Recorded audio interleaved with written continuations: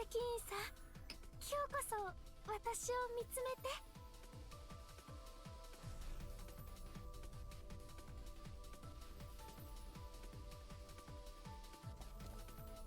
Will we be able to finish soon? We need... 光も闇も即刻滅します。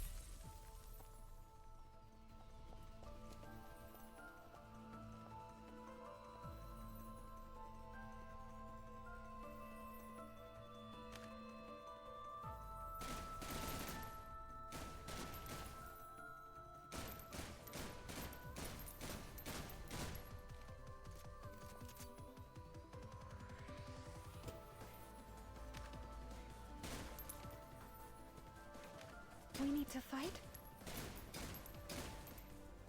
I just got lucky.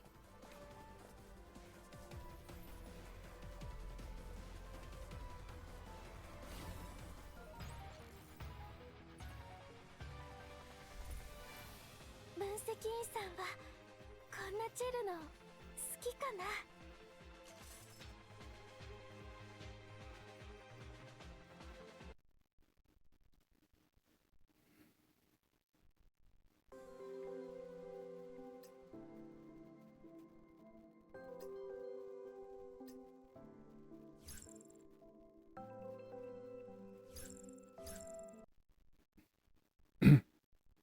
Alright. 狩りの時は雪の下に潜って待ってもあるんだぞ。かわ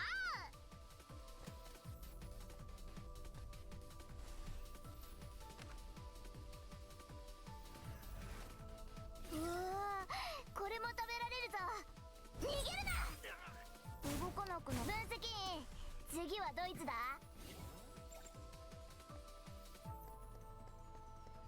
あ、これこれからは全部燃やすんだ。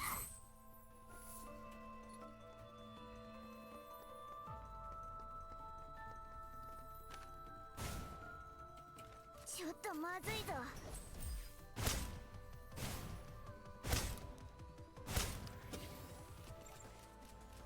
こっちに来い。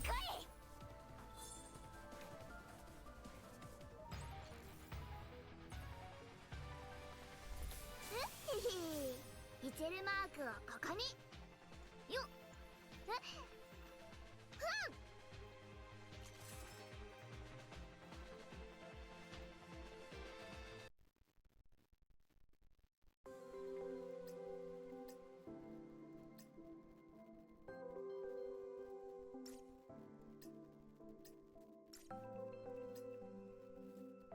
Alright, so hey guys, yeah, we're gonna be like playing Snowbreak. But first,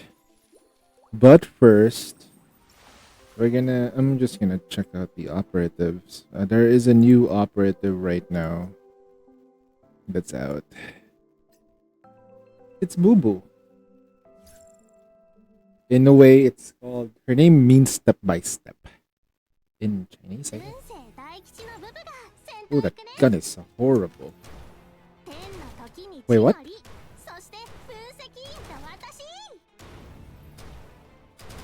Oh shit, that gun is weird.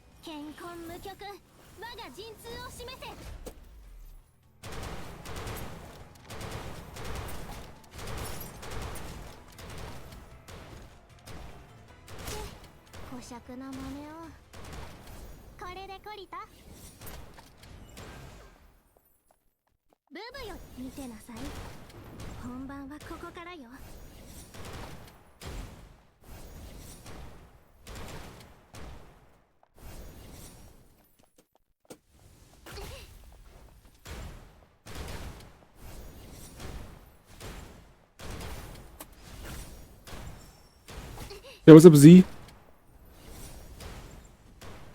Oh shit.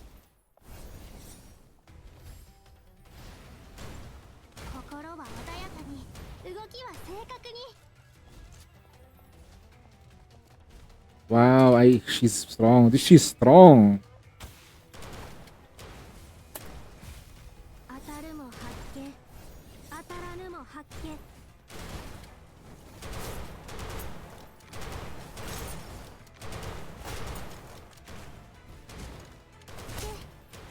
Oh, she's strong. She's so strong. Where's the exit? There you go. 天の時、わらわにあり。 Man, I drank one bottle and I'm drunk already. Wow, that's a bad thing. Hey, what's up, Zio? What's up, bro? へへん、この勝ち、占い通りの結果ね。 Yeah. She's pretty. The colors that they chose for her is unique. Yo, what's up, King? Welcome, welcome. I don't drink much lead. No. Your resistance should be a little bit higher with one bottle. Unless you have what they call a weak resistance. But if you just pay attention to what you like eat. 敵って食べられないのか？ As long as you don't, what's the right word for it? As long as you don't collapse when you drink just one bottle, you're gonna be fine. あ、これじゃ全然 1%? Oh, nice. You're absolutely welcome, my dude. I feel like I could probably do more, but unfortunately, my weak ass skill ass is not that great yet. こっちに来い。 朝飯前だぞ。 Now we can go to the exit. We already have her though.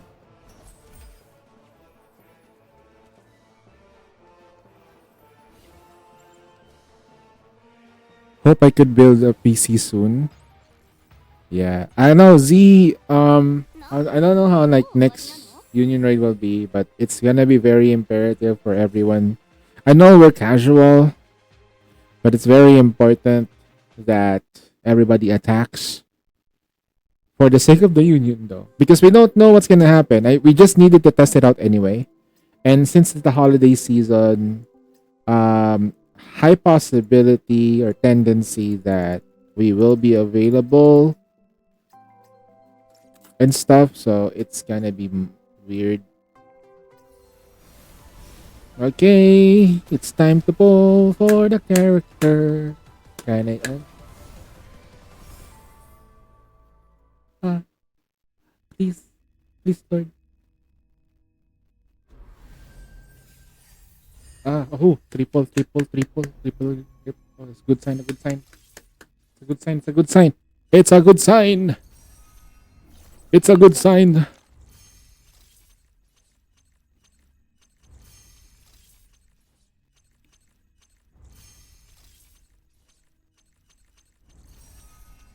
Naruse Haru, Heimdall Force, awaiting orders.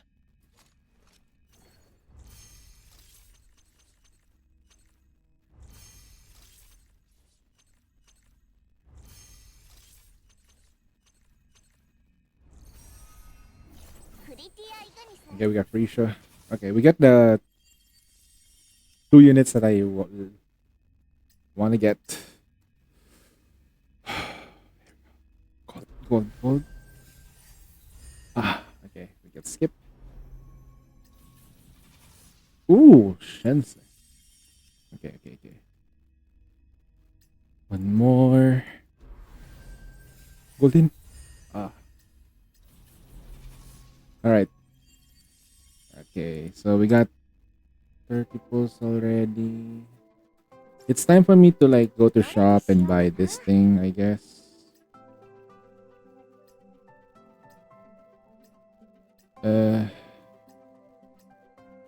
Wait, hold on. We go to event shop, treasure shop, tasks. Claim all. We can buy 2. Okay. Okay, and then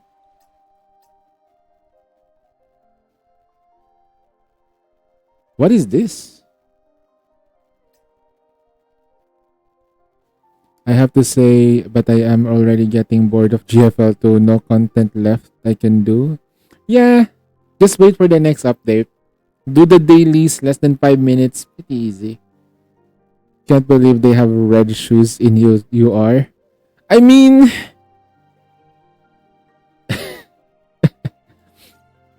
they should have her there.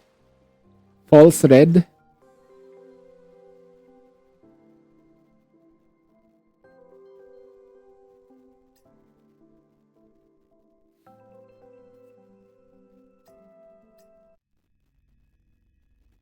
Come on. Oh man. Still nothing. Marion though, at least. Get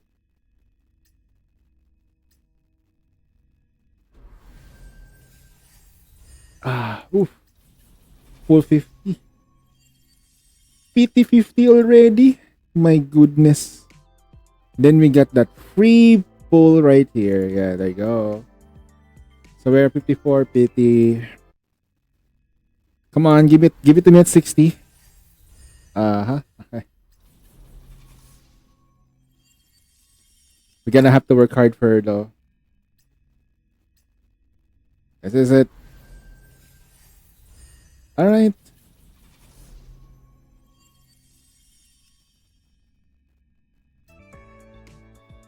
Wow, okay.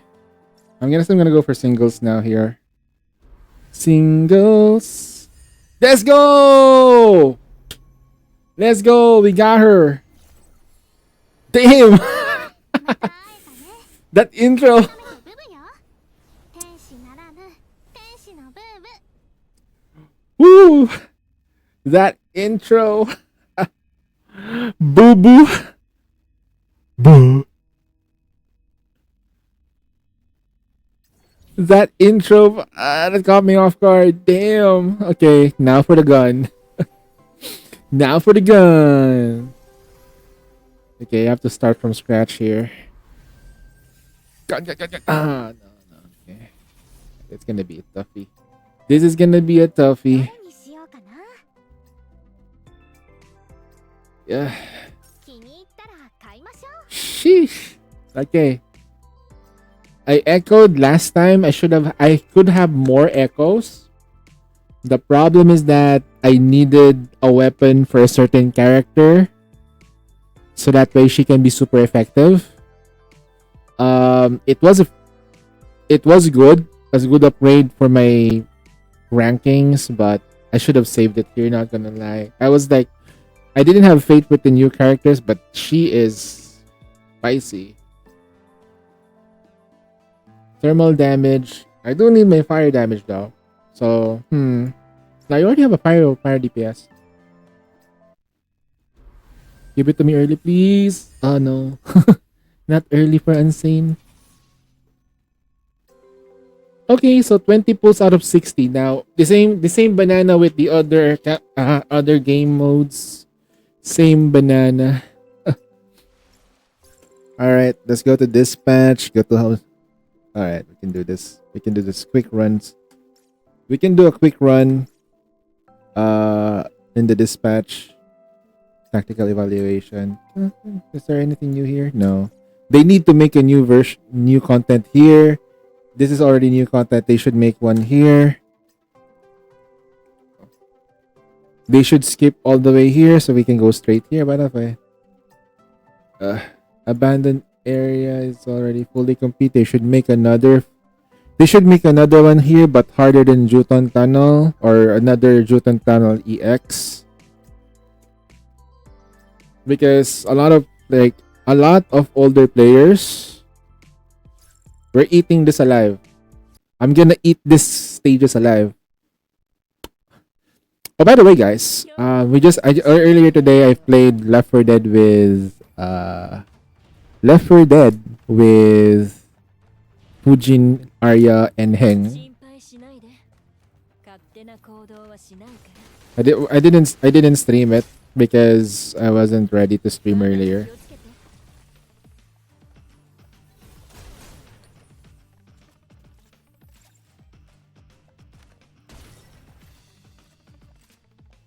If ever you guys want to see that kind of content though, let me know. I mean,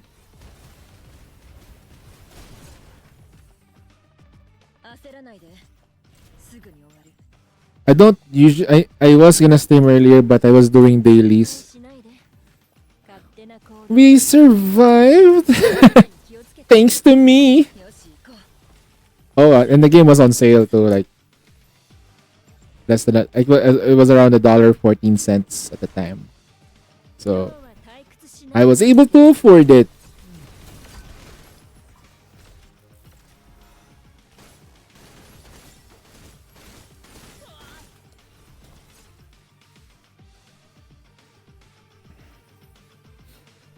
So we technically PT'd here. It's expected that I PT'd. Not really PT though. It was 75. It was kind of hard. 私を信じてください So throughout the entirety of the game, I'm gonna try to get Bubu's weapon because she is cute. I didn't manage to get Vidya, but I'm not gonna make the same mistake again. We need to fight? Oh, you're dead. Bye bye. Don't come back to life. I really need to fix this. They really need to like have the game English dub on. 私を信じて But I know the reason why they kind of like didn't wanna because some of the English dub people are like not I just got not lucky. comfortable with voice acting. Seriously though, if be a professional. Your ideals are nothing. 私を信 Actually, no, your ideals are something though. No, scratch that. じ道を What's the right word to say? As long as the game doesn't promote anything nasty like pedophilia, something like that, war crimes, like I don't even know, like what's the worst, right? Because I don't understand, like, okay, why is the Japanese still doing this? Why are the Japanese still doing VAs for ecchi games? This is like nothing. Just get a different studio. Just get a different studio to do this for you. Someone who actually cares about giving life to characters who are really interesting. Because the characters in Snowbreak are interesting individuals. And I want to hear them in English. Please. I love Katya. I love Enya. I love しないで how Fenny is going about her love life with the adjutant. I wanna hear their 焦らないで banters in English. Those small things. 心配しないで Uh, 出な行動 just は me. しないから I'm eating this stage alive. I was even able to destroy the invulnerability tower. So easy. Meanwhile, on the other side. 分析員さん私を信じてください If we have time later, I'll continue this. You'll have it someday. 知るのは I'm gonna like say it to them like, can we just try to like bring the English voice actors back? Not really back, but Are we good now? the right term is like hire a different studio that actually cares about making money, very important, and actually cares about giving life to characters. Lucky. I like it. There's a saying in Overlord. There was this scene with Momonga,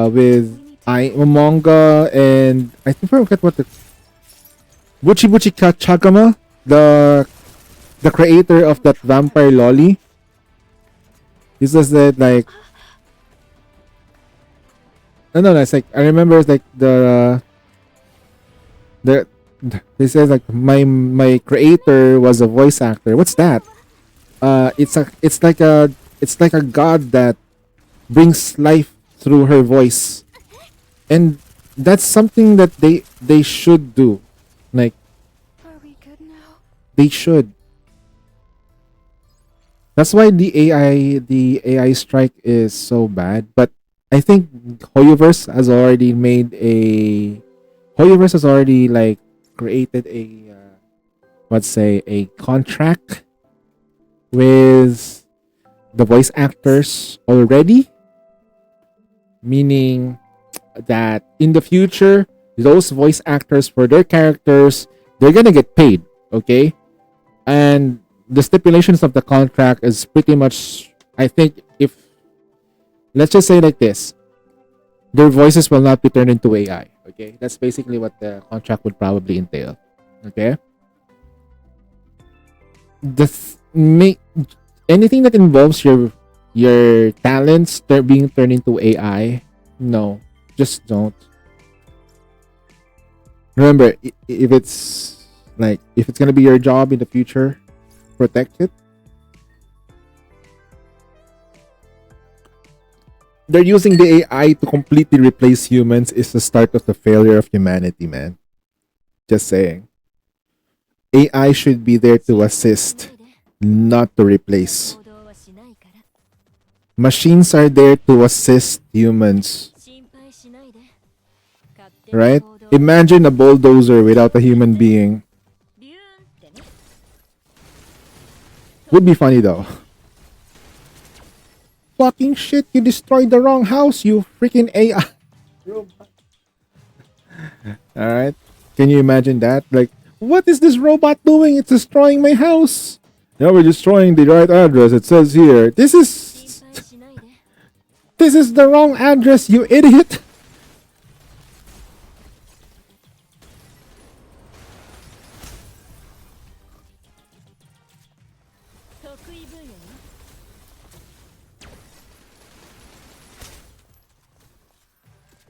Can't even program the robot right.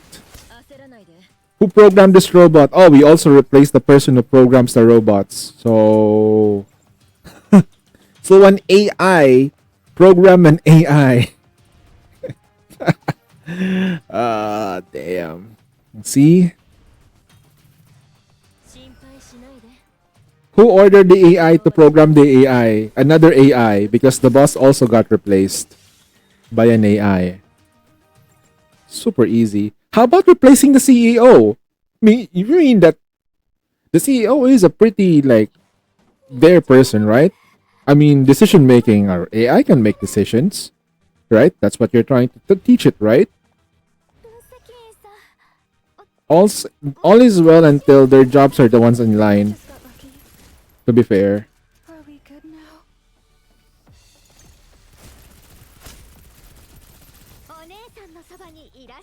they're dead. Bye. This character has a new skin and I can't afford it. You need to find a job though. God damn it.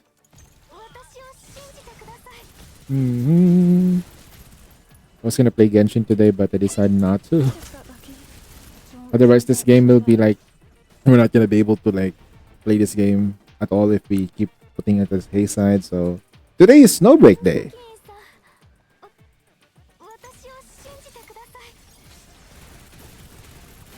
We'll melt it. Bye. See, easy peasy.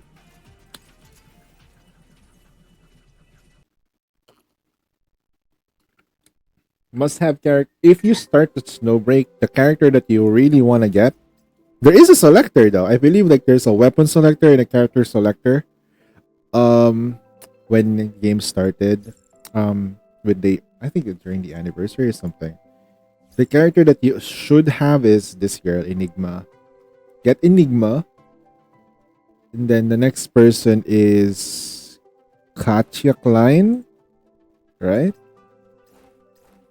So we get Katya. Okay, you can't get her anymore. She used to be free. Then the next character that you want is another Katya, which is her, Blue Bolt. And then the next one is not Wild Hunt, but Infinite Sight. These are the characters that's pretty strong.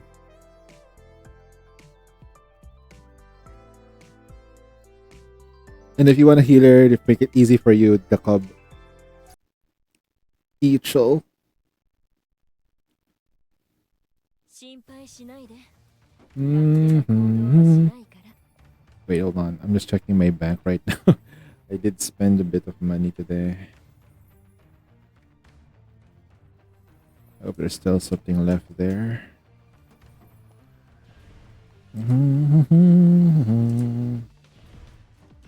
Biometrics.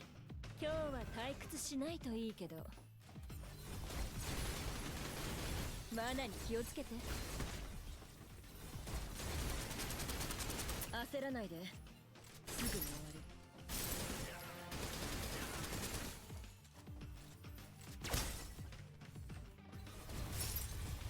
ここからはお任せください。殲滅完了。私一人で十分。よし行こう。すべて嵐が連れ去った。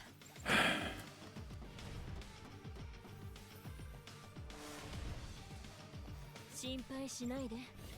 勝手な行動はしないから。マナに気をつけて。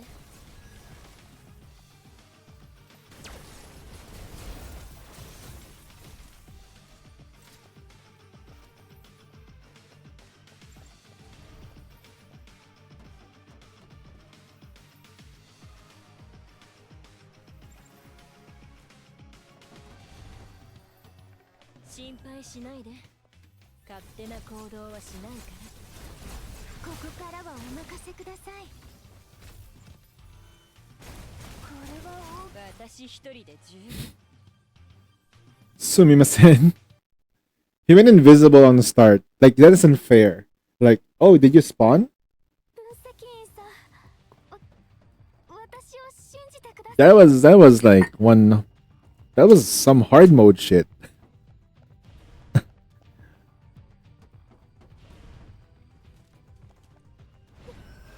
げちゃダメです。するのは逃げない。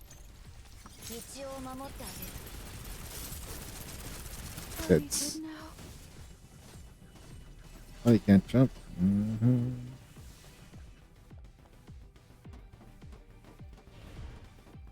Okay, so Enigma is medium premium, by the way, guys. 逃げちゃダメです。するのは逃げない。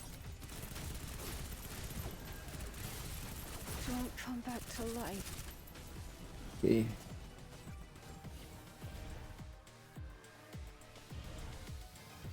分析員さん、私を信じてください。道を守ってあげる。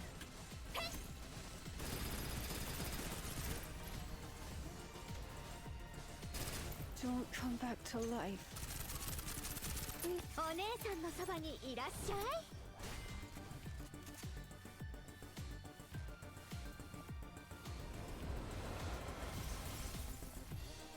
All right, there we go. Easy. Oops, sorry. There we go. All right. That also gives me operations.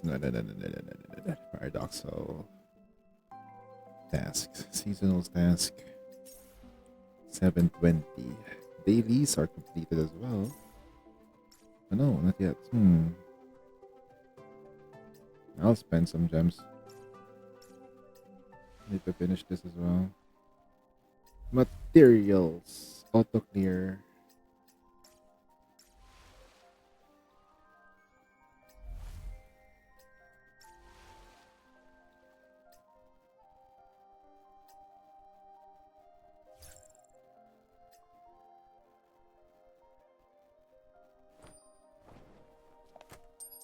Damn, she's as big as her. But no. What is she? Look at her size. She's as big as her.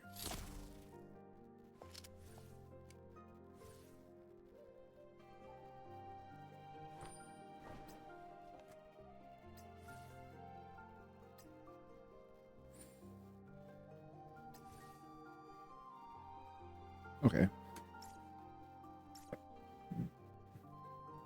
What's the catch on this one?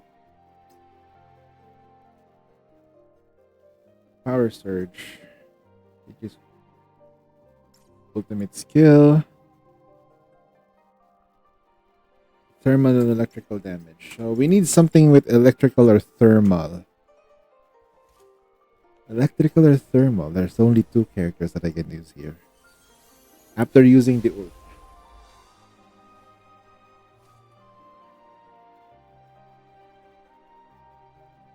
Yeah, we'll use this too.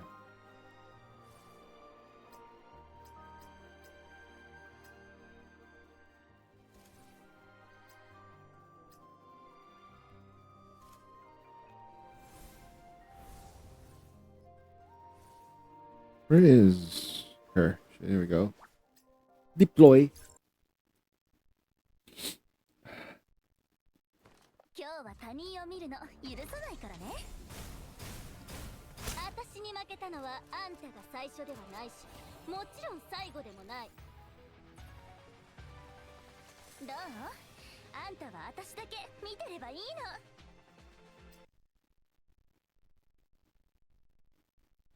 どうして分析員と二人きりの時に限って任務があるのよ。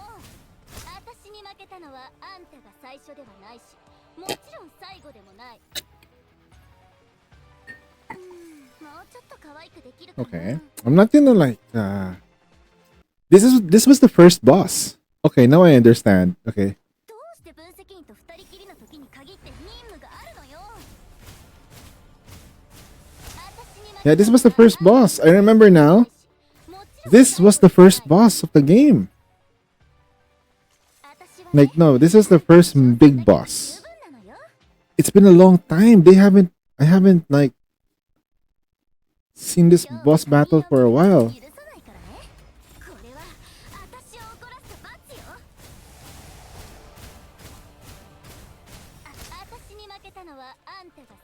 Okay, it's starting to get difficult. Okay, but we're still here. 引き渡し完了。もう帰還していいかな。 Next difficulty again. 今日は他人を見るの許さないからね。足手まといなんてごめんよ。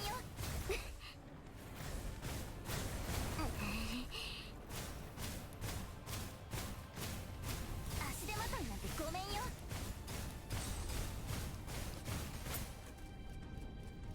今変えてるわよ。足手まといなんてごめんよ。まだまだやれるわ。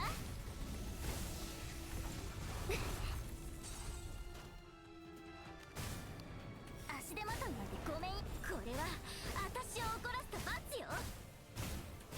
目標を掌握したよ。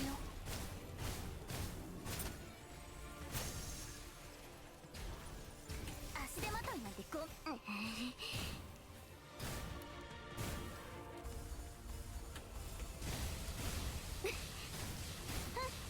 ちょっと気を抜いただけ。足手まといなんてごめんよ。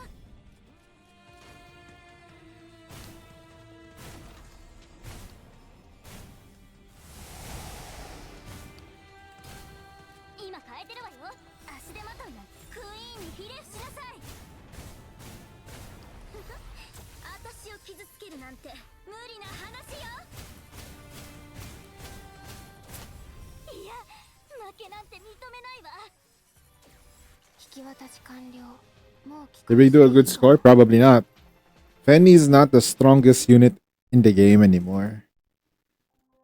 Far from it, she's not the strongest. Revision limit. What's that?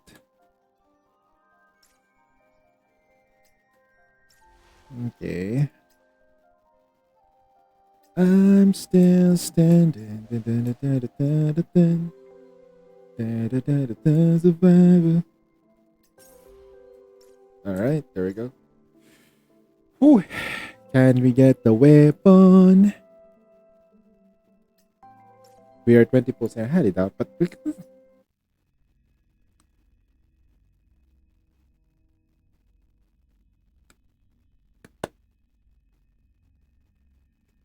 You've been pulling on the weapon banners. Please give this to me early.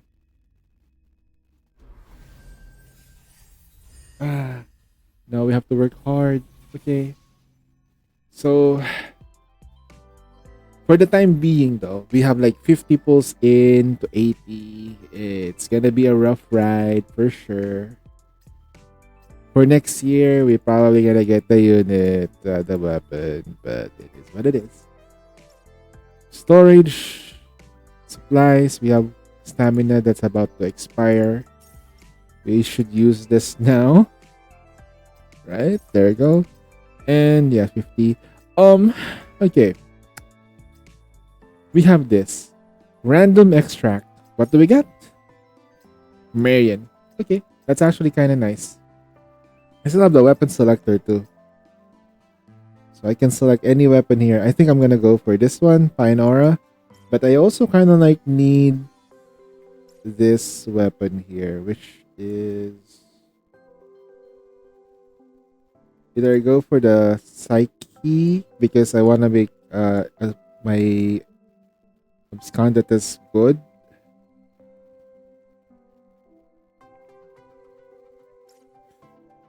It's something though.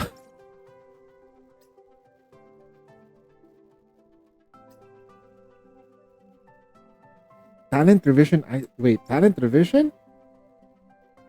Operative. Wait, if I go to her logistics now, what is the talent revision? Train? Change talent. Oh! I can do that?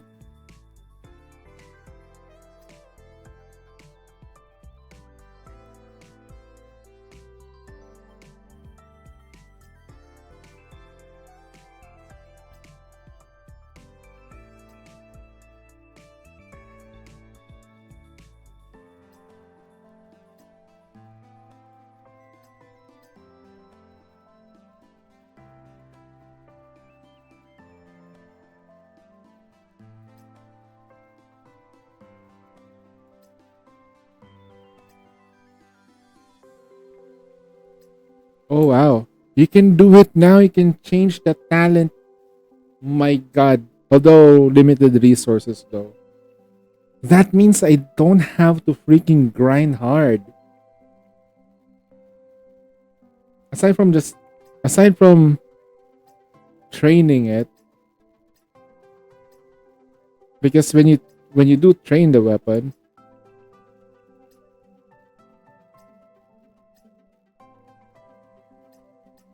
so this is like a special one. But that's fine. It's already kinetic. So I just need. That's good. That's pretty good. And they can prioritize locking in the stuff. Yo, Arya, are you home?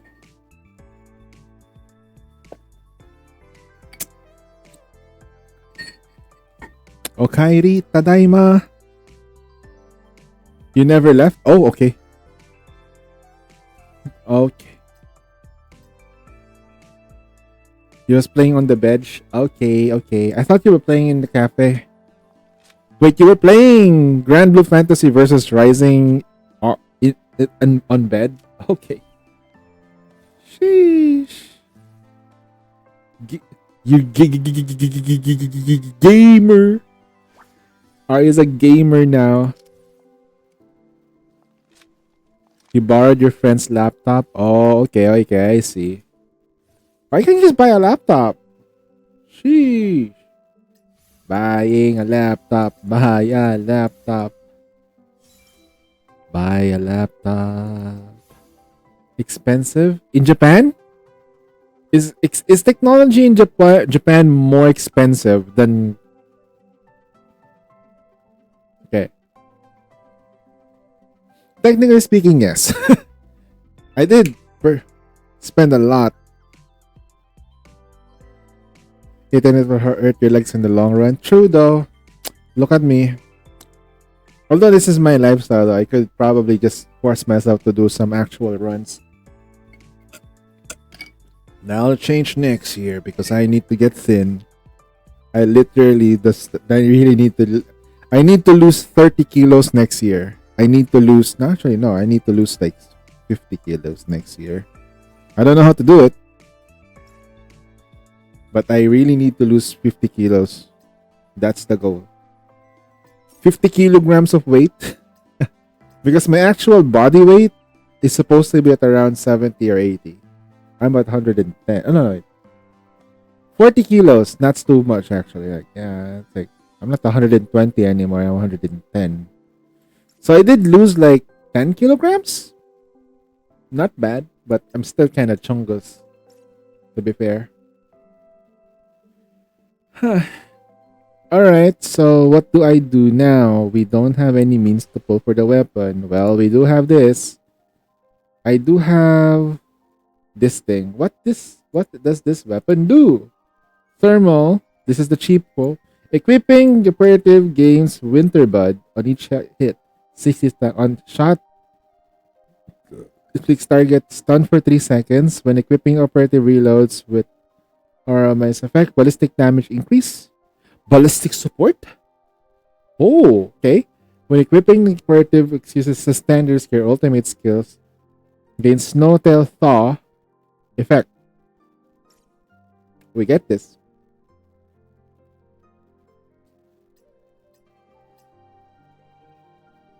We will get this one. Now, time to level up. Alright, we got the operative. We got Boo Boo. Okay, that's the name of the operative. Look, her name is Boo Boo. Geomancer. As you can see, her colors are kind of weird. Does remind me of Changli a little bit, but armpits. Zoom in.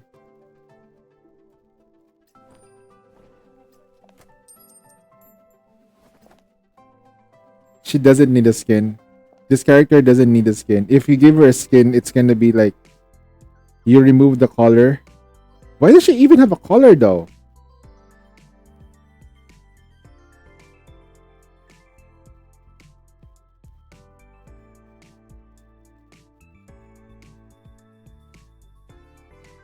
Oh.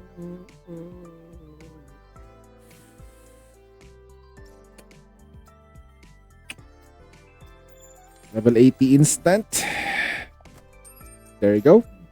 Weapons. Train. No. We changed the weapon. Alright. So for free to play, this is the weapon that you all get. You need to tier 5 this. You can tier 5 this for free in the weapon shop. Sorry, not the weapon shop. The what you might call the events place. The events place. Yeah, you can basically like level 15. It's easy. Easy as breathing. So what I'm doing right now, I'm spending money on a 4-star weapon or a purple tier. This is not recommended if you're still since I'm going through the event and stuff, I do need this. Also, how do I say this? Right? Leveling up weapons allows you to get attachments. So it's important that you get those as well. Equip. Magazine ammo capacity 1, which is good. This is the best one. This looks actually kind of good. Actually, let's keep that one. It's fine. The muzzle. Maximum range boost. This one's really good. Okay. That gun looks really weird now. The sight? Put a sight. Extended magazine, boys. Look at that shit. Extended mags.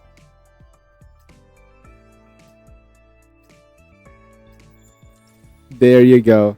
Okay. Logistics. Okay. I forgot to check my logistics. Let's go check her out. The logistics is her quote-unquote artifacts. So this is the one for her. This is one. We can just purchase any one of these. Attack, HP, attack. Okay, we got attack. Okay. We need attack and alignment index, shooting crit rate. Okay, which fine. And for her, alignment index, HP. Okay, good. I prefer alignment index now, but it still kind of like depends on the characters and if they benefit from it. So if I go for Boo Boo, Boo Boo, okay, I feel bad for her because she kind of like literally went to coma. She went comatose in her storyline. You too, and then, sheesh, even the logistics. So the logistics, by the way, just to give a story, these are also other operatives, but they are working on the support back, like in the support role, supportive role.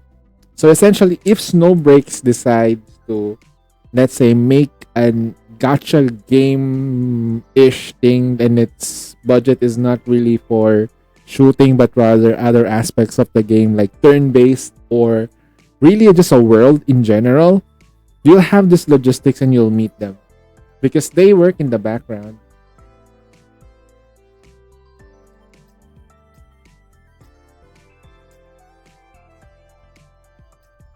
Vidya.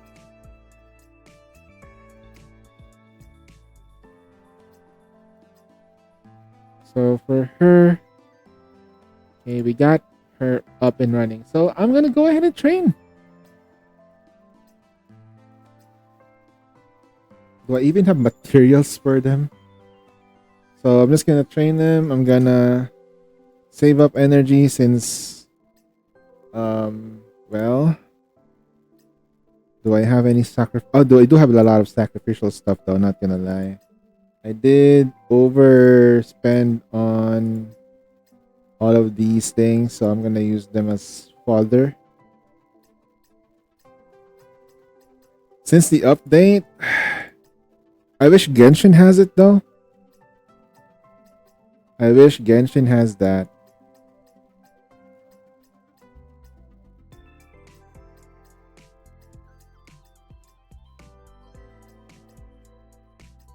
Hold on. Defense alignment? No, we're gonna flip her by the way. Wait.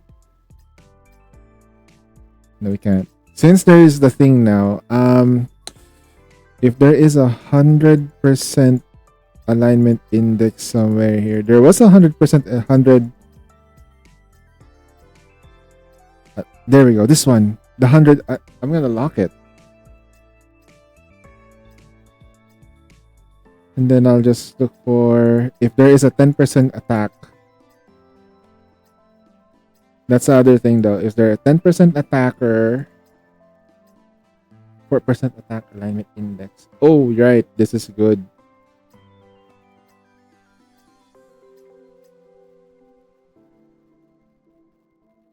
Train. Bye-bye. Auxiliary units. That's pretty bad. We need thermal damage.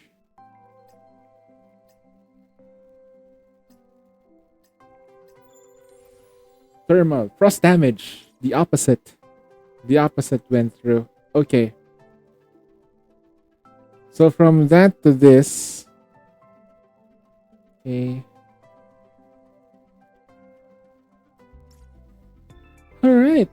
When Boo Boo is, they're very specific though. So if equipped by Boo Boo, the Geomancer, okay, just say Boo Boo, increases Arcana shot by 32% when Boo Boo is in Evil Ward state, which is their ult.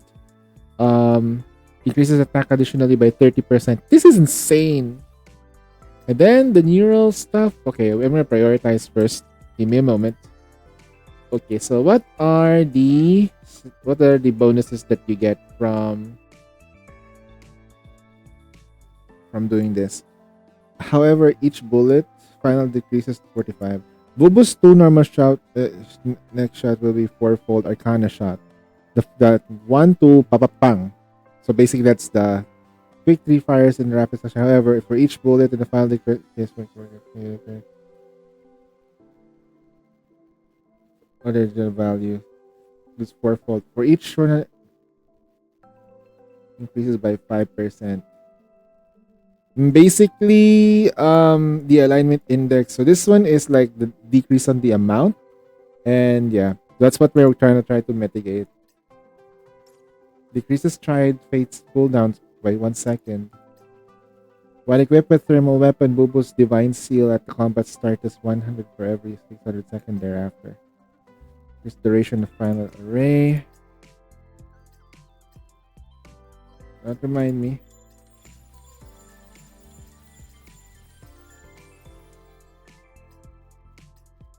They should change the reward here to not the standard anymore, but if I by the end of the day, once I've completely like maxed out most of my units, I don't want the rewards anymore for the normal echo standard band. You literally can like by end of the whole thing, if you can sort of like max out a lot of units here.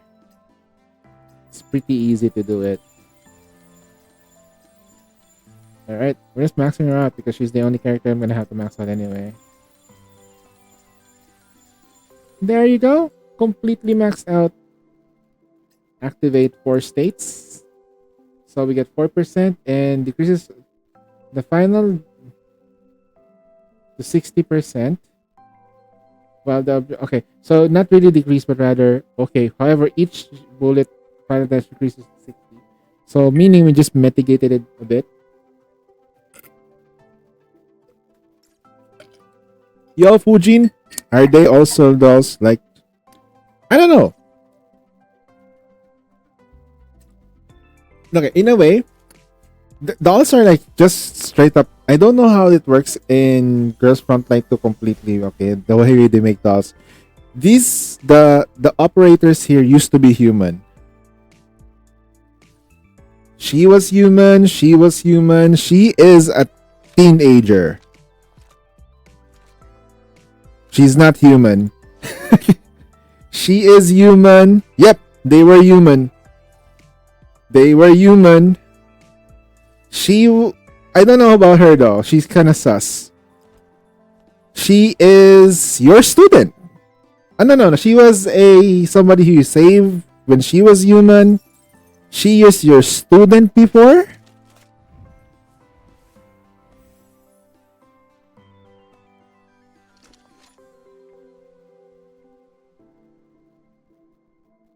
She is your girlfriend. She is your wife. She is your mistress. Okay. Yeah. So basically, they used to be human until they got like just similarly to Girls Frontline 2. There is the thing that gives like the some sort of radiation effect that happens, and humans got fucked. And the humans that get infected by that thing turns into monsters. But these humans, some develop some sort of resistance to it innate, and they get selected to be these dolls initially. So basically, the conditions for you to be an operative or Heimdall operative is that you should be able to, one, control some sort of what's the name of that thing?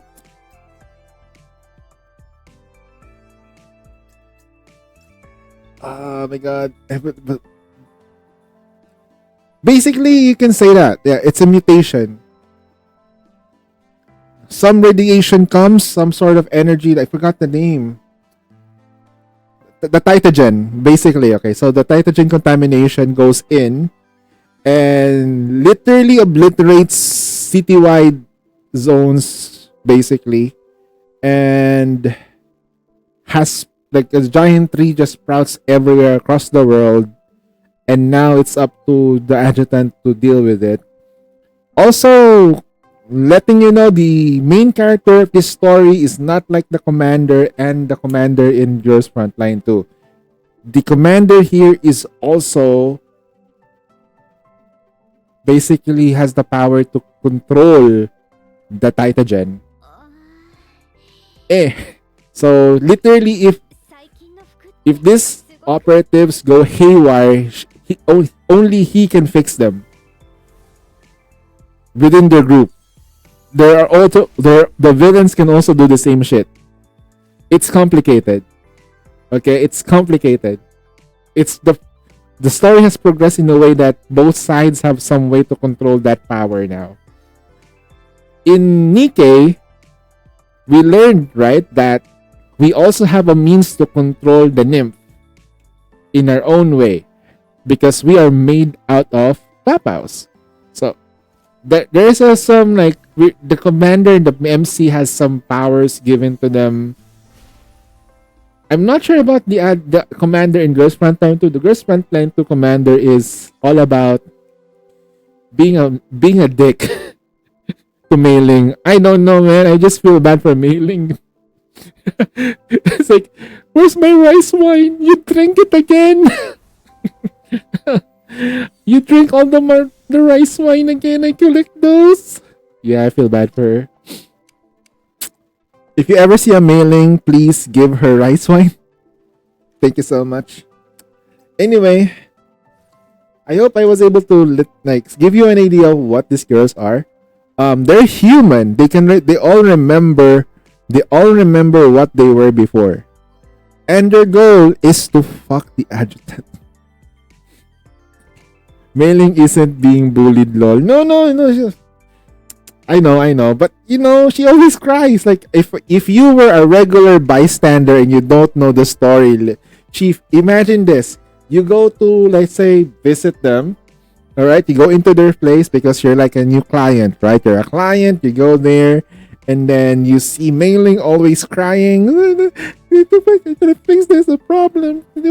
Where's my rice wine? Like, all right, I'm gonna buy you more. Okay. Are you really gonna buy rice wine? Like, it's just like in another perspective, you're gonna see like, is she your only employee? Like, who are the other people working in this place? Like, oh, I got my dolls.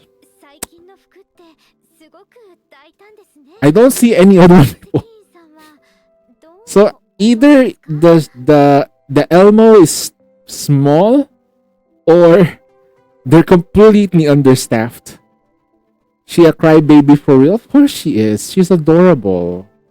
I'd adopt her if she exists. I'd work hard for it. I won't let her cry like that. I'll spoil her to death. Here, drink some more rice wine. God dang it. Okay. So, why am I playing Snowbreak instead of playing Zenless Zen Zero? A little bit. Backstory. They had a bit of a drama with the story previously. They fucked things up a little bit. This character, Boo Boo, the girl here, wasn't supposed to exist, I think. So, instead of her, it was supposed to be Qing Ying. But they changed Qing Ying to Boo Boo. And I cannot complain. She looks hot. Yay. So we win? We win, right? We win. I mean, we got the new character. And she plays nice too. Like, I'm gonna be playing her right now. And we're gonna go through story. Hopefully we enjoy this. This is important though. They said they're gonna voice act the story in the future, but I'm not sure if they have time to do this now because they had to fix problems from the past. It was deep into the night. The automated doors of the medical department slid open with a soft hiss. Reflected into the glass, I caught sight of my own face, weary as I tinged it with... If I were to walk around the base by daylight looking like this, the manifestations, that's what they are, by the way, the dolls are called manifestations, would surround me in seconds, possibly trying to smooth the worry lines from my brow. To spare them the concern rarely allowed this expression on my face. Only in this quiet, empty hours did I allow my fatigue to show. Step by step, I made it my way. Wow, really? Okay.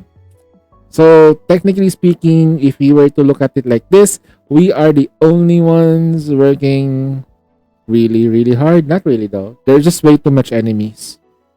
We're the only... It used to be like this megacorp went... Imagine like a megacorp went complete private, and after going private, it turns out that the other company, the public company, was corrupt, and we have to fix that. That's what's happening, and Meanwhile, fixing that, those other groups of individuals, or groups rather, are trying to destroy the world for some reason for their own personal gain. Or they don't really want to destroy the world. They just want to dominate the world by their own means. We have already destroyed one of them, but unfortunately for us, they have also created strong enemies and allied with, God knows if she becomes playable, but I hope she does. If she becomes playable, please step on me. Boo Boo rescued and bought back just days before. The spindle system data she had recovered had already given us invaluable intel, yet here she lay, unmoving, trapped in a coma. Lost in thought, my hand drifted in the door handle, only to find it ajar.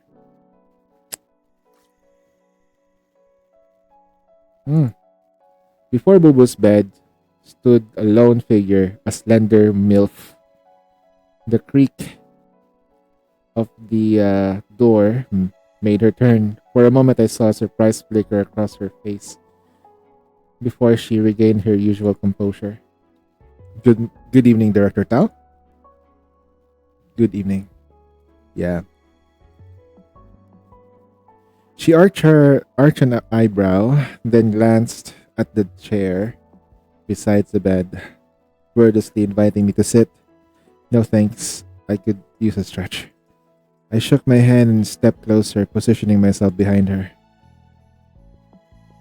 Here on the hospital bed lay Boo Boo. The respirator masked most of her features, but through it I could see the unnatural pallor of her skin. Pallor? Pallor? I'd always known that hardship and loss were part of the job, but knowing that didn't mean I wouldn't let this young girl make an ultimate sacrifice for her, not if I could help it. The survival pod offered her meticulous protection once activated. It's clear she followed the company protocol to the letter, but even so, her injuries thrust her into a deep, unbroken slumber. Not even her top medical specialists have found a way to awaken her. I think she's contained, like she must have, if she's a manifestation now. So if I were to explain the powers that they get, manifestations are gifts from the gods. It could be different gifts. So basically, a god is trying to go into your body and take over and destroy the world, but you have to control it. So if she has that, which god are she gonna be like taking? Because we have Odin, we got Hela, we got I believe I forgot we got Balder as well. I'm not sure about the other manifestation, other operatives.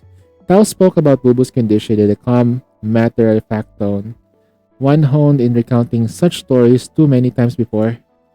By company standards, a patient in this condition wouldn't be typically qualified for further medical resources. Wouldn't typically, but I look at her, but her gaze never left Boo Boo.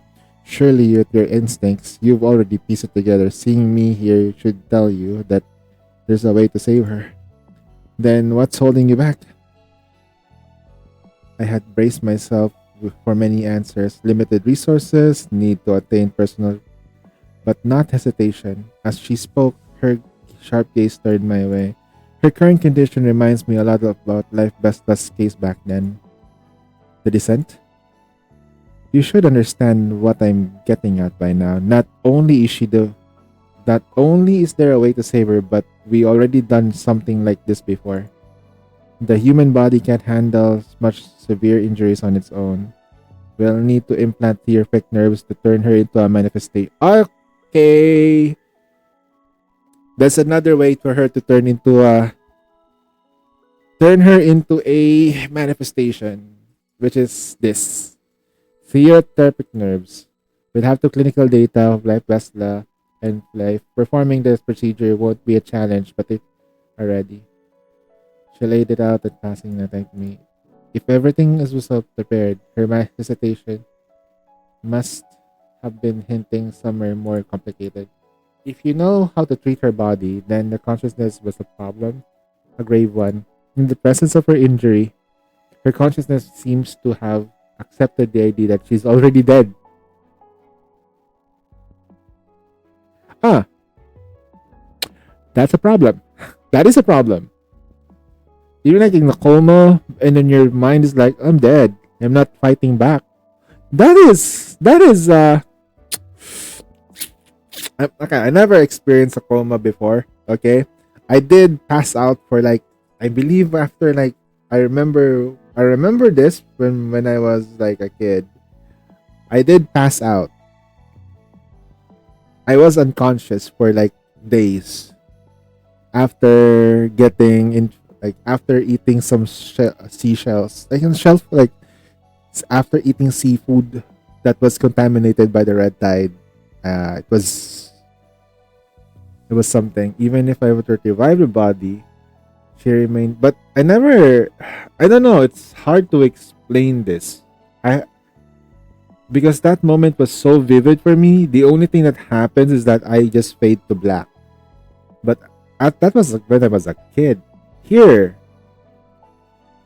their mind is awake, but your mind already accepted that you're dead. Even if you were to revive her body, she may remain a vegetable. I know what you're wondering. The company gave up on her over this past 6 months. If we had, we wouldn't pick up the distress signal found her. But the location where she was injured is, as usual, as deep inside the underground cavern. Underground. What was she doing there? According to the spindle system data, it seems she has uncovered the unusual beneath the baiting. In the heart of Baiting Desert, she sent a distress signal. She went there, sent a distress signal so we can find what's underneath there. But before anyone could reach her, she sent out another message, then cut all communication with the company. The second message read, "Don't come near, leave me."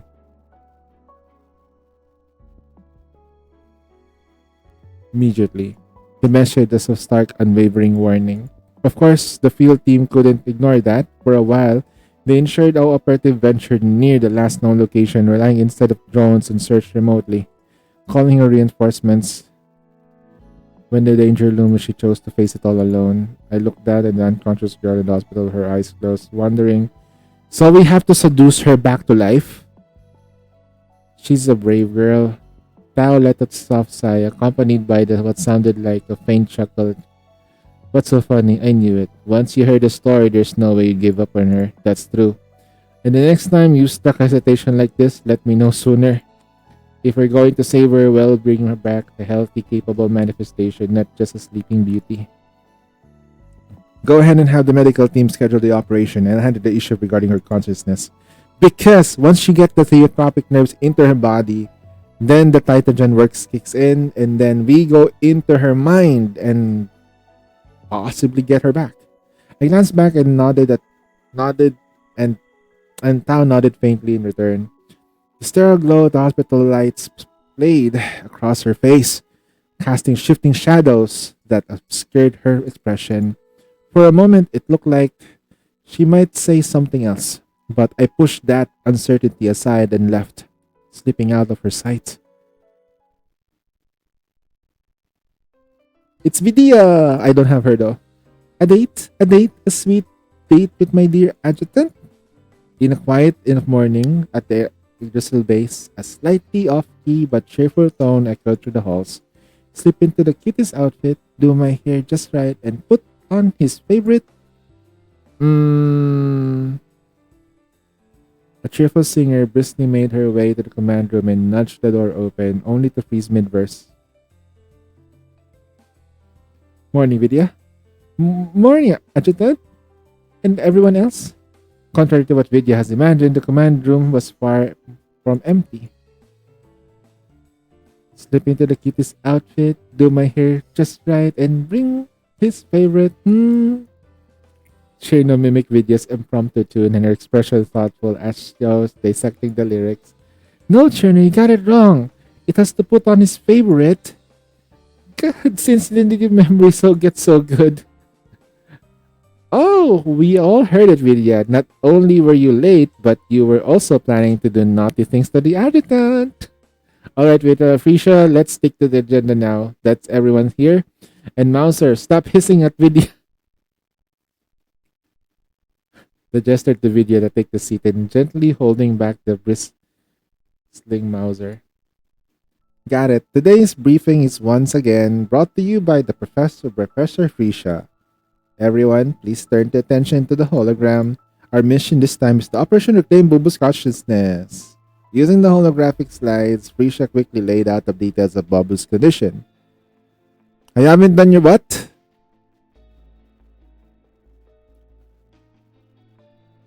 You're just telling me this now. I thought you did it. Okay. We'll do it later. I'll do it a little bit. Good night. Good night. Dang it. I think it's like this. You were trying to tell it to me.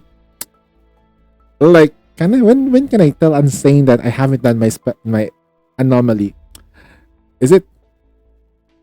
I'm gonna go to bed soon. I'm tired.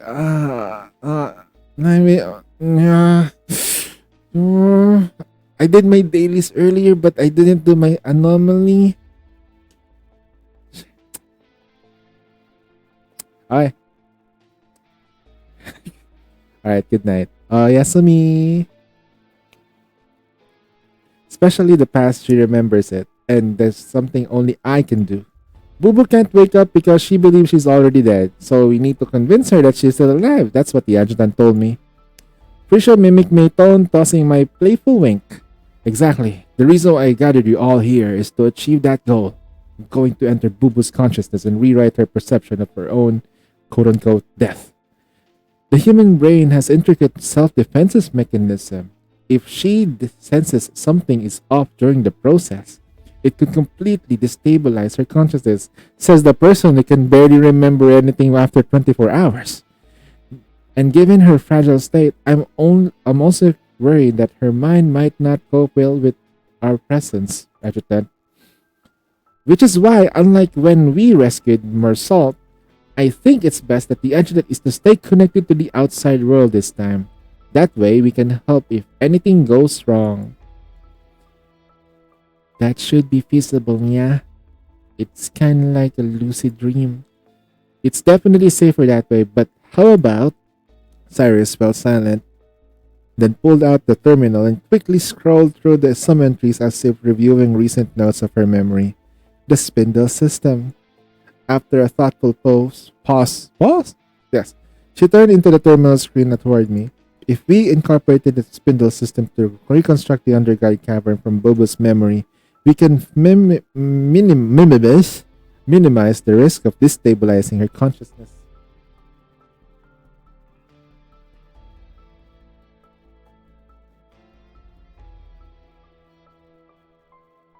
Hold on. My cat is doing some weird thing. The method of entering her consciousness should be similar to the anchoring device you... Do you know the NTR situation? Oh yeah. One of the characters after... I think it's like...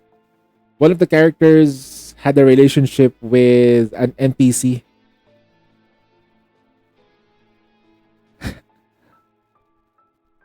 Really? And then they get cucked here, na.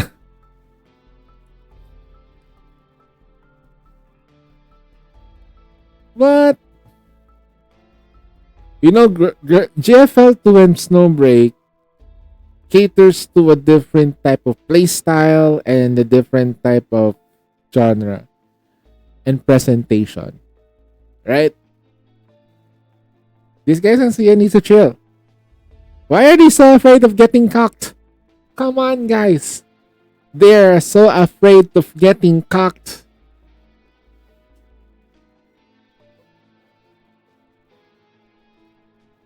The Lulu.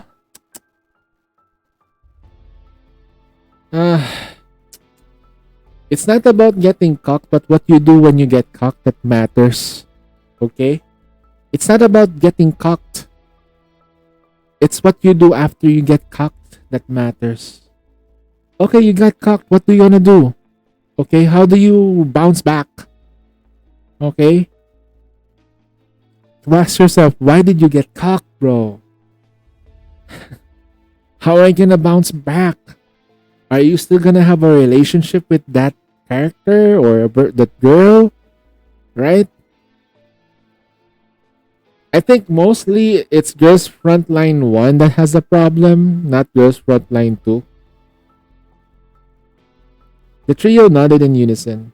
Meanwhile, and then they had the same problem from like the previous story. Before this, one of the characters in the main story. Hold on, what's something is happening? What's going on? Okay, what's going on? Okay.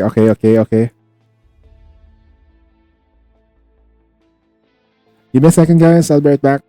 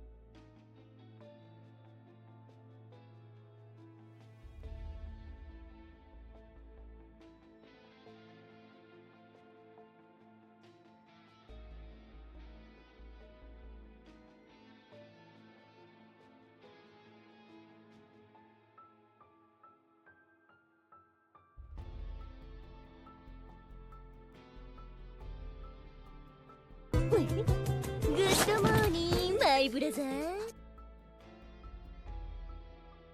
Welcome to the Plapocalypse Canceller TV and 5 Raiders. Unsane 21 is just another gooner who plays Nikki and other gacha games like Genshin and Snowbreak and many more. So if you are interested, give him a follow and I will burn you as a reward.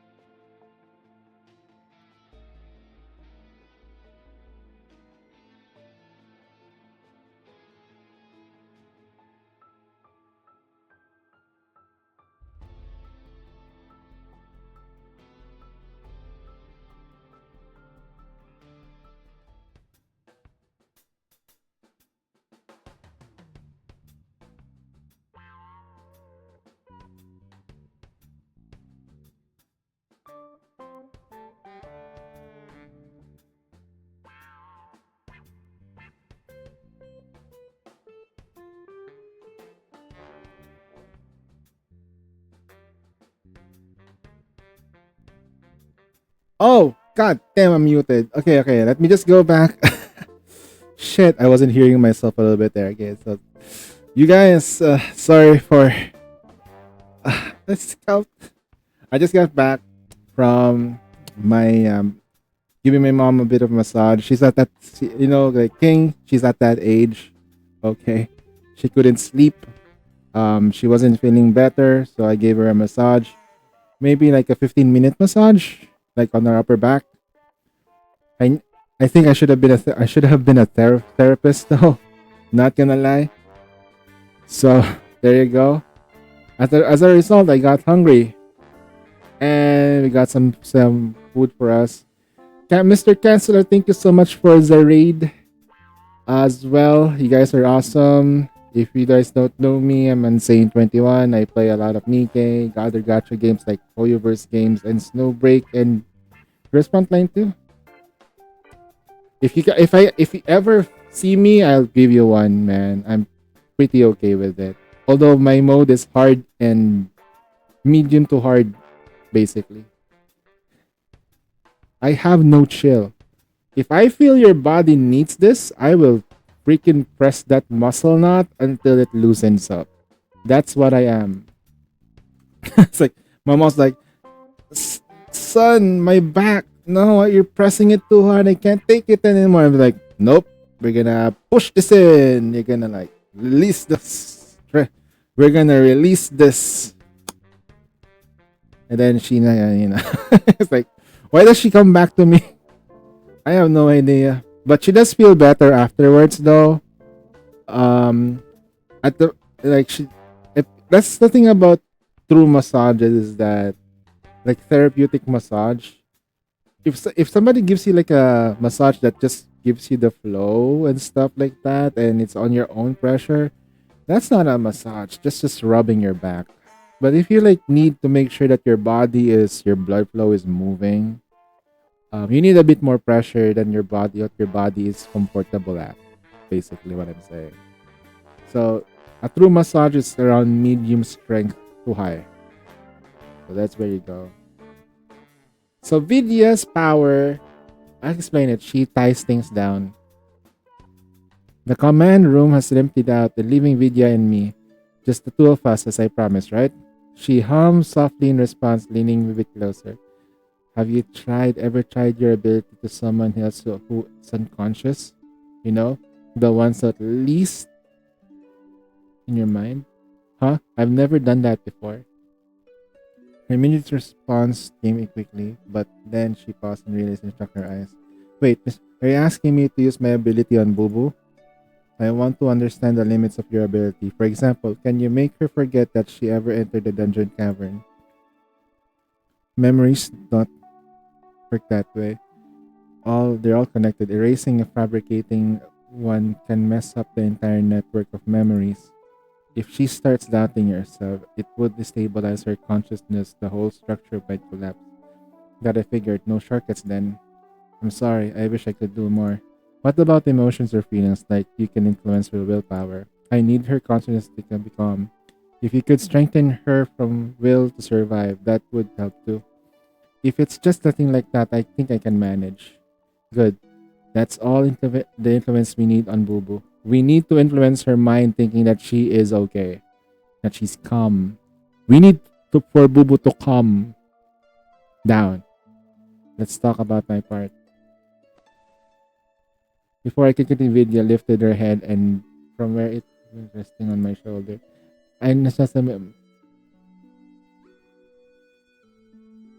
Why not? Because I'm afraid I won't be able to resist. Resist what? Resist turning your love for me to. Smiling, I gently nudged the head back to the shoulder. Well, you certainly are quite direct about things, but anyway, I do need your help. I need to express my grow serious, my gaze and fix on her. But Mr. Arjunat, you already have plenty of courage, reason, and resolve. What do you need your professor? I need you to leave me a tether to reality. Before Vidya could fully register my words, I pulled her into my arms, pressing my lips against hers. Wait, what? Huh? Wow. This adjutant, though, Really? In the office? Really? Such a horn dog. What the fuck? This is main story, by the way. This is the main story. In the this guy. This guy. A sliver of hope.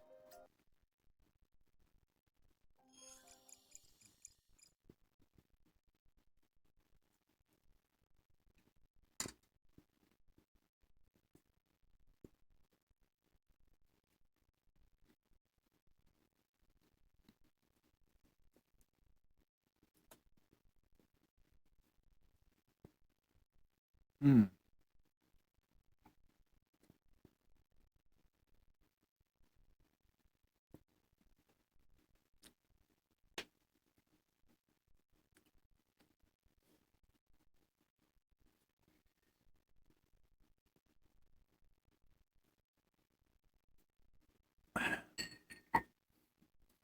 Okay, still knew that her restored body remained an empty shell without her awakened consciousness. If we were to bring her back, all our efforts would be for nothing. Well, monitoring condition from here, Adjutant. If anything goes wrong, we'll put you out immediately. I'm in your hands then. The pod's machinery buzzed to life, and an overwhelming drowsiness washed over me. As I close my eyes, I prepare to enter Bobu's consciousness. Whatever it takes, I will bring her back. So, Bubu is technically just human. The first thing I've heard was a muffled groan. Before I could pinpoint the source of the chilling sensation, swept across the neck and sent me hurling through the air. The world spun violently until the back of my head snapped onto something hard. Stone, perhaps? A chaotic rotation ended up in a brutal jolt. Just before my consciousness slipped away, my vision filled its sea of red. Amidst it, a glimpse of the frail figure of a young girl. I jolted up right into the pod, adrenaline finally catching up and prompting me to gasp of air. What the heck was that? The consciousness of fear, relief, and narrowing its grip collided my thoughts, leaving me momentarily disoriented. Adjutant? The treatment room doors opened and manifestations rushed in, surrounding me in a wave of anxious voices. How could this happen? I reached out and cupping Frisia's tense, pale face and shook my head. Calm down, let me catch my breath first. Right. Frisia took a deep breath and her cheeks flushed as she tried to steady herself. The others, okay, fell silent. First, we need to confirm how long was I inside Bubu's consciousness. Just 10 seconds. I see. It seems that we've misunderstood something from the start. Okay. Bubu hasn't given me any time to save her. Her memory had frozen the exact moment she was struck down. As Acacia would put it, this basically soft locked herself into save Novin dungeon. So basically like on a death loop. I've got the data. It looks like the final experience hit her hard, so it completely dominates her mind, preventing any recall earlier events. So there's no way we send me earlier point in her memory. Not with her current setup, it seems. So we managed to get into her brain, but we kind of like logged in. We kind of like used the wrong save point. We need to find a save point that is far back a bit.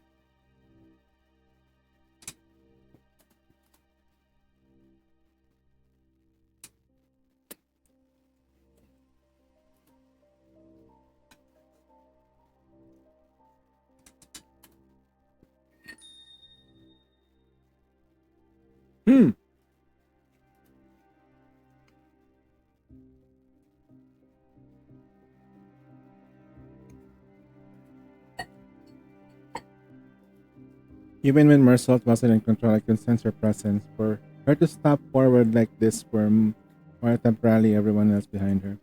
I know that death feels like Even once is too much. It's a haunting experience seared into your memory forever. If you had to go through the pain again and again, I can't imagine that would. Her voice cracked, and the instant she finished, she threw herself into my arms. The room fell silent, and her bursts of obviously leaving, outbursts leaving unsettled and hesitant. Okay, Marcel, do you know how many anchor tests I went through to find you? Sherno told me it was 52 times, and I promise you I won't go beyond that number. And if I can't take it, if it goes too much, I'll let everyone know. Will you trust me? Literally, I think at those moments we died a lot. 52 times is still too much death. Even more than once dying is gonna be way too much. I've always trusted you, Adjutant. The voice in my arms back to Cherno, softer tone. It seemed Marcel had conceded. Then let's proceed. This time, let's have the conscious monitor focus on my perspective. I need to see exactly what attacked Bubu.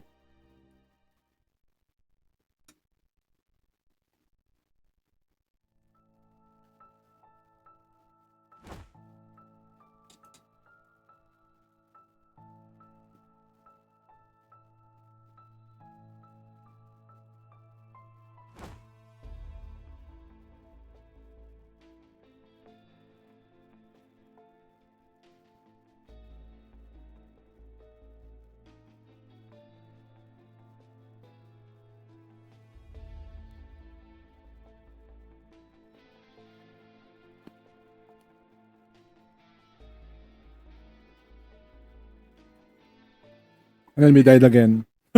Dead.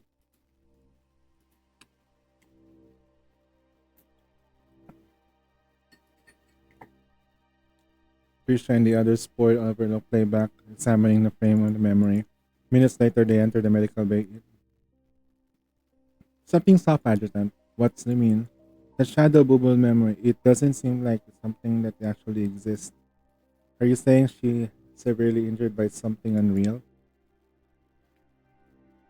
Under normal circumstance, I feel like a ridiculous voicing such an absurd question, but today, absurdities seem almost mundane. Frisha nodded, handing me a terminal with the recorded footage. It didn't take long for my expression to mirror theirs. Confusion. In the playback, I shoved Bubu out of the shadow's path just before I slammed me into. But then, unexpectedly, the shadow reappeared in front of her in the instant, swatting her away as well. Even slowed down to a fraction of its original speed, the shadow's movement were too fast. The track for its form and indecipherable blur. Intriguing. If this had truly faced a powerful creature, there's no way she could have survived. So that thing must be, that's right, it's a construct of her imagination, an exaggerated incarnation of how she perceived her enemy. Let's not forget that she wasn't a manifestation then. As an ordinary human, this enemy must have seemed completely unbeatable. So now it appears impossibly strong and fast in her mind. That's quite a pickle, yeah?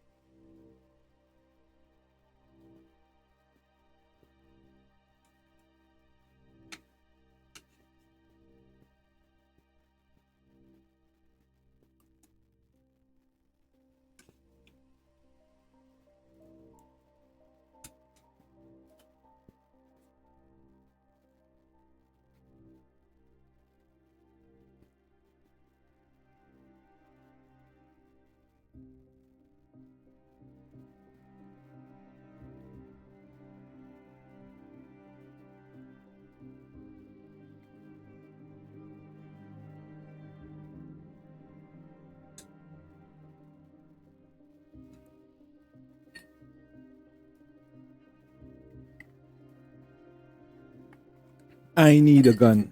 As field agent, Bubu was carried off a service pistol. She must have.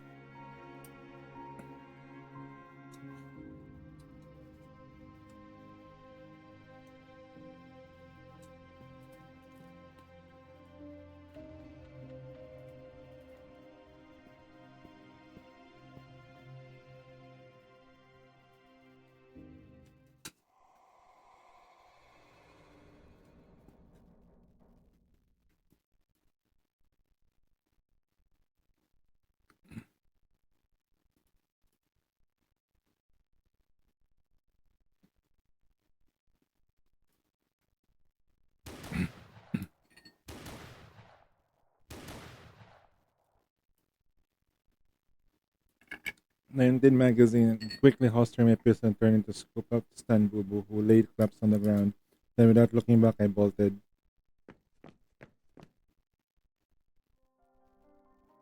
Only when a silence settled behind me did I dare to slow down. Underground cavern and treacherous, winding paths riddled with jagged edges and pits that seemed to be linked together with a complex maze. In a complex maze, I followed my instincts blindly, and when I finally stopped, I realized I had no idea where I ended up. Boo Boo had passed out in my arms long ago. After her early injuries, the shadows attacked, and the shadows attacked. She was barely holding on. I found a small clearing, gently set her down, letting her lean against me as I sat beside her. Because of the unconsciousness link, I couldn't stray too far from her. With her unable to speak, my attention drifted to our surroundings. She was no doubt in a where there was no doubt that we were beneath the surface. Compared to the dry, searing heat above, this place was eerily quiet and damp. Shafts of light filtered down the narrow openings high above, but they were far from reach. Beyond, the darkness cloaked the most of the space, yet scattered glimmers from the glowing minerals and bioluminescent plants hinted at the cavern's vastness. At it was otherworldly. Who would have thought that such subterranean ecosystem lay hidden beneath the Baiting's barren landscape? Hold on, give me a second, guys. I'm gonna just there you go. Okay. Oh, not like that. As we fled and noticed the signs of human excavation, Boo Boo must have learned something unusual about the underground world that drove her to risk of venturing here. Lost in thought, I suddenly felt a faint movement beside me. Oh, that hurts! The instant Boo Boo regained consciousness, a wave of searing pain engulfed her as though every fiber of her body screamed in agony. Even the simple act of breathing felt like torture. Something seemed to lodge in her throat, choking her and causing her to instantly cough violently. Finally, flooded her lungs, shocking her system like a sudden jolt of electricity. She jerked upright. Almost instantly, she felt the tug lost balance and falling down again. Oddly, what she landed wasn't cold or hard ground, but something firm and invitingly warm. Her eyes fluttered open.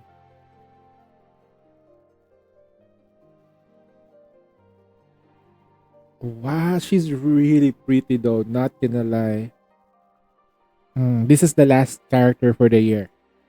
Our eyes met. Her groany groan turned into a bewildered exclamation. You're the adjutant from the Heimdall Force. Her weak voice carried out a hint of confusion. Confusion from more like a hesitant confirmation to herself than an actual question. I met her puzzled gaze with a firm nod. Yes, it's me. We finally met.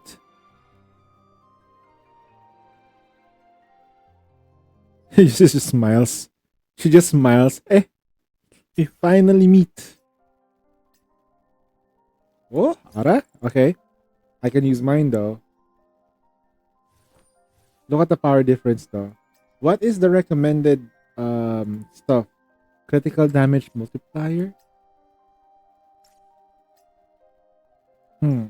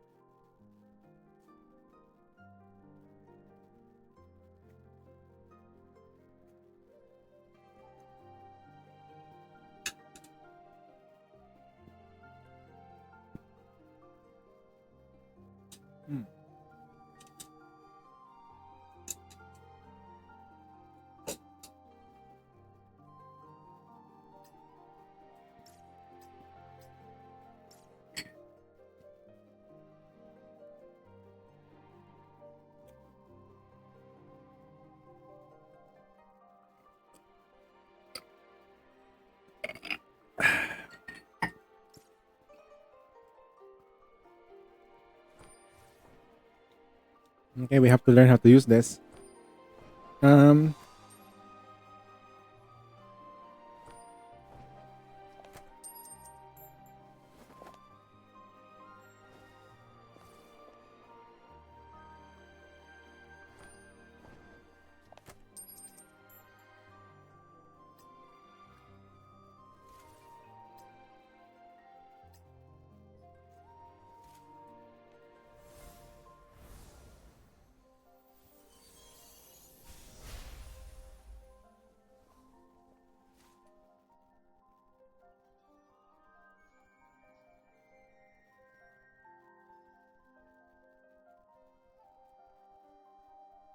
Hmm.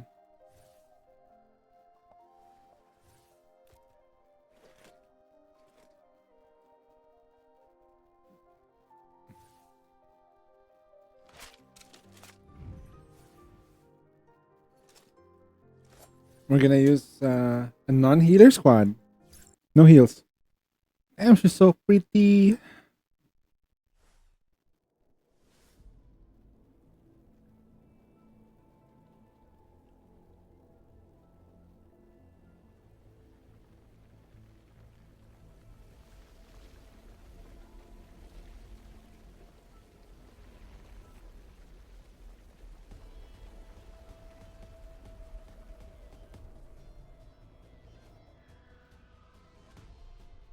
地味猛量だろうがなんだろうが全部任せて」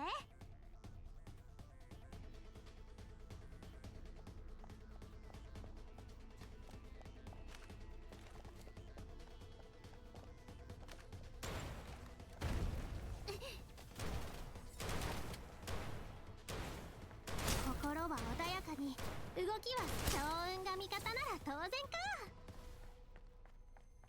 ブブより分析員現場に汚れ確認。見てなさい、本番はここからよ。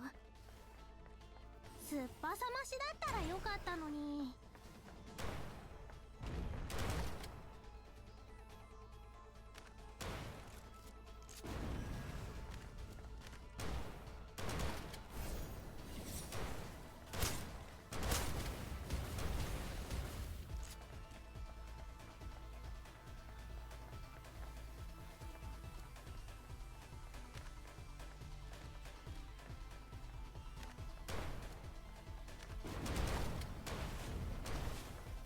心は穏やかに当たるも発見当たらぬも発見。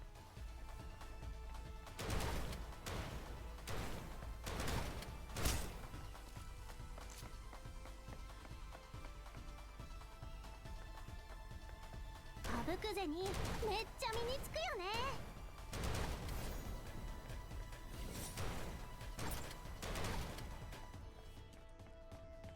Her reload style is amazing. Now this is a fun character though for pistol. すっぱさましだったら This is how you make a pistol unit. ここに藁はあり、本敵どもよ散れ。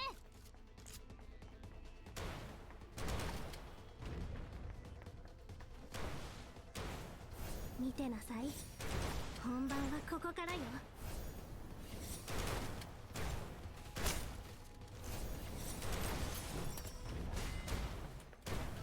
健康無極、我が陣痛を示せ。心は穏やかに動きは正確に。あぶくぜにめっちゃ She plays like, you know, her ultimate turns her into Zhuyu 1. まさに私じゃない。 Yeah, she's really cute though. But is she the prettiest though? I had it out. The prettiest is gonna be Fenny. Especially the Fenny. This version of Fenny. This is the prettiest character in the game. Okay. Let's fight me. Fenny is the cutest and prettiest character in the game.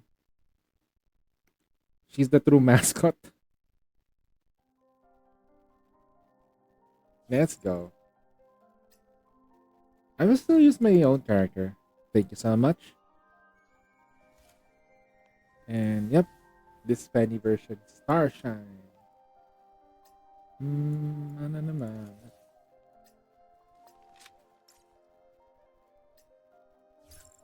Let's go.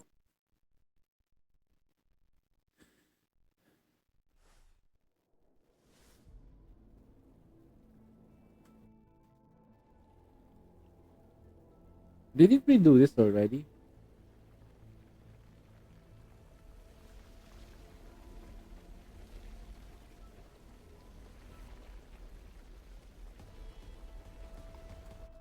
I'll quit a little bit. Give me a sec. Just reload.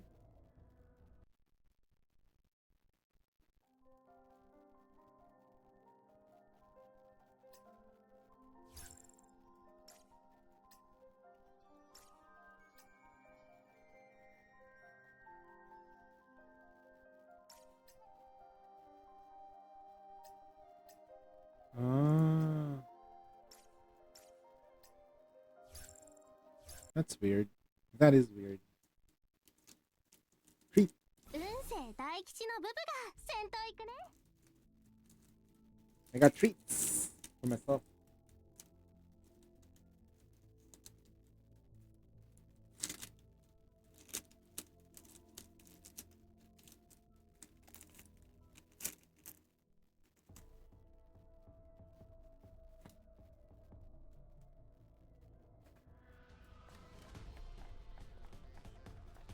Ken 健康無極我が陣痛を示せ。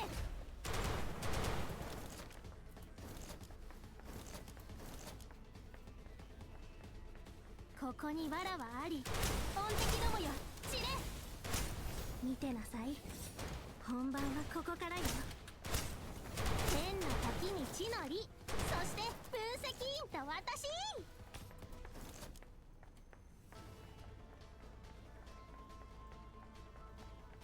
心は穏やかに、動きは正確に。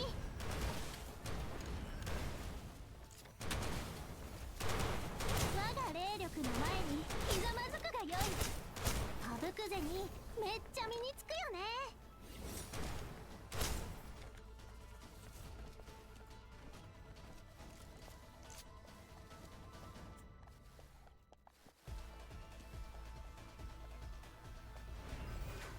見てなさい、本番はここからよ。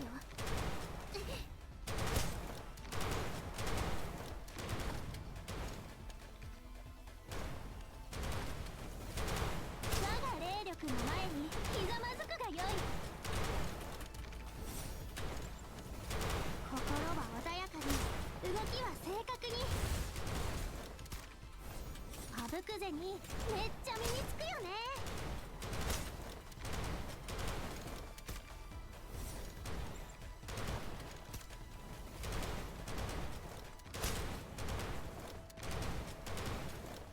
見てなさい、本番はここからよ。我が霊力の前にひざまずくがよい。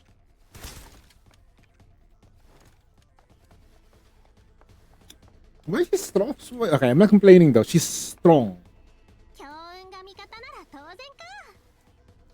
The problem I have with めっちゃ Turbo 身に Bunny つくよね。 is that the damage is not that high. 早めに済ませた。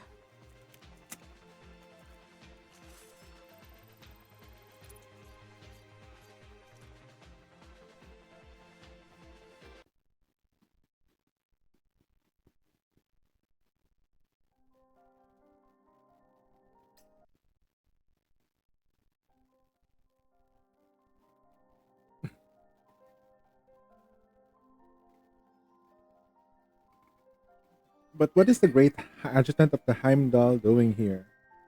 What's with all his handcuffs? It's a dim. Wait, did we just handcuff ourselves with her? In the dim covered upper body was trapped in a cord. Her left arm, hand, and my right hand were joined by a pair of handcuffs. The cause of her earlier stumble onto me when she tried to sit up. Unfortunately, I couldn't give her a straightforward answer about the handcuffs. They weren't supposed to exist in her memory. In truth, they were a manifestation of a link between our consciousness, an anchor to keep me from being forcefully ejected by her mind defense mechanism. Take a breath, Boo Boo. Let's calm down. Propping myself up on one arm, I gently helped her sit upright.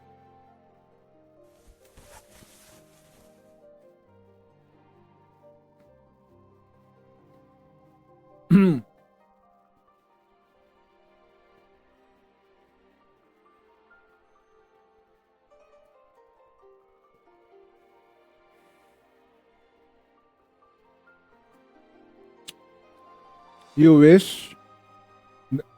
This is an MC thing. You wish that you will be everywhere. Just like the freaking Doctor, just like Doctor Manhattan would. You can be everywhere, right? You wish you could be everywhere. Unfortunately, you just can't. Then, where are the others? We split up. I guess I got lucky. I found you right after it was covered. Okay. She nodded, her expression distant, though flickering suspicion crossed her face. Before I could say anything, she suddenly lunged forward, her elbow arced sharply toward my jaw.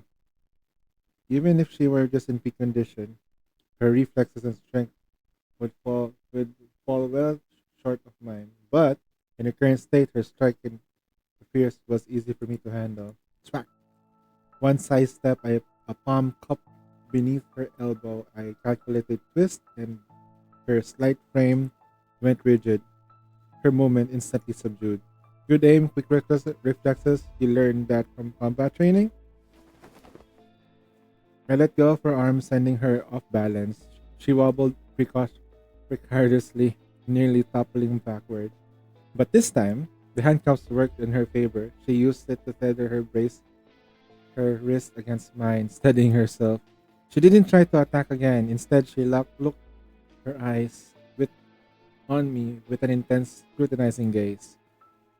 You're not quite like the rumors say. And what the rumors say?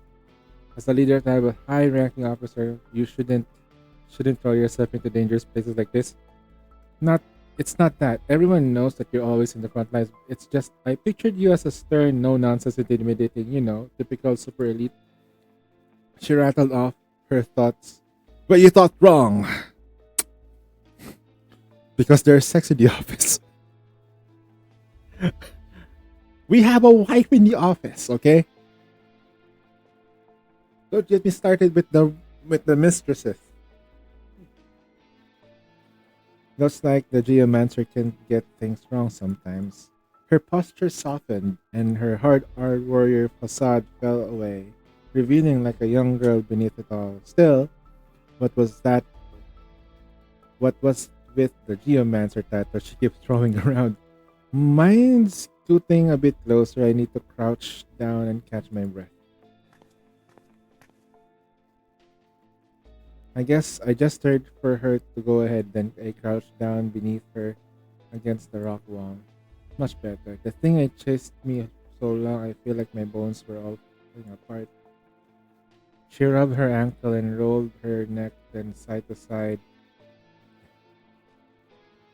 applying peace to tension. I was just about to ask that. What exactly was the creature that attacked you? It was a Shishwu, the malevolent demon. She said it completely straightforward with a straightforward face, then fell silent as if expecting me to dig deeper. If we are talking about demons, I've seen my share. Oh really? So you know about these things. Are you a fellow practitioner? What's your specialty? Talisman? Immortality arts? Her barrage of niche terms left me stumped. I raised my hand, signaling her to slow down before she could veer even further off track. Hold on, let's dial back. What exactly is the Shueisa? Sheisu? Sheisu? Butchering the name right now. Is it some kind of beast, a titan, or a drone? Shiso is just Shiso, it's not those other things. She said it casually as if describing a common household pet. Alright, then tell me everything you remember about it. The more I know, the better I can figure out what kind of being backup we all need. Let's see. It's fast, really, really fast. It can see in the dark. I fired a few times. It dodged every shot. But what if we tell her we given her powers? When she wakes up, oh no, I'm not human anymore. I cannot breathe. I want to have a baby. What? Yeah, she's gonna turn into a manifestation. Oh, wait. Oh shit. They're human. The theotropic nerves are inserted into them. They're not complete machines. Wait, but they replace their bodies though. Huh.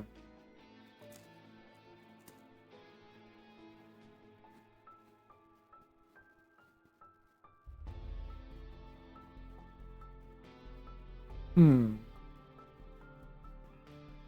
I'm getting confused.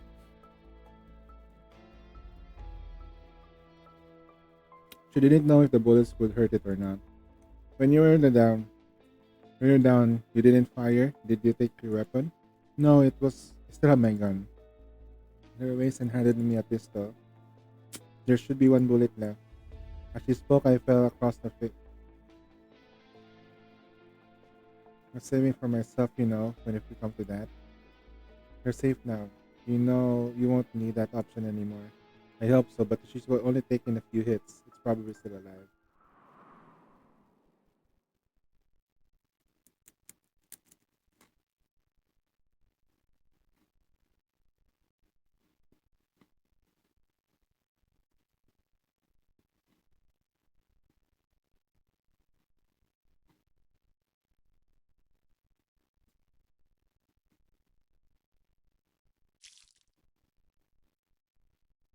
And we died. Possibly past a twisted mid-air and launched us the second time. The time this time, even though I saw it coming, there was no time to react. In a blink, its claws tore into both of us before we could scream. And we died. Third save.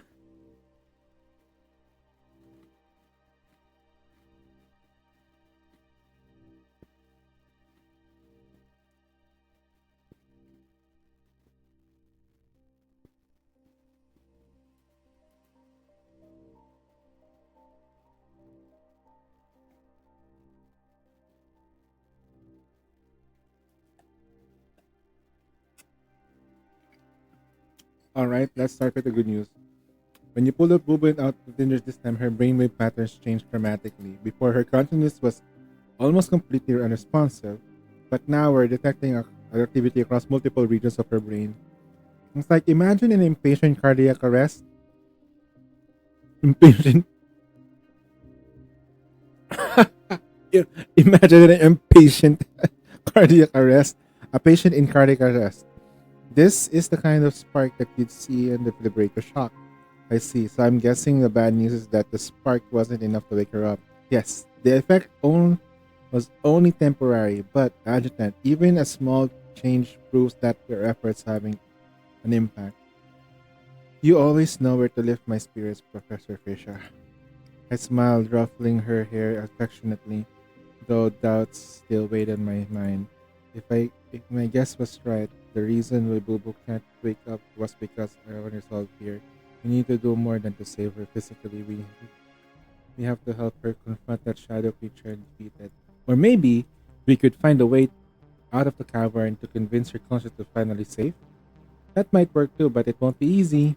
She handed me a terminal. Take a look, Adjutant. You ran through the server 17 minutes, but according to this, the coordinates, you were mostly going in circles. She was right. The labyrinth of tunnels was disoriented, had disorientated me completely. Even seeing the path from the bird's eye view, it was a very hard to tell the routes led anywhere meaningful. Since the spindle system's data was gathered through Bubu's perspective, we don't have full map view. Still, finding a way out of seems like a best bet for now. Before we figure out how to defeat the creature, let's focus on escape. So basically, what has done is that Bubu has collected all the data in baiting, at specifically that particular area, including the cavern where the enemies are. They were trying to save the people of baiting from the bad guys, so to speak. Professor Fisha, could you ask someone from the resource department to bring the whiteboard? I asked him some markers. Whiteboard? Yes, I need it soon. Time rebound once again. Return to the moment the Bubu was attacked. She remained unaware while I knew exactly what happened. Fire, fire a few shots, grab her, run. Sequence played out, rehearsed performance. As long as I struck at the script, even events would unfold as expected. What is the great adjutant of Heimdall doing here? I demon the night covered her upper body strap. I'm afraid we have to keep moving, dear Master Boo Boo. We'll talk a long way. Wait, you know who I am?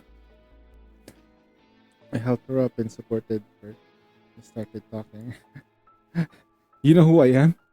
From the past experience, put staying put too long would only allow the creature to capture us. So even without a clear destination, we had no choice but to keep moving.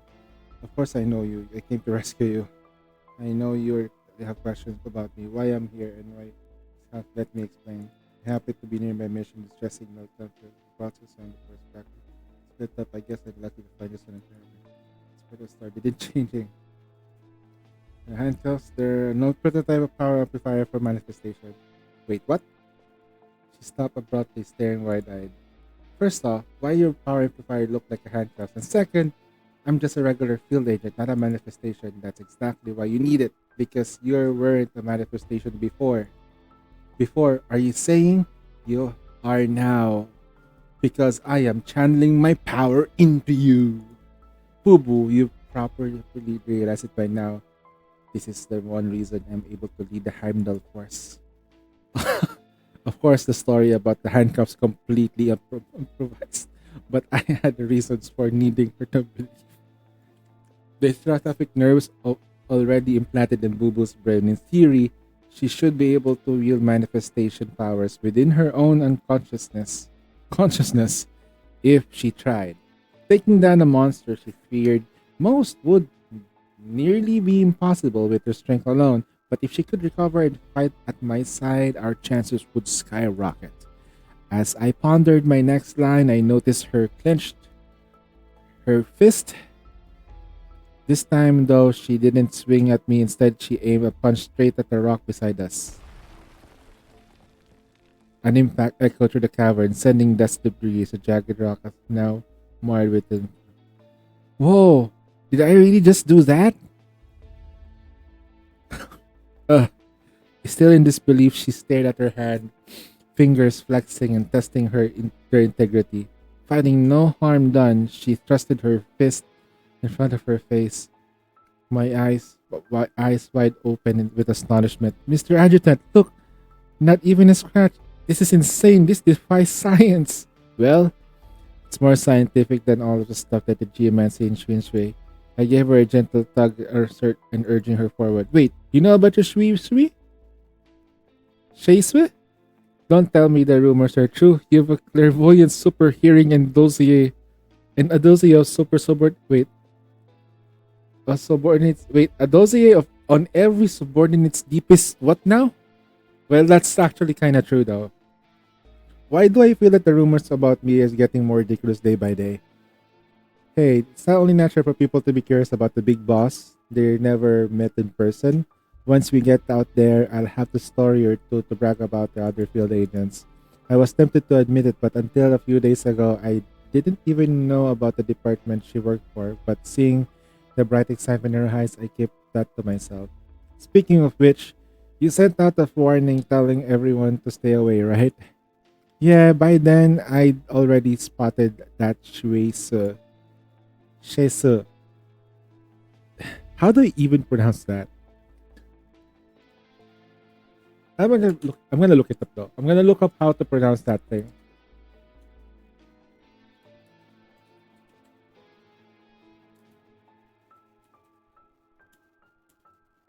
Pronunciation.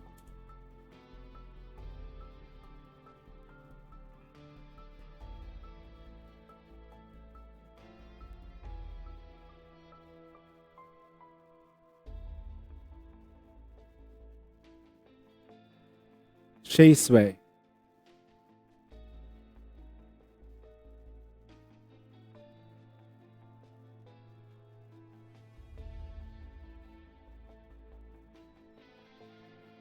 She soy. She soy. She is soy. She is soy. Oh god. I've noticed that at first, but one look on her enough for me to know I didn't stand a chance. No one else would either. I didn't see you, then why not just run? Her tone expressed me furious. There's a village not far from here. I went for this wild gathering instead of baiting. I didn't find anything useful, but well, those villagers were defenseless, so I couldn't let. Oh, she even tried to save the village as a human being.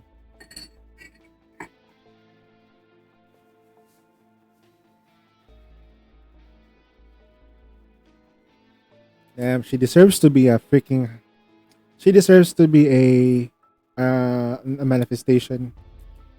A shame to get terrified. Luck was not about to launch a sneak attack and trip hell into the cavern.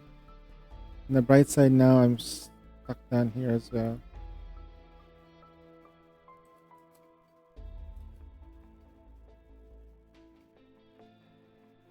I've been commended her bravery, but her blunt delivery left me momentarily speechless.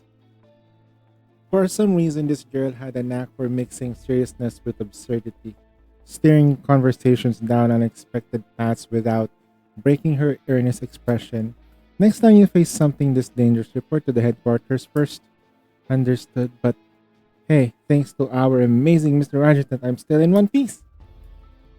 Not quite. You are technically like a somebody was playing Plants vs Zombies, and you are both the plant and the zombie. Her cherry grin somehow brought to mind her unconsciousness, battered from the foreign hospital bed. An inexplicable sadness welled upon inside me. She had no idea how close she'd come to death in reality, and because of that, I was all the more determined to save her here. Whoa, Adjutant, look! Her exclamation jolted me out of my thoughts. She waved a hand in front of my face, pointing ahead. What is it? I gently pushed her hand aside and followed her gaze. My eyes widened to look to see inside before us. Somehow, without realizing it, Bubu and I had stumbled into a strange underground hall. Meticulously carved stone tiles and columns of unique mural and massive bronze bell suspended from the ceiling all suggest this was once a temple of some sort. The craftsmanship and inscriptions hinted at it as an ancient origin, yet despite its intended grandeur, the temple's subterranean setting gave it an unsettling tomb-like atmosphere. Ah, look at that! Half a skeleton! Indeed, that was a half a skeleton. She's still okay. I still had to admit I assumed this place was a natural cavern. I never imagined we'd find such intricacy constructed structure hidden underground. Could it be that the construction crew this villagers mentioned was actually digging up these buried ruins? I heard her mumbling to herself, but before I could respond, I hear a gunshot or firework.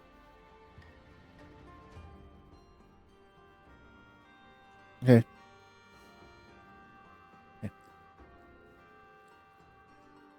I hear the mumbling of herself, but before I could respond, her attention shifted to a nearby stone wall. Are those inscriptions? Yeah, it looks like an ancient Shouju script. The universal language, how now used across the continent, blends elements of the 8 major languages, including the Shouju language. But these archaic characters were both beyond both our understanding. Such a shame I didn't have my camera on.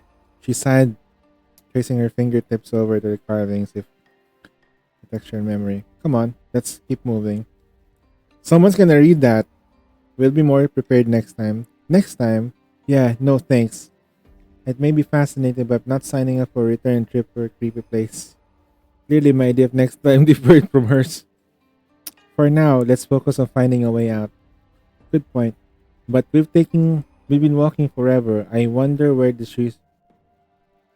I clapped my hand over her mouth before she could finish. In her mental space, I suspected her thoughts might influence the monster's appearance just like before. What is that for? Am I jinxing anything? Maybe not, but your predictions have been eerily accurate. Let's not take any chances. Hate to break it to you, but ignoring fate doesn't change it. You know, a century ago, a famous scientist proposed an experiment. Whenever you bring up science, I had to get a bad feeling. Shh, hear me out. This science is put the cat in the poison gas box. Oh, this is a Schrodinger's cat. Schrodinger's box.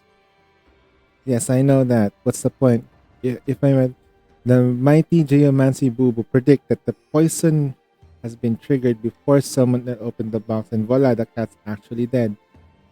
Would you say kill the cat in my own words? Exactly. All I did was to say something. The cat's fate was set until someone checked.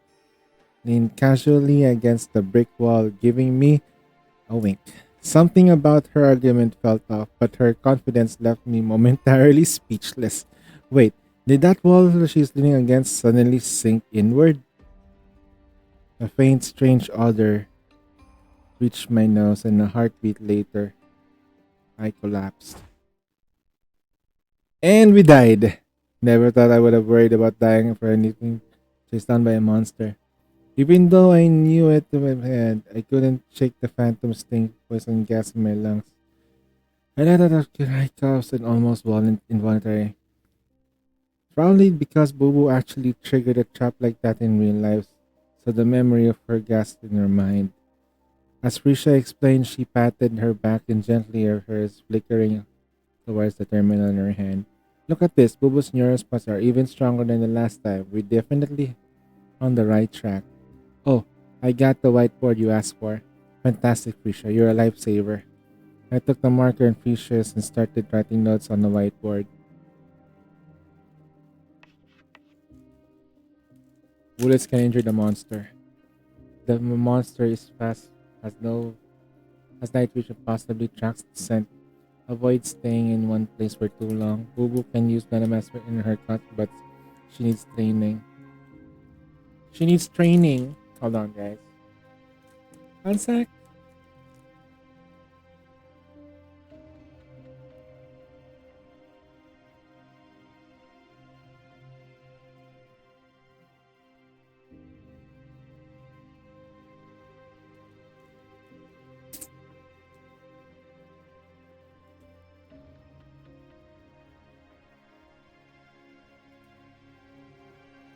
A brief pause, I added one more line. Keep Bubu from touching anything that might trigger a trap. That should do it for now. What's all this? I think this is a cheat sheet though. Or walkthrough. Since we were a luxury of trial and error, we might as well record what we learned. Speaking of which, there's someone thing else in my yep. You want me to decipher the inscription on the ruins, right? Already done. I roughly trant is the Valley of Sunset is where the sun meets its end, gateway to the underworld. At dusk at mortals must return home, while the divine envoys descend into the underground temple the guard meets living. Sounds like some sort of ancient oracle. Uh-huh. I think this underground ruins once served as a sacred temple ages ago. Krisha, do you remember those nearly built statues I saw underground? How could I forget? Huh. Sally clapped her hands and spark of relief. Looks like we were pieced together the hate that was practiced here.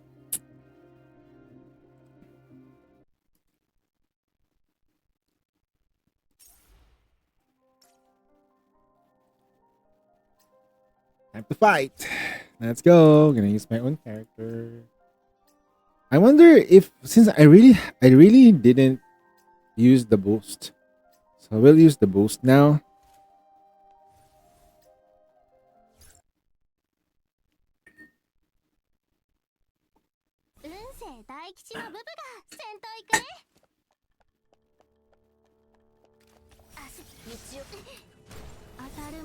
見当たらぬも発見子供騙しじゃない。天の時に地の利、そして分析員と私。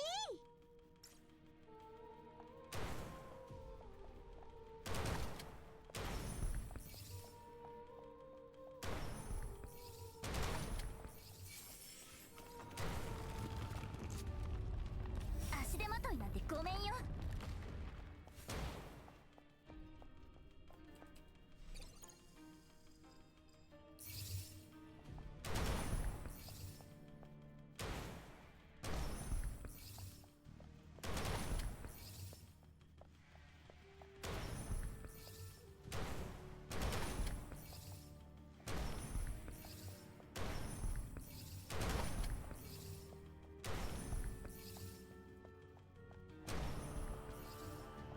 心は穏やかに、動きは正確に。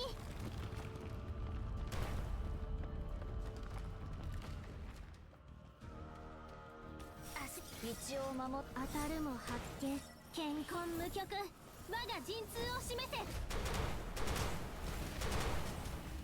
天の時に地の利、そして分析員と私。子供騙しじゃない。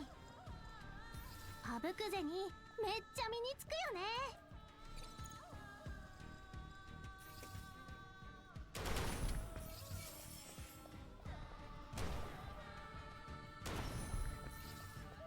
心は穏やかに、動きは正確に。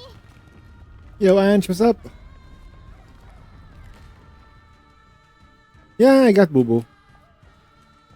This is my Boo Boo. She's strong. She's a strong unit. She's a very strong unit. I like her pistol style. Bababang. And then reload. Perfect. It's like, they got the character right. They got the character right, finally. She feels good to use. I only rolled for her because I needed her to a better fire unit. Actually, I already have a fire unit that is actually good, which is technically I can say it's Cyrus. Right? Cyrus is good. Kasana is actually strong. So I don't sort of like need her in a way. But I want her because her playstyle is unique. She's a ballistic pistol user. She deals ballistic damage. Oh, you gotta be freaking kidding me.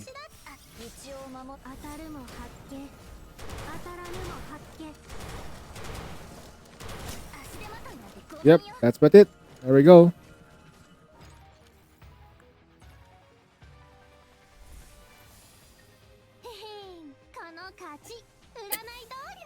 And also, she's a medium premium plus. Medium premium plus. Still waiting for Shinshing. Dude, we are gonna get the Shinshing one once we get to her story, because since we're in baiting, we might end up going to her land and we were gonna get an upgraded version of her. And she's already strong on her own way. She's a skill DPS she's a skill-based DPS who deals better damage when there are multiple parts. Basically a Hela killer.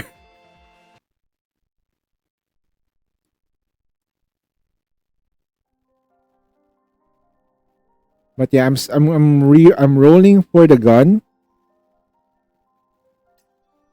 I'm rolling for the gun anyway, so hopefully I do get more stuff from the mail. Speaking of stuff from the mail though, give me a sec. I do have stuff from the mail.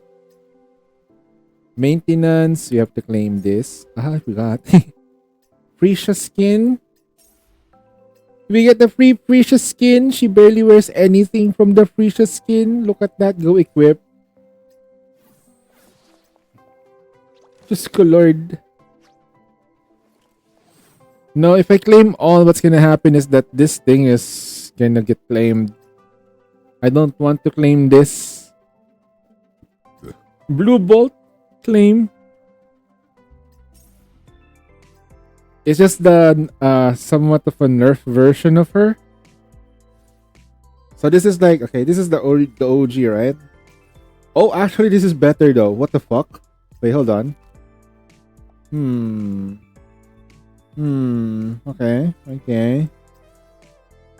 Okay, we sacrifice the butt.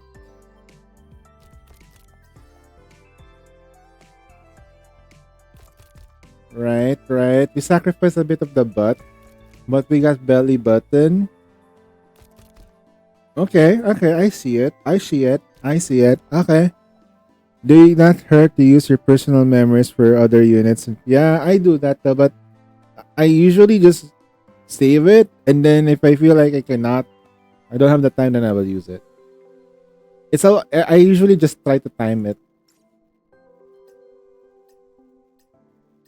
Get claim. We got 100 right here. We got 100 right here. 100. And 100 right here. Nita. Like, I think with Nita,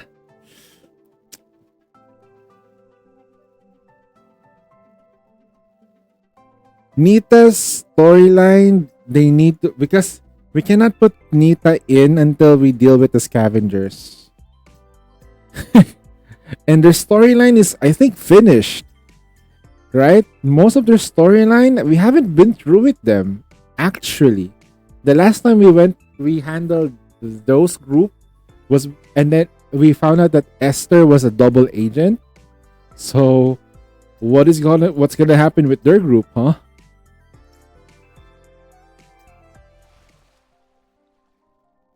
Anywho, so we'll check if, okay, not enough Primo Jades. Let's see. We have it on our Gigalink though. Might as well do it now. So today is Boo Boo. So people are gonna use Boo Boo though for sure. We'll use Boo Boo for fun. Boo Boo for fun, baby. Even though we have that, no? How's your logistics for Boo Boo though? How's your logistics for Boo Boo?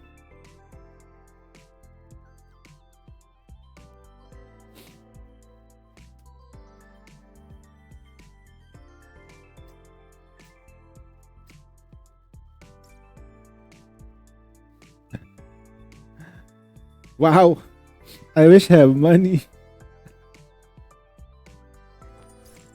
I wish I have money. I would have bought that skin. It's really nice on her.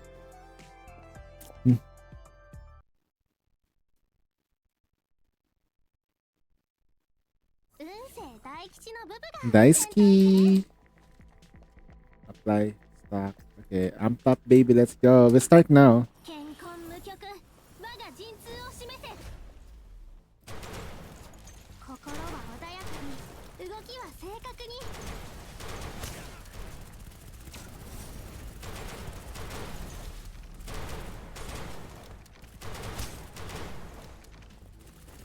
Where?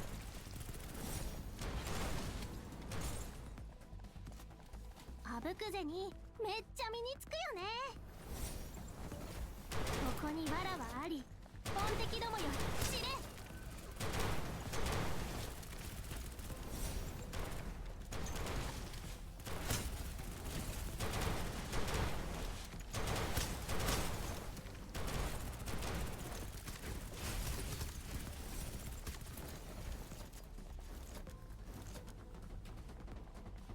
心は穏やかに動きは正確に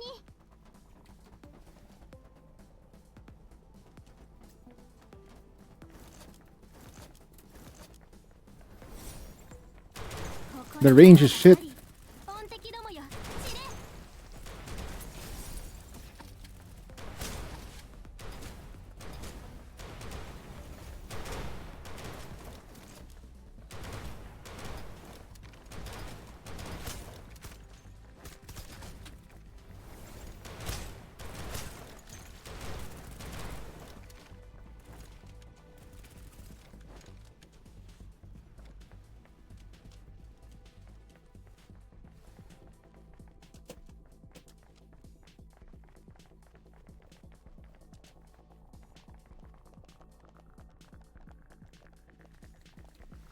Arrow, zero power, ballistic damage, boiling point, of course.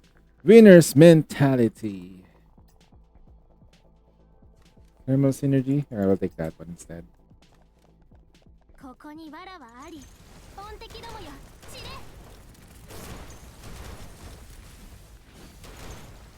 心は穏やかに動きは正確に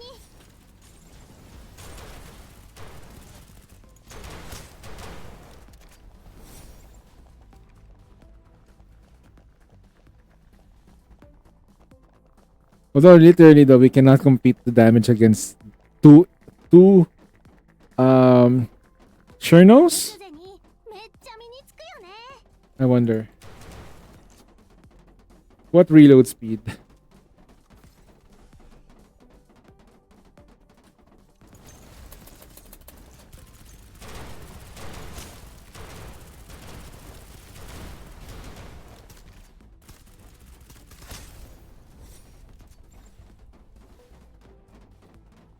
You can't jump.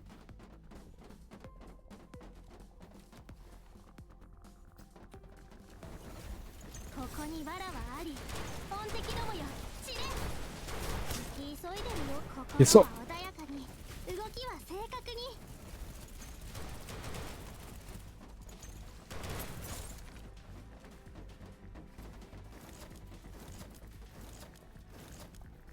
It's a funny thing. Turn of events, Eagle Bullseye.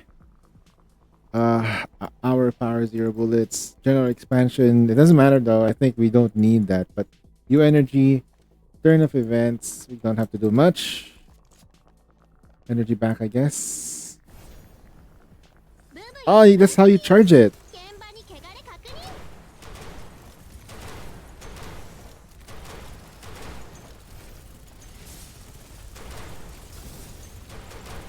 心は穏やかに動きは正確に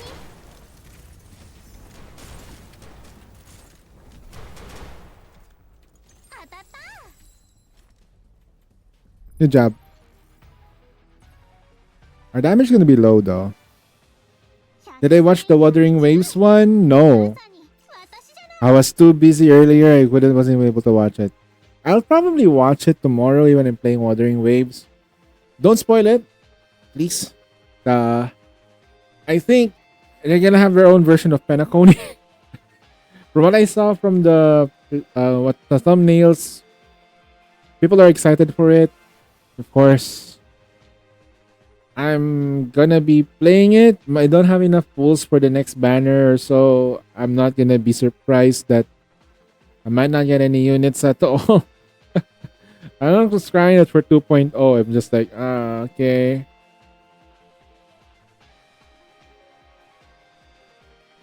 But for me personally, I think it's kind of early for 2.0. Has it been even more than a year?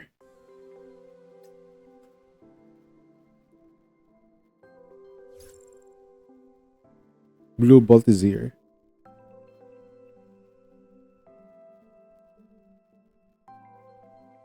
Para? Okay.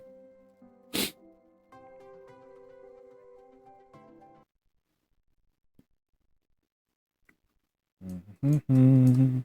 運勢大吉のブブが先頭行くね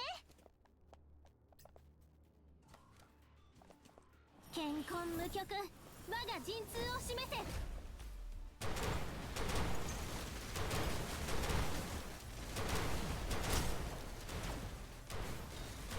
心は穏やかに動きは正確に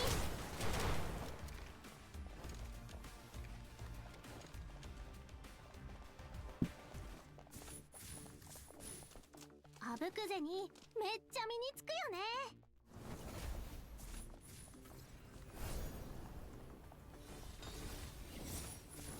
ここに藁はあり本敵どもよ散れ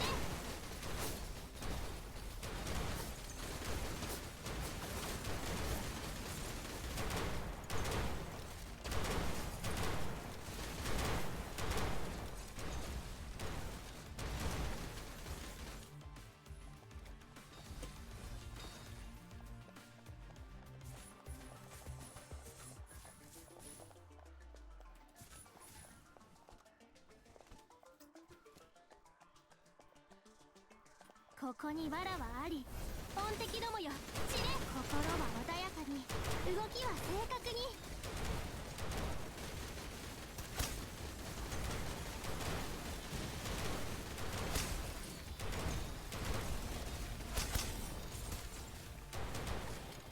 地に毛量だろうがなんだろうが。 I'm just sliding right now. What the hell? Bullseye. Thermal synergy. Eagle eye. I guess I can do that. Charging. ここに藁はあり、本敵どもよ散れ。行き急いでるようだったし、仕方ない。後でちゃんと返してやるんだから。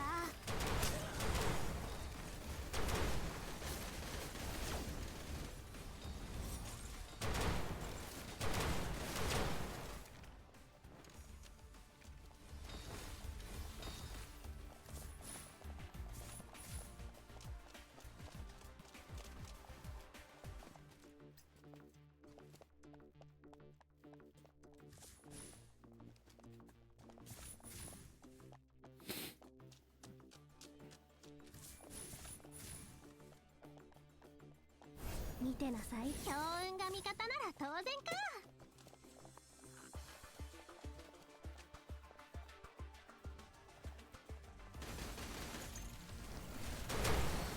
心は穏やかに、動きは正確に。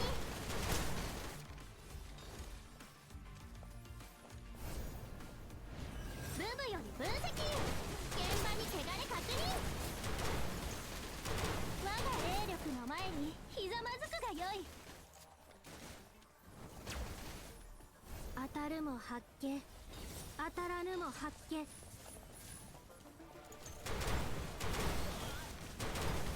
ほらっ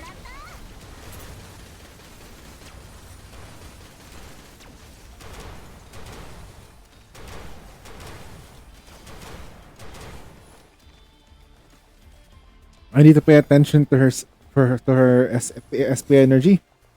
They burn her out. 省くぜに。 General expansion, sleight of hand, reload speed, rapid fire. Okay, we're done. ほらった。心は穏やかに、動きは正確に。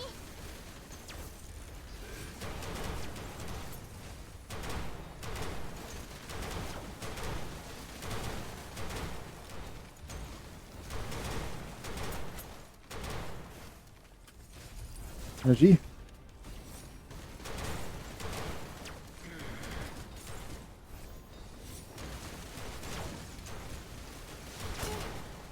息な真似を。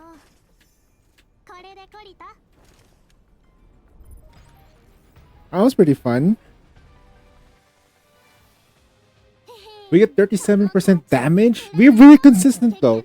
The thing with her is that we don't even have any manifestations with her. We're only using the weapon one. Damn, her boobs are big. It's even bigger than freaking Katya. Katya's boobs are not that big. Okay. Man. I should act. I should behave myself in front of these ladies. Alright, 500. We can probably push neural. How much are we gonna get if we do it like this? We continue playing as her a little bit. We're pausing from story for the time being. Pause timeout. Pause na timeout pa. Alright. We're starting already, okay? Level 100s, guys. Look at them.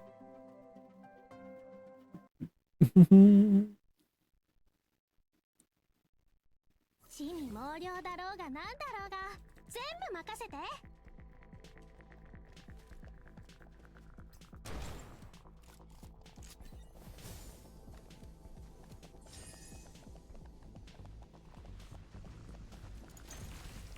健康無極、我が陣痛を示せ。心は穏やかに、動きは正確に。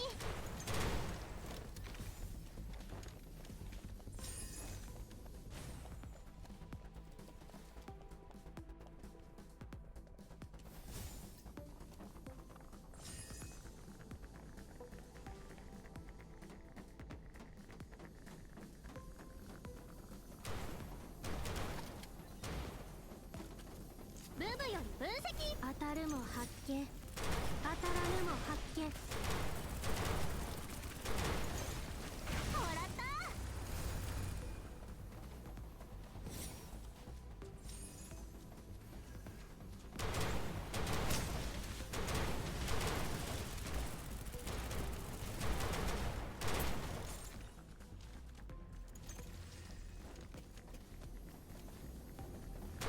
心は穏やかに動きは正確にもらった我が霊力の前にひざまずくがよいここあぶくぜにめっちゃ身につくよね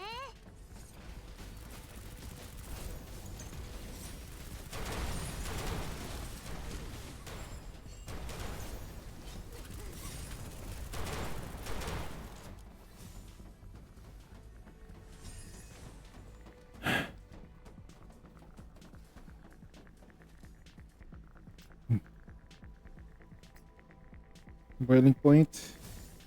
Alright. Eagle Eye doesn't matter. Pistol's problem is ここに range. わらがあり Oh no. 当たるも発見当たらぬも発見心は穏やかに動きは正確に Yeah, we're effective with that triple shot though. We are effective with that triple shot. Not gonna lie. That triple shot, fun as hell. Recovery. Increase the damage. We don't really mind.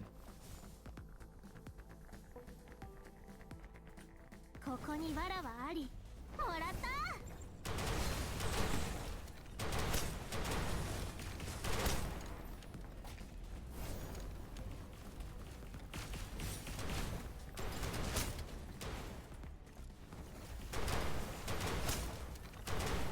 Yeah, I need to understand how she works properly because her damage is really good, even with AOE. So I need to know how she completely めっ works. ちゃ身につくよ I am missing out on her. Okay, she's gonna clear. If anything left, we can clear it. こ It's こにわ fine. らはあり音敵どもよ Rock set. もらった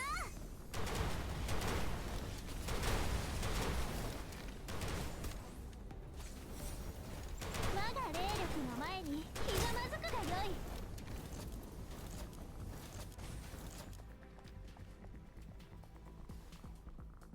Rapid fire, skill enhancement. That's the only thing we can buy.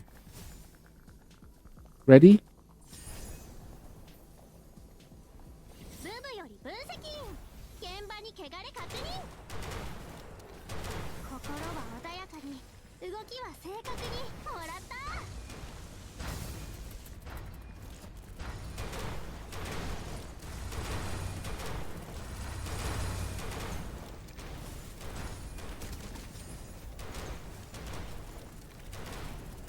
Oh wow, really? もらった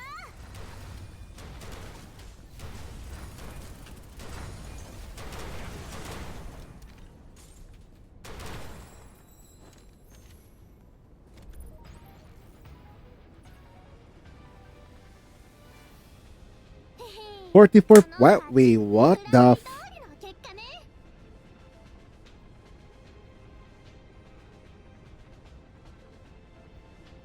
Huh?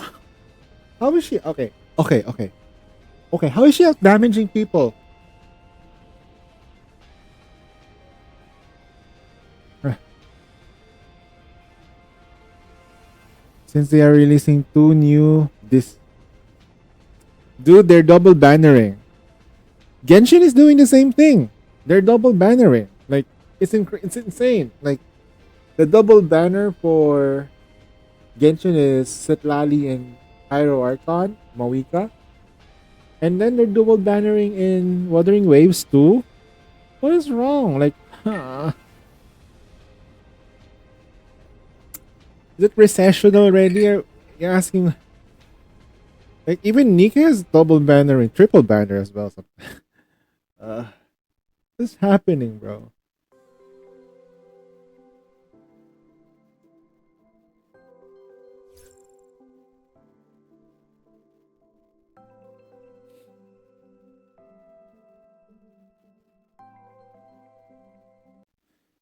I'm having fun playing Snowbreak.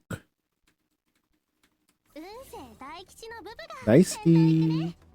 Oh, this one's a good combo for her. ここに藁はあり健康無極我が陣痛を示せ心は穏やかに動きは正確に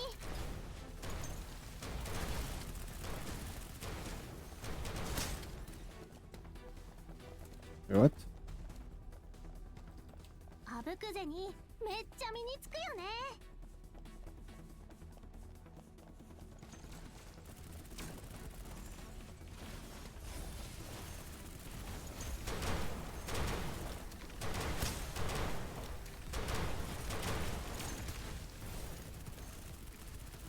もらった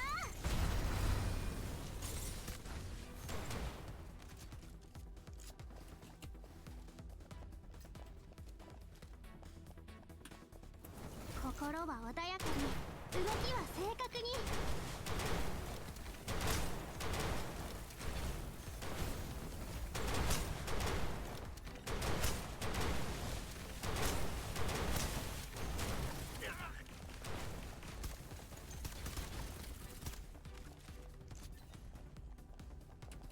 あぶくぜにうんめっちゃ身につくよね Bullseye.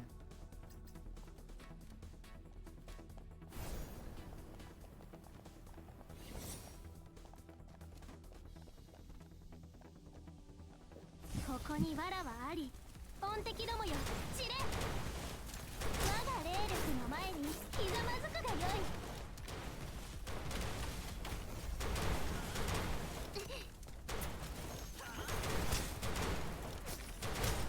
運勢大吉のブブが先頭行くね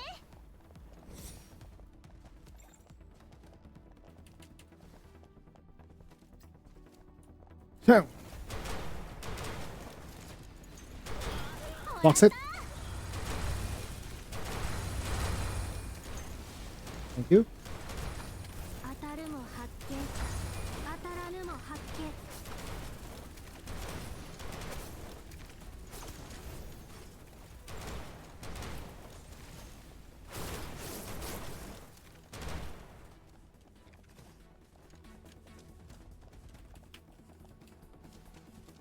Elemental types. Let's go. ここに藁はあり音敵どもよ散れ心は穏やかに動きは正確にもらった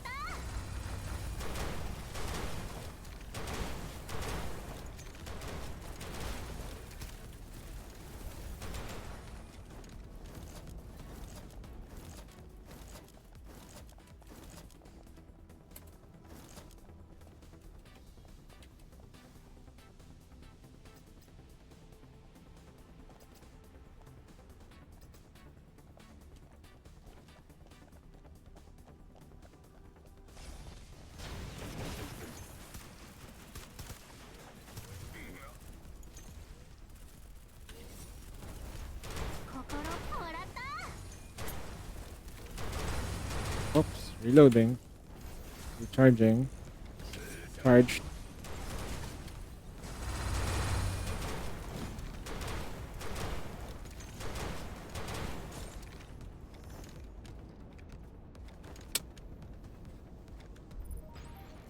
I got a flu shot yesterday, so I'm going to take a nap and lurk. If you happen to do any NA co-op in Nikkei, try shouting out my name a couple of times. So probably tomorrow we'll do some co-op stuff. Yeah. I forgot about the co-op. Shit, I forgot about my Nikkei on Global.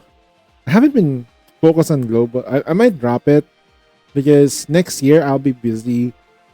Personal life stuff now. I need to focus on that. I need to be able to like earn more money. Like I know like it's fun throughout the entirety of my rest I've allocated for my life. That you know they've given me the opportunity to rest. I need to like go back. But at the same time though, I don't want to stop playing games. So I'm gonna have to figure things out on my own. なんだろうが全部 Dodge.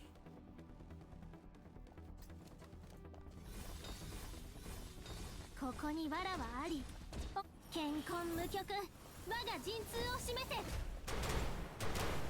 心は穏やかに、動きは正確に。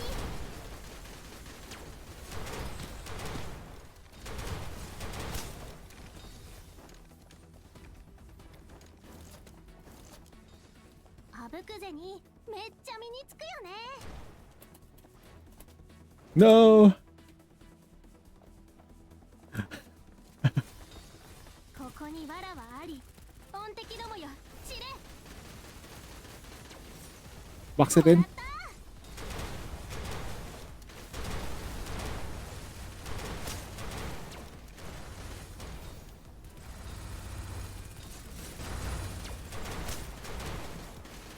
が霊力の前にひざまずくがよい。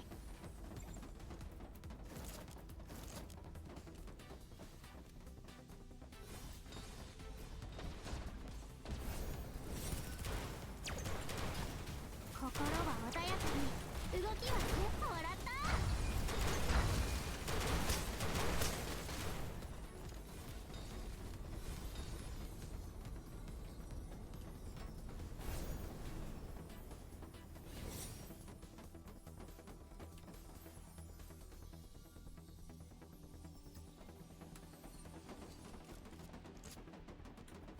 ここに藁はあり、音敵どもよ、散れ。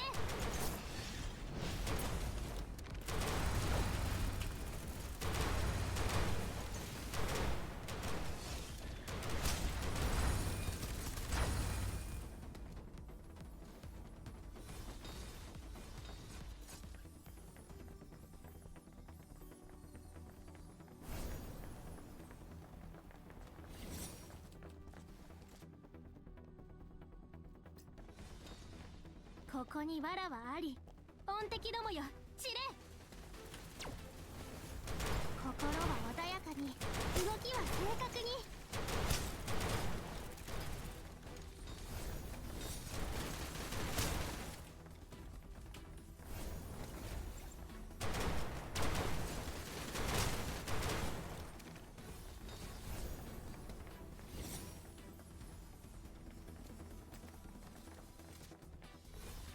ここに藁はあり、音敵どもよ、散れ。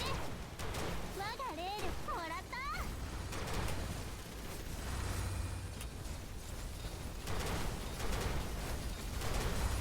後でちゃんと返してやるんだから。あぶくぜにめっちゃ身につくよね。 So she doesn't generate SP energy as like regular character. She has to force it in. Electrical over quality of rates. Okay, bullet 部分よ storm. り分析。現場に汚れた。 Overwhelming power. Okay. We don't generally have standard skill damage anyway. So what is this? 心は穏やかに、動きは正確に。もらった。 Standard.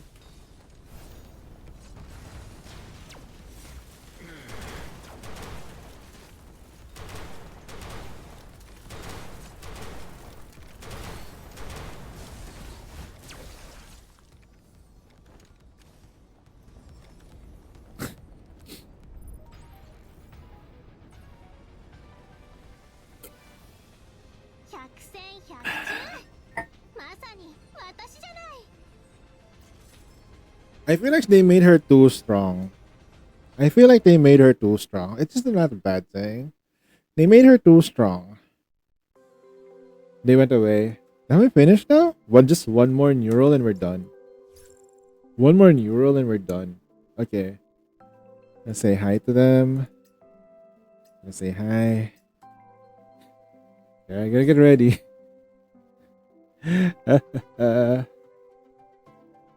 Risha.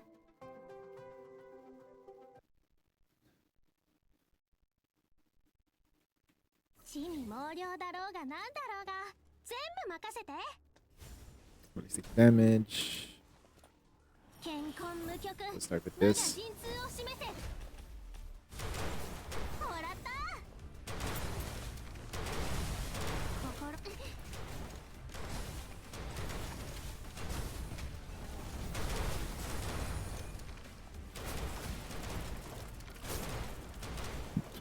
Damn.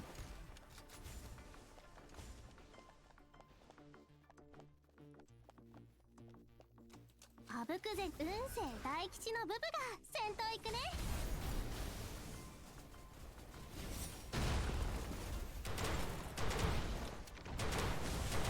もらった。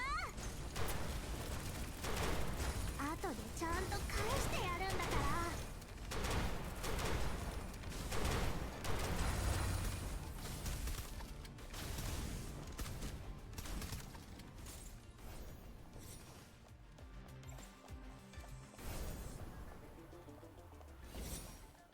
Oh my god, Frisia's like running like crazy, man. What the fuck? Of course he's gonna get most of the kills though. What the hell? Yep, she just wiped out the entire floor. That's what she does. 心は穏やかに地に猛量だろうがなんだろうが全部任せて。 That's crazy, man. Crazy fast though. Eagle Eye. All in offensive. Rapid fire. Boiling point.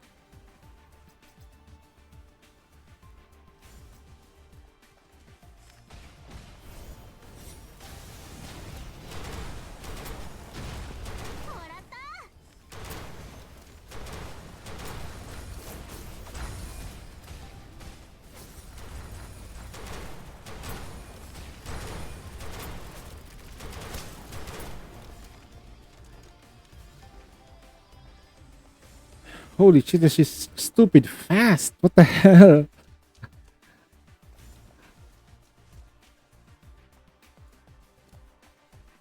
強運が味方なら当然か。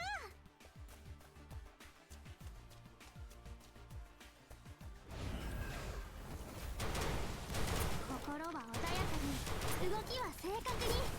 我が霊力の前にひざまずくがよい。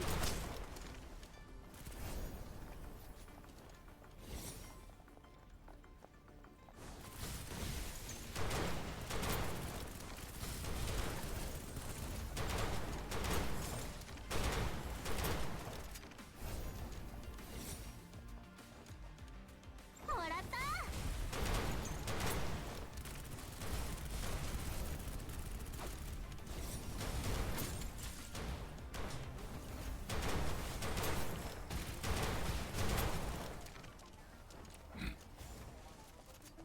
Dun, dun, dun, dun, dun. Okay. Frisia's really strong here though. パブクゼにめっちゃ Better safe than sorry. Winner's mentality. Oh, there we go.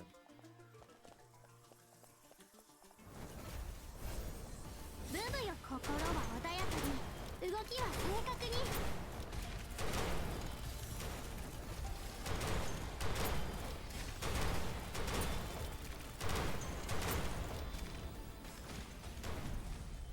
Good. Not gonna let this game start to look like those random ass Chinese shooting game. It is pretty much, it's a gacha game to be honest. 百戦 Well, now we did poorly because this girl keeps stealing all the steals. Keeps stealing all the kills. Not gonna lie. Look, you're already in the second wave? What? She just runs really fast. Probably that player already mastered that playstyle. So it's annoying. It's a very annoying playstyle. Dispatch neural simulation though. Alright, we're gonna do this.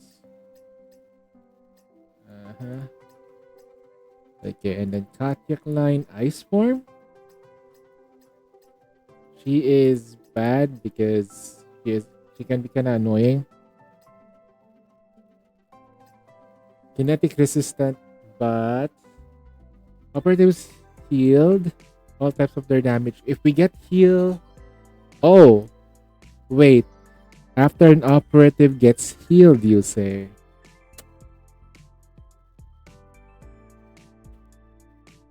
Any heals for 10 seconds? Does it stack? Never giving up, never slow us down. Give it all that you needed, and we will fight until the end. Come join us now. We will be the one to bring in all the change we. And then this guy is electrical resistant. I can certainly try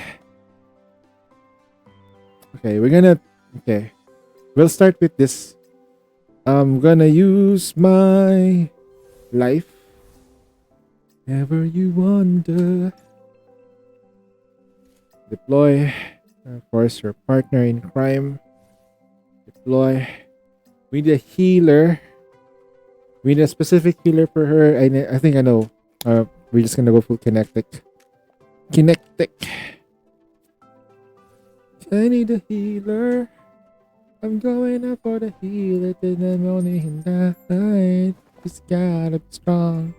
She's gotta be fast. And she's gotta be larger than life. Yeah, healing though. Since we want more damage anyway. 指示を手早く片付ける。慌てる必要はない。足手まといなんてごめんよ。すべてをすべよ。風はね、雨雲をこっちに誘ってくれるんだよ。全部受けられる。慌てる必要はない。お前にふさわしい場所はバルハラだ。 Wait, they can stun her? Time to take a long vacation from 4 chapter waiting for はいい子にしてたから until ご褒美ちょうだい 521. You're gonna clear at 521. I go to bed. Alright, Soup. Not gonna lie, those.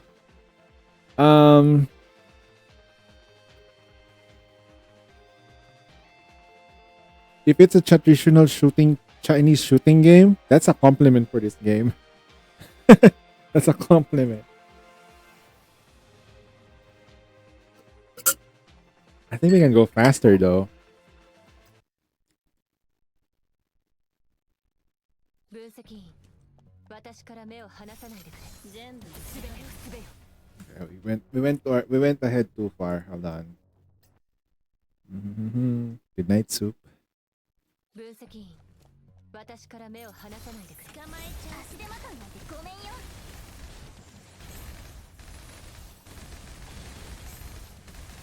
足手まといなんてごめんよ。すべてをすべよ。 Oh shit. 風はね、雨雲をこっちに誘ってくれるんだよ。ほら、慌てる必要はない。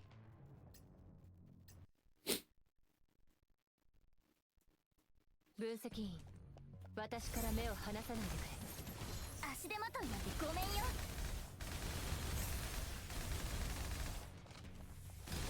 慌てる必要、こちらより火力が高いか。 You know what? That's bullshit. 指示を手早く片付ける。 That's bullshit. 指示を手早く片付ける。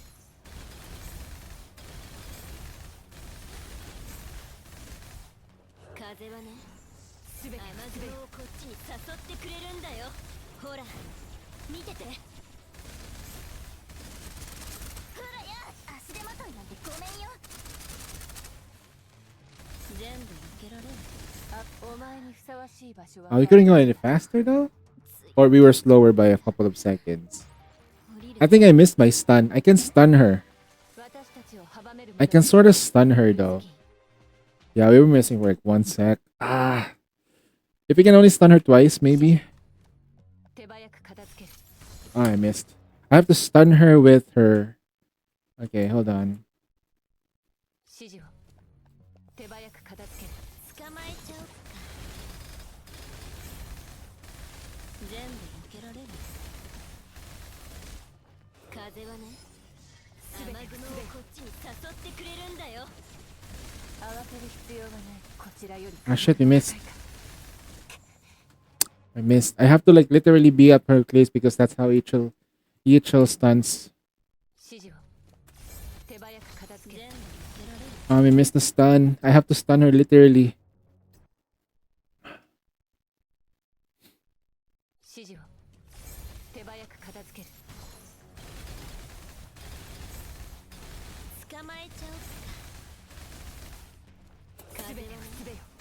雨雲をこっちに誘ってくれるんだよ。捕まえちゃおうか。ほらや、慌てる必要はない。足手まといなんてごめんよ。 Ah, shit. I relate.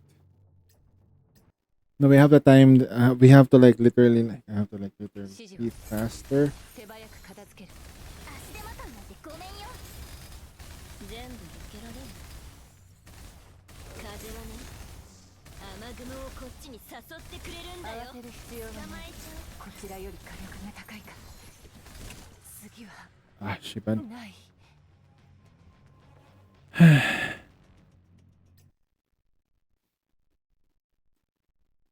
指示を手早く片付ける。すべてをすべよ。ほらや足手まといなんてごめんよ。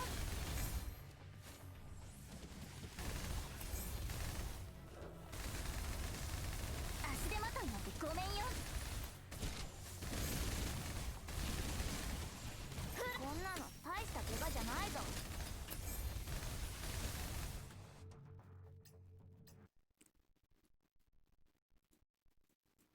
指示を手早く片付ける。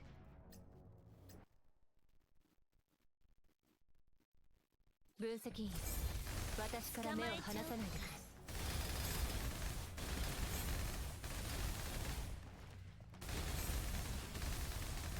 風はね、雨雲をこっちに誘ってくれるんだよ。捕まえちゃう。こんなの大した怪我じゃないぞ。全部受けられる。慌てる必要。こちらより火力が高いか。 That one bullet though. For me, I only get like 38 point for that one. Dude, what did you use, bro? 38? Casually saying it in front of me, bro. Come on, bro. 分析員、 You always do this to me. 私から目を You always. すべてを。ほらや足手まといなんてごめんよ。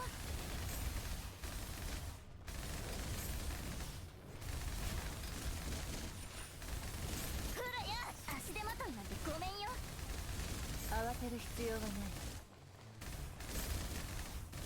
Ah, shit. Casual 38.9? The hell? 手早く片付ける。 Alright, hold on. I'm not gonna stun yet. Okay. It's RNG. 分析員、 Oh, shit. 私から目を離さないでくれ。足手まといなんてごめんよ。 Ah, Shiba.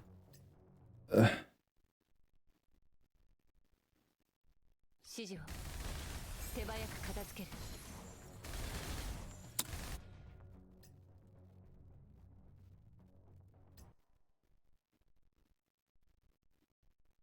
指示を手早く片付ける。弱点カンパ。 Ah, man, she keeps freezing me. I'm losing my shit. 指示を手早く片付ける。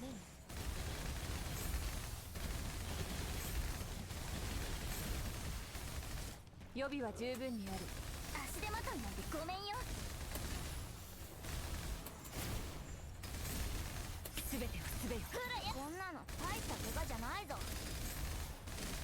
Ah, Shiba. I just need a better score and I'm gonna be happy with it. 分析員、私から目を離さないでく Ah, れ。 shit. 私から目を離さないでくれ。足手まといなんてごめんよ。弱点カンパ。 Okay. 風はね、雨雲をこっちに誘ってくれるんだよ。慌てる必要はない。足手まといなんてごめんよ。お前にふさわしい Yes, let's go. 441. 441, baby. Let's go. I finally got that stun in. お望み通り。 3-8. Nice. Okay, I'm fine. I'm fine now. Let's go. I'm done. What manifestations? M3. I'm only at M3 right now. But I'm happy with it. It's okay. I'm not as strong as you are. I'm not as strong as some people are here in the chat. Alright. Kinetic resist. This thing is gonna fucking die. But I'm not sure though. Alright. I'm going to try to murder this thing as fast as possible. But how do I do that? Details. M3. Halfway to M4. And then if you get this, it would be much better. No, not gonna lie. Slow grind.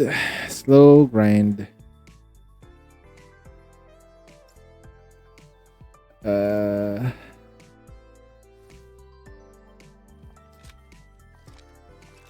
I'm just gonna use this. Not that resistant here anyway. We get all out this guy. All out. Yeah, let's just do it. It's fine.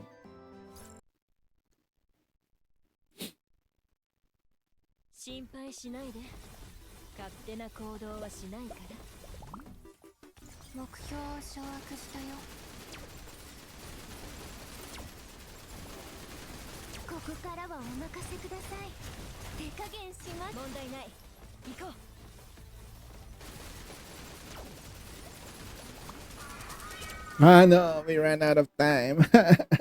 Cry in the corner. We ran out of freaking time. Not enough damage? Seriously?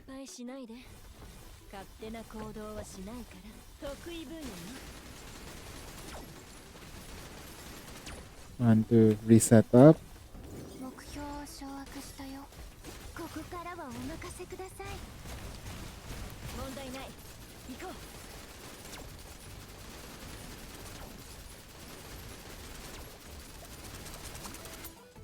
Uh,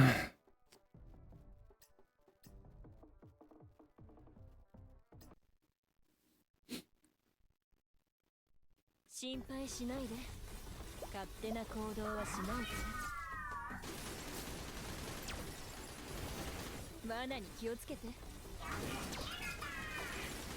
こからはお任せください。目標を掌握したよ。私一人で十分。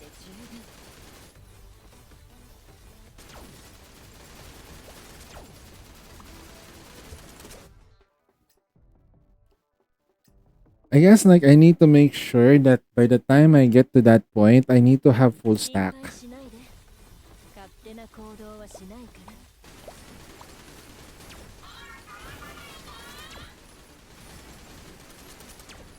One, two, three, four, five, six. 目標を掌握。ここからはお任せください。問題ない。行こう。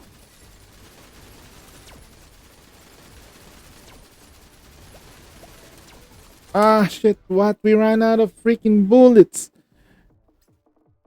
Hold on. Okay, I'm gonna try to do this properly. 今日は退屈しないといいけど、得意分野よ。One. Control it a little bit.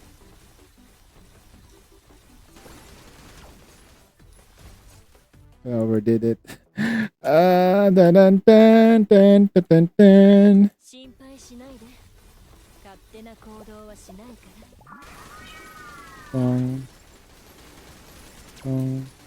得意分野よ。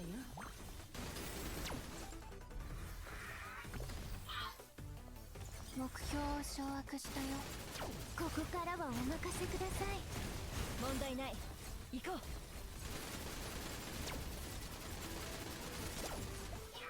う。Okay, we're done. I'm cool. Could have been much stronger though, not gonna lie. 帰っておいで、ケベちゃん。 But we got a score, which is absolutely okay. What's her ranking? Probably bottom 10% again. Yup, bottom 10. 5.8. Oh yeah. People are like breaking records. I'm like, still can't. But if I were to like maybe change up the team, not this team though, I'll start it. Instead of Katya, I'll use this. Skill damage.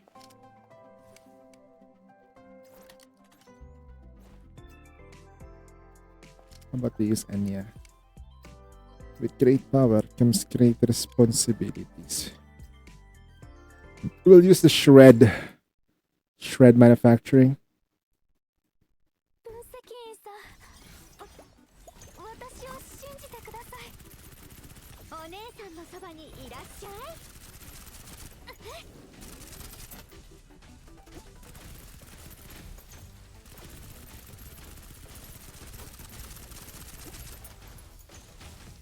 道を守ってあげる。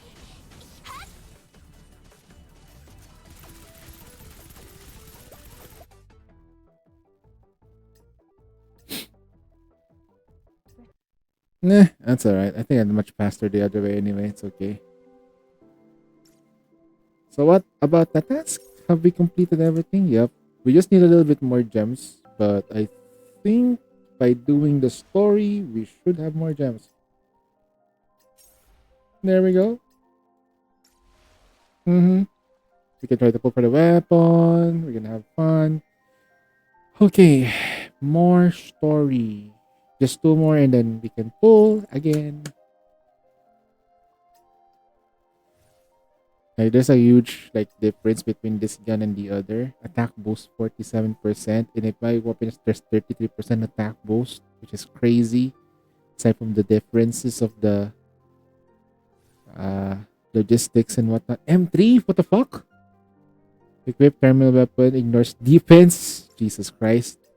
And then Evil Ward Boo Boo, Arcana Shots 12%, Disable Purge State, increases Interruption State. I'm gonna read through her skills though. I think I need to understand how this works. Passive, when Boo Boo's unable to recover SP. When Boo Boo enters the stage, automatically enters Evil Ward state, which consumes 1 S energy to increase thermal energy shots.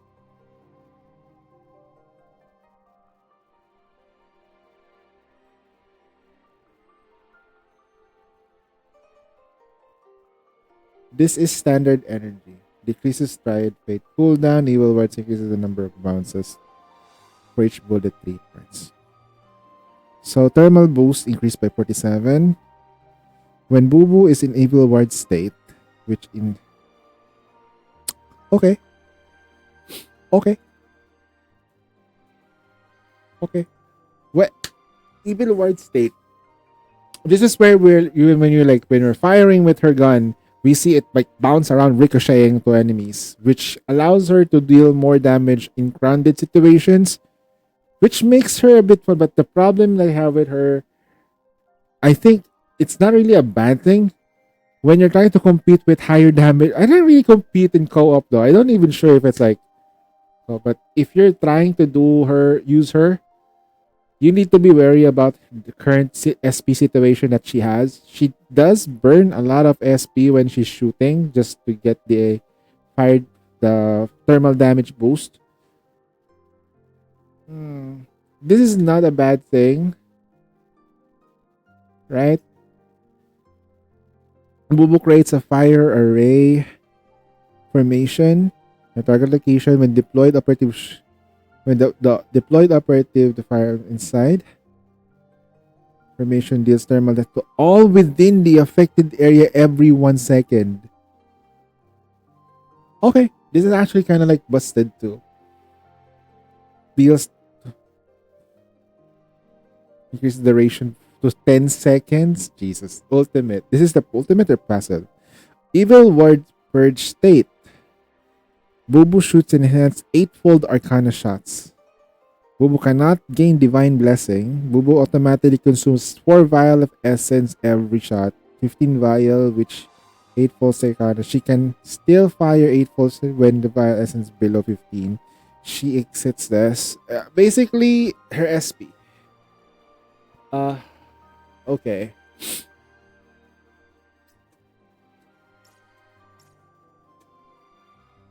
Deploy. Details on her. Switch out. Okay, make sure that she switches out after using the ult. Okay. Deploy, and then I'm gonna need her. She is the unit for her here. I think in Evil Ward state,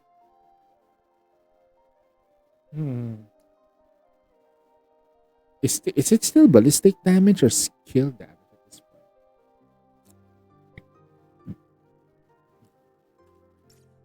I'm kind of curious now.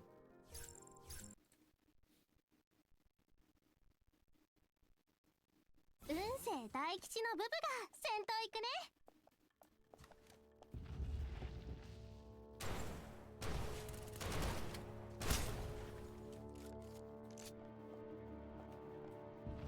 ブブより分析員現場当たるも発見当たらぬも発見。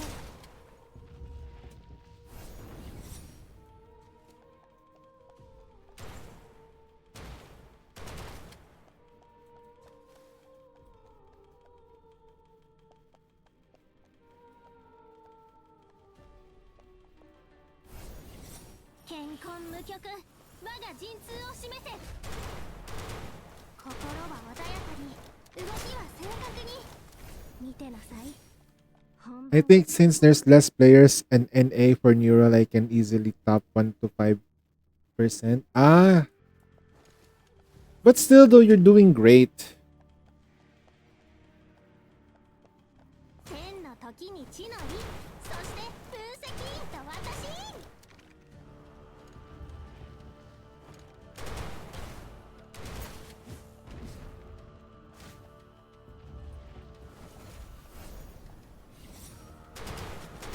道を守ってあげる。 Oh god. 足手まといなんてごめんよ。見てなさい。本番はここからよ。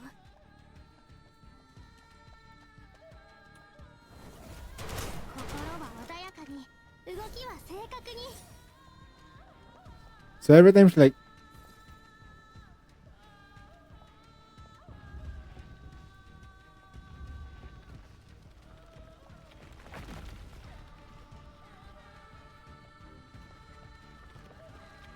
oh, 後でちゃんと返してやるんだから。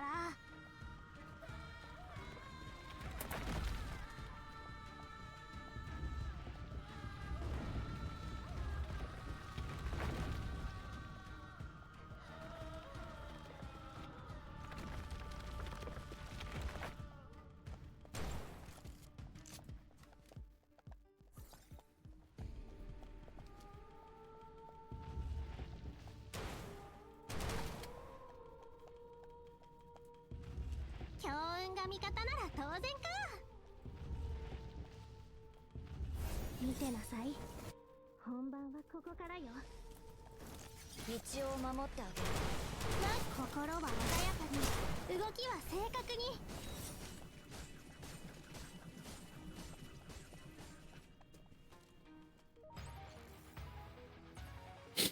that's a bad thing though. We want more NA players to enjoy the game. The game is actually really fun. I think it's like this. The missions are short for a good reason. It's for you to be able to like do other stuff as well. Although the game does need long drawn out missions, especially on story mode when we are ready to actually play the game in story. I wish they would have stages that are longer. And the fights need to be like a bit better, to be fair.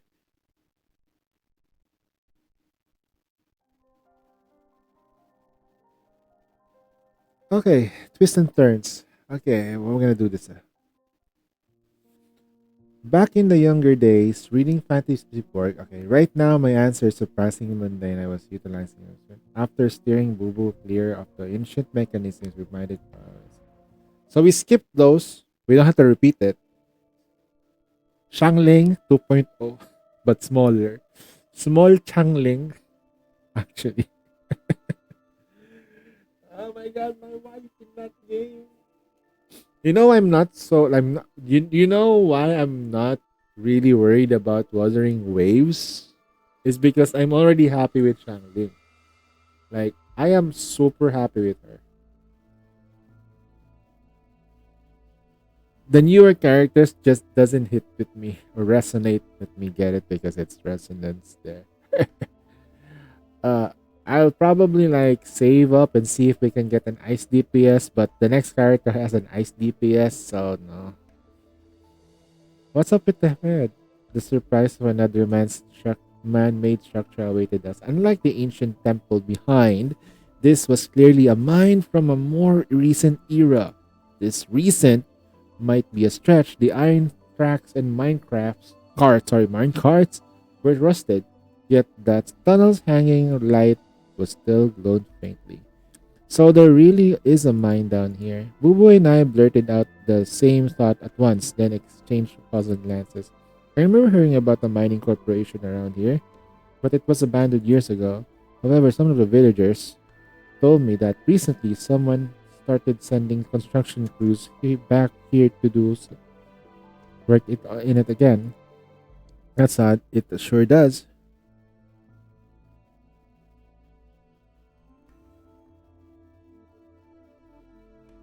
I can't stop staring at that booba though.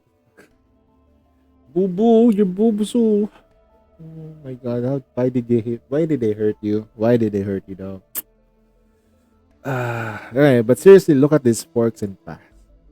She was right. The mine ahead looked far more complex than the natural cavern.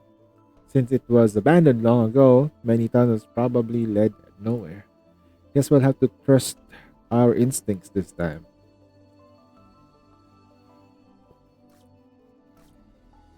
Take the one to the left. The deeper we went, the dimmer the surroundings became. Boo boo. About those mines, did the locals ever mention what kind of ore extracted here? Not exactly, but if I were to guess, Baiting is known for a rare metal called iridescent ore. As she spoke, Bubu ran her fingers along the rugged wall. Instantly, tiny multicolored crystalline particles clung onto her fingertips. This stuff contains rare earth elements, super versatile and industrial use are worth a fortune. I remember reading about it in textbooks. It's strange though, judging by what's left, this vein is barely half mined. Why did the first miners finish the job decades ago? Wait, do you think this mine is sealing away something evil that it scared them off? If that were true, the crews wouldn't have come back. More likely, it wasn't the mine itself but the human factor in play. Huh? What do you mean? Bubu turned her to face me, curious about to raise her hand and stop her. Ahead, a chaotic heap of rubble completely blocked the passage at a dead end. Huh? Skeptical, she stepped forward and hesitantly tapped the debris with her fingertips. The moment she touched the stone, it recoiled as I burned. Yikes. It's alright, let's go back. Huh? But we turn around, we might run towards the Shueisui. Relax, it will be fine, trust me. I flashed her reassuring smile. 5 minutes later, I stumbled out of the treatment pod, rubbing my head. I picked up a marker and added 2 notes on my whiteboard. A large mine beneath the Baiting likely contains iridescent ore. Don't take the left turn in the mine. We died. We died. So if you turn back, okay. She. Oh my god, try to. She will kill us. Okay, the She will kill us. Okay, she turn in the middle.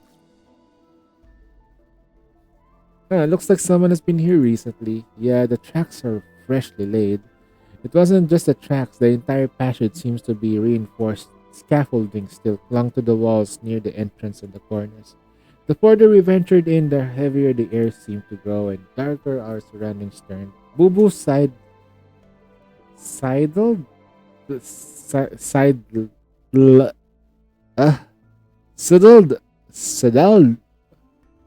Hold on, this is a new word for me. I'm not an English speaker. Pronunciation. How do you pronounce this? Sidled. Okay. I was right on the first one. The further we ventured, the more heavier the... Okay, so Bubu sidled closer and I could feel her trembling. Are you afraid of the dark? Afraid? Me? Don't be. It's ridiculous. As the Regimancer sworn to fight this race, why would I be afraid of? Her voice was trembling just as violently as her hands now. So say, maybe we should light the torch? A torch in a mine. Do you have any idea how dangerous that is? What if there's an explosive gas? I flickered my forehead. I flickered her forehead gently. What do we do then? Shh. Looks like we were nearing the end of the tunnel. We approached us slowly, cautiously, the dim light finally revealing what lay ahead. Stacks of crates, all shapes and sizes, packed tightly into the space which is filled with guns, ammunitions, and explosives. Good thing we didn't go with your torch idea. I bent down and picked up the firearms and gently felt an odd familiar in my hand. Hold on, this is company equipment. I handed the gun over to Booba Cheeks and briefly her nodding. Definitely, this is the same model we trained back in the headquarters. Seemed like the old timers helped themselves with quite a haul when they left the company. Grab a couple of these, Boo Boo. We might need them later. Got it. Oops. With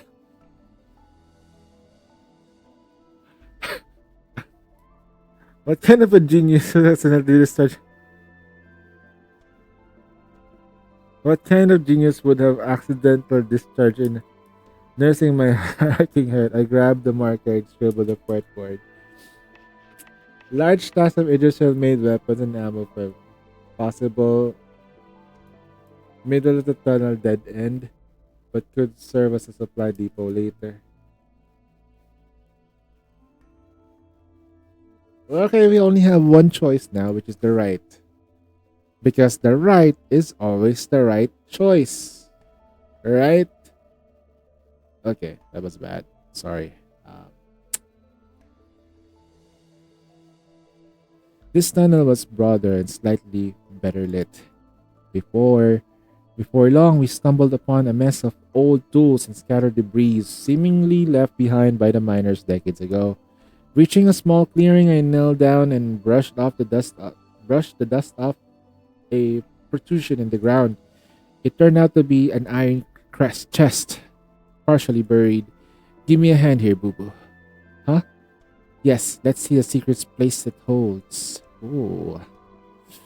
As expected, the carelessness discarded the chest was unlocked, and predictably, it didn't contain any valuable items. Expired canned food, broken pickaxe, a half rag, just useless junk. Not necessarily look inside the chest. Intrigued, Boo Boo leaned over, carefully reading the engraving at the bottom. G Family Mining Estates. The G Family, is that supposed to mean something? I didn't answer immediately. Instead, I bent down and picked up the can she just tossed aside. The label had faded beyond recognition, but I could just make out that it was sometime last century. So the G family really established the first mining operation here in Beiteng. When they left, the mine was abandoned, untouched for decades. No one have any reason to return now, unless they were a G themselves. Okay, do you know if there's a mine with similar operation in Beiteng? I can say for sure, but if I do know that my family once held an ancestral property in Beiteng. It has been abandoned for years though. Why would your family just throw away a property like that?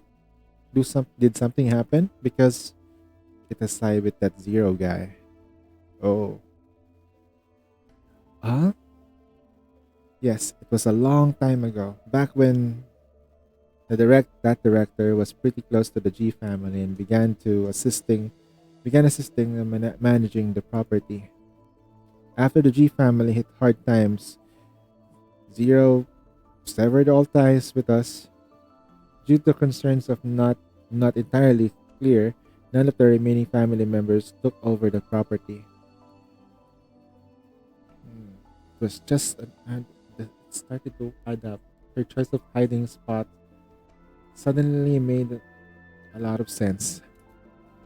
But after all these years, why would Zero suddenly scramble to resume excavation? What was she looking for? Turning the dusty can over in my hands, I inevitably ignored the sound heavy stomping closer. Another game over because I couldn't outrun the monster. When it came to, I reached a marker and jolted into my board. Investigate the Liquibina Zero states. Don't let my. So what are the options though? All of them are bad options. For each fork led more forks, and each wrong turn brought me to Boo. Back to the start. Over 30 painstaking trial and error attempts later, we covered every path. When I woke up from yet another round in the treatment pod, the whiteboard was almost entirely covered in notes. We still hadn't found the way out, but the secrets of the underground labyrinth were coming together. Bit by bit, these fragments of information I scribbled on the whiteboard began to connect a forming web of linked everyone involved, allies and enemies alike. To put it chronologically, it began decades ago when the G family purchased the mine in Baiting to extract iridescent ore. But shortly after the mine's construction, the G family fell into decline. For reasons unknown, the mine was never sold. Instead, was simply abandoned. Fast forward to the few years ago, Roseanne Quanria began producing awakening dust, which required the rare earth elements like those found in the iridescent ore. So Roseanne turned to partners from the former board for help. What That's where Zero came in. Knowing full well that the G family's mine in Baiting was still untapped reserve, she returned and reopened it. By this point, most of the puzzle pieces had clicked into place. Only one question still lingered in my mind: fate. When Baiting's local isolated for ages suddenly adopted a new religion, presence was almost certainly a catalyst. But it was no zealot. She couldn't have suddenly started a preaching around debating without calculated reason. Whatever her motives were, they had to run deep than their distant ore. Standing before the all too familiar fork in the tunnel, I fell silent. I don't know, none of the paths look particularly promising. Huh. So the great adjutant is struck trying this side, huh? Say no more. This is a job for yours truly, the mighty geomancer. With that, the boo finished her old coin in her pocket, presenting them with a flourish. In if this day and age were even paper and seeing something like this was genuinely piqued my curiosity. And what exactly are you planning to do with those? You'll see. Bubu cupped the coins in her hand and shaking them rapidly and began to chant. Heaven's decree above, specters' wisdoms below, for the four winds unveil the shrouded path. As her incantation ended, she flung the coins into the air with a flourish. Unfortunately, she had completely forgotten about the handcuffs connected to us, and the moment she launched and catch the coins, she yanked her arm. And saw the coins clattered noisily to the ground. Oh no, wait! One of the coins wobbled away. Hesitation, Boo chased after her, tugging me along. Her antics left me both bemused and amused. I gave in and letting her pull me along. And just let him let the guard down, something completely unexpected happened. Whoa. When I start with a startled cry, Boo and a sharp pull from my right hand nearly yanked my arm from its pocket. Before I could process what's happening, I was thrown off balance and stumbled forward. Hold on. Why the heck is there a slope here?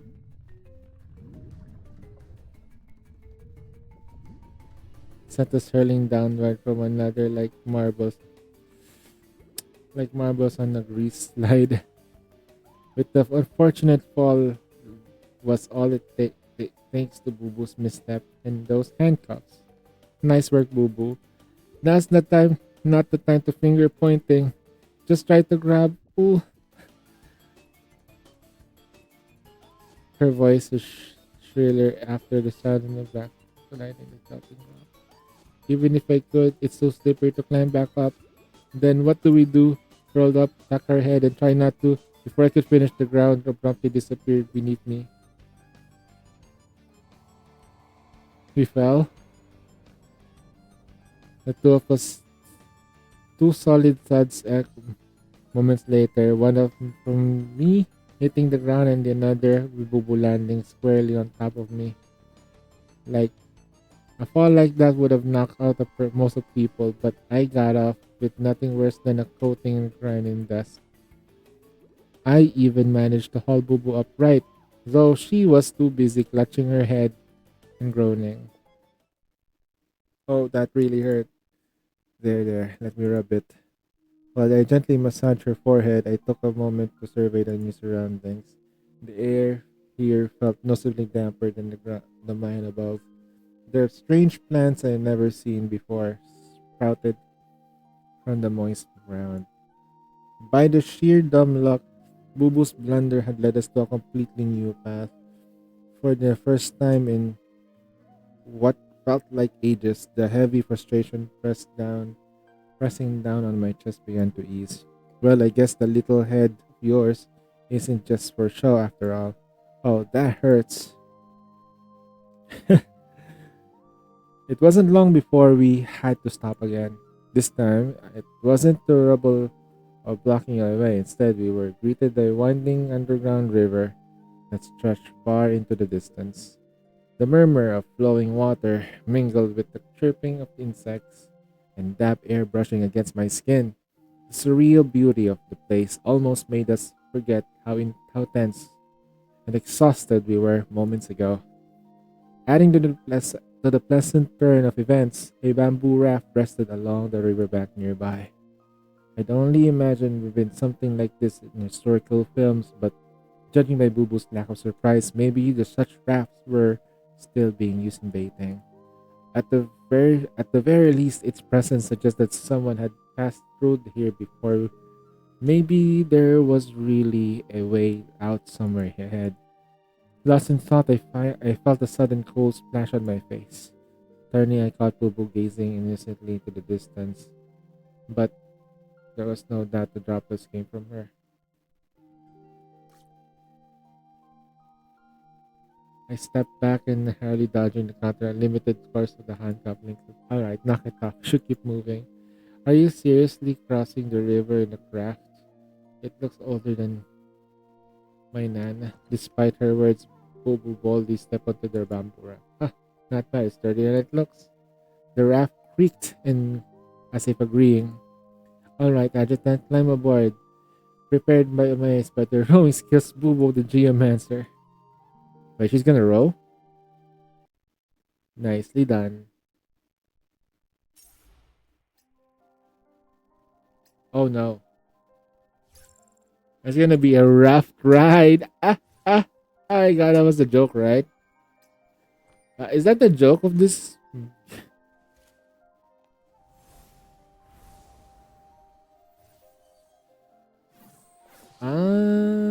Details.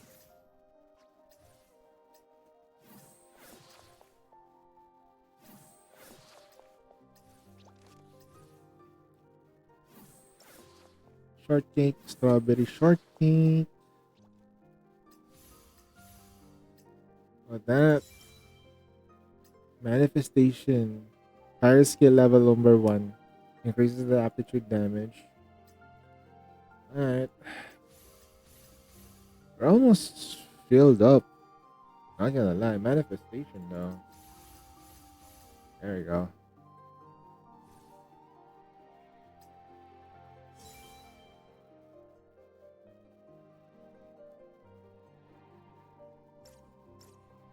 Focus state. Still have a lot of neuron to be activating. Not enough resources to be fair. Like, I need this, but I need more resource.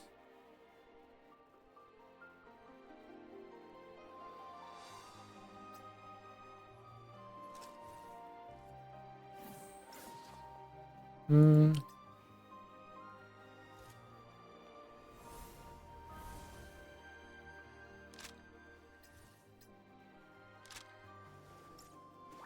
Her 4-star version has a lot more skins than her 5-star version. It's really funny.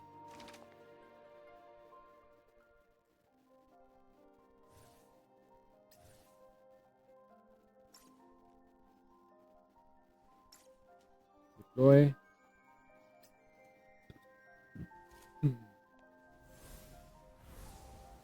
How am I gonna do this? What is the character that makes sense at that time? Okay, I need a heal.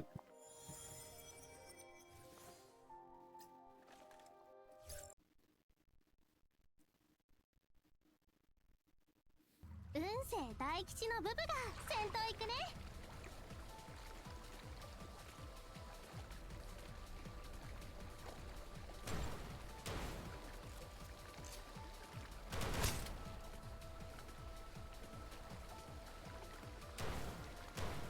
我が霊力の前にひざまずくがよい。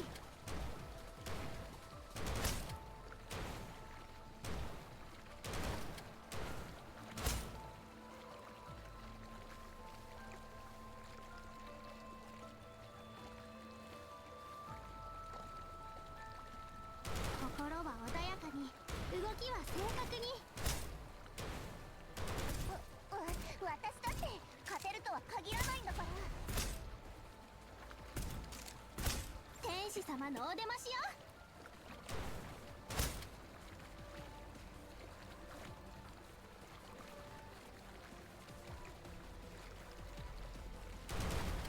あぶく銭めっちゃ身につくよね。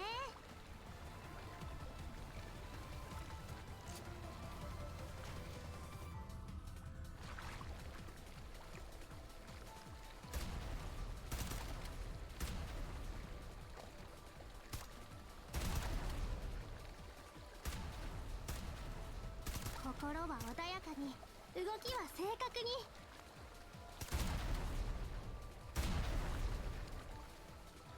ブブより分析員、現場に汚れ確認。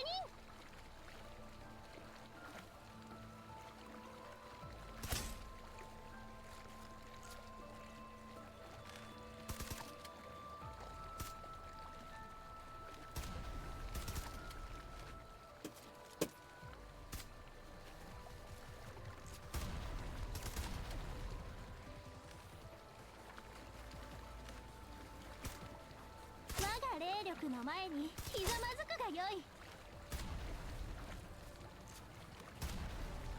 心は穏やかに、動きは正確に。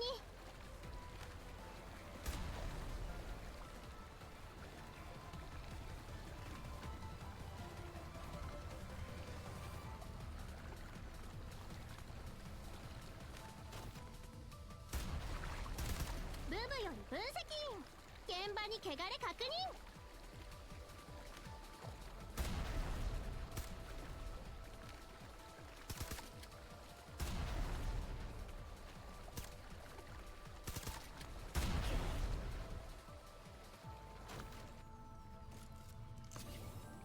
当たるも発見、当たらぬも発見。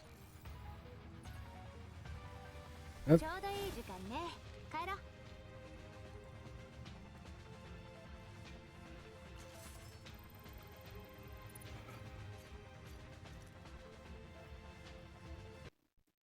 All right.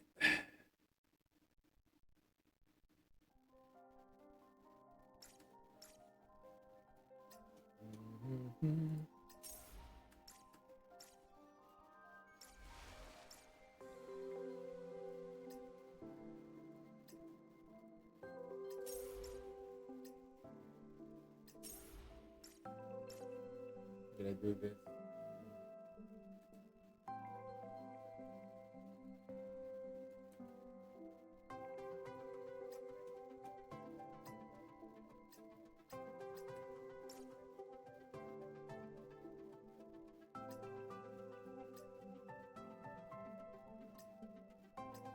気に入ったら買いましょう」。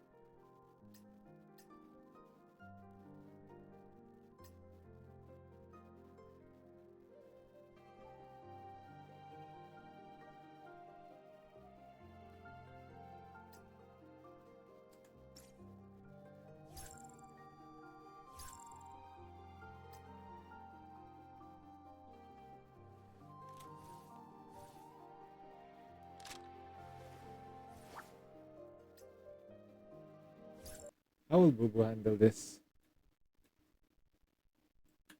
健康無極我が陣痛を示せ。心は穏やかに動きは正確に。当たるも発見当たらぬも発見。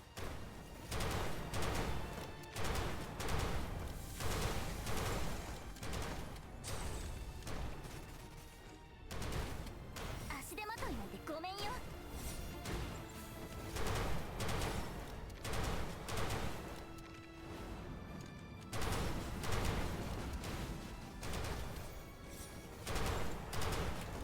目標を掌握したよ。後でちゃんと返してやるんだから。心は穏やかに動きは正確に。見てなさい、本番はここからよ。事実の確認し損ねた。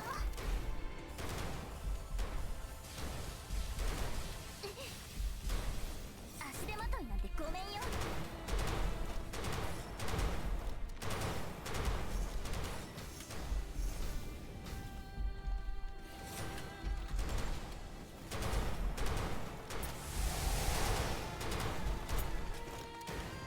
足で目標を掌握したよ。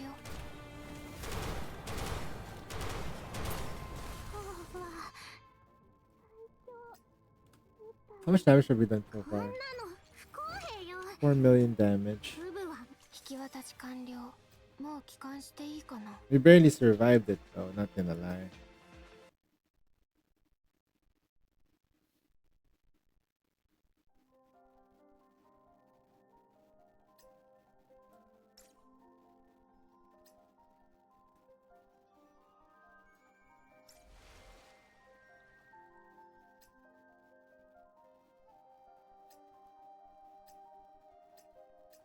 To go to the bathroom. I'll take a quick bio break. Be right back.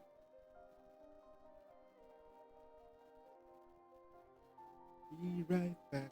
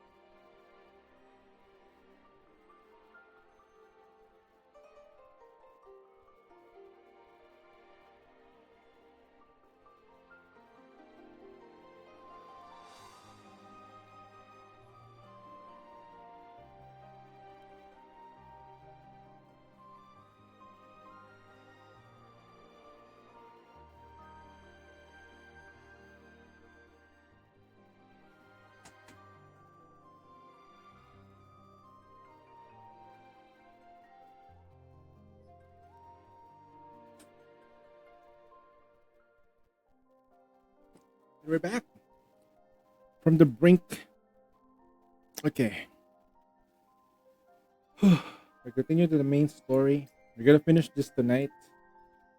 I'm gonna wait. Well, why am I not able to move around? All right, because we're stuck here, huh? Progress 5. I'm a chewing gum right now. After drifting along the underground river for what felt like ages, the water grew shallow, making it impossible to continue. I stepped off the raft and pressed on by foot. The journey became surprisingly peaceful. Perhaps the creature's bulk kept it navigating the steep, narrow passage we stumbled through earlier. For the time being, we seemed to have shaken it off. Buoyed by that thought, we stopped at the entrance of another cavern.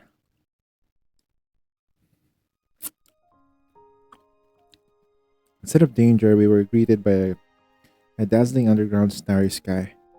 The starry sky formed by the glittering veins of iridescent ore in the cave ceiling. Lucky for us, they didn't mind all the iridescent ore, otherwise we'd never get to see a view like this. This reminds me of a story. When I was little, my nana used to say that when people pass away, they became stars in the sky, always watching over their loved ones. Beneath their crystalline starlight, Bobo suddenly turned and smiled at me. That's a comforting thought. It was until the meteor shower came through. All of the other kids were cheering, but I was the only one bawling my eyes out. Eh? If only all the stars would endure, uh, could be as enduring as these crystals. Anyway, that night taught me that about loss early on. It hurt so much, but back then I didn't know how to cope. Then I read an amazing novel about a group of geomancers. They were awesome heroes who made use of cosmic principles to practice charms, fighting for justice, and helping others. A novel inspired you. Yep, that's when I decided that I wanted to be a geomancer too. Though I couldn't pull it off the real charms or powers, I figured modern science could replicate most of them, so I gave it a shot and it worked. No one could tell the difference.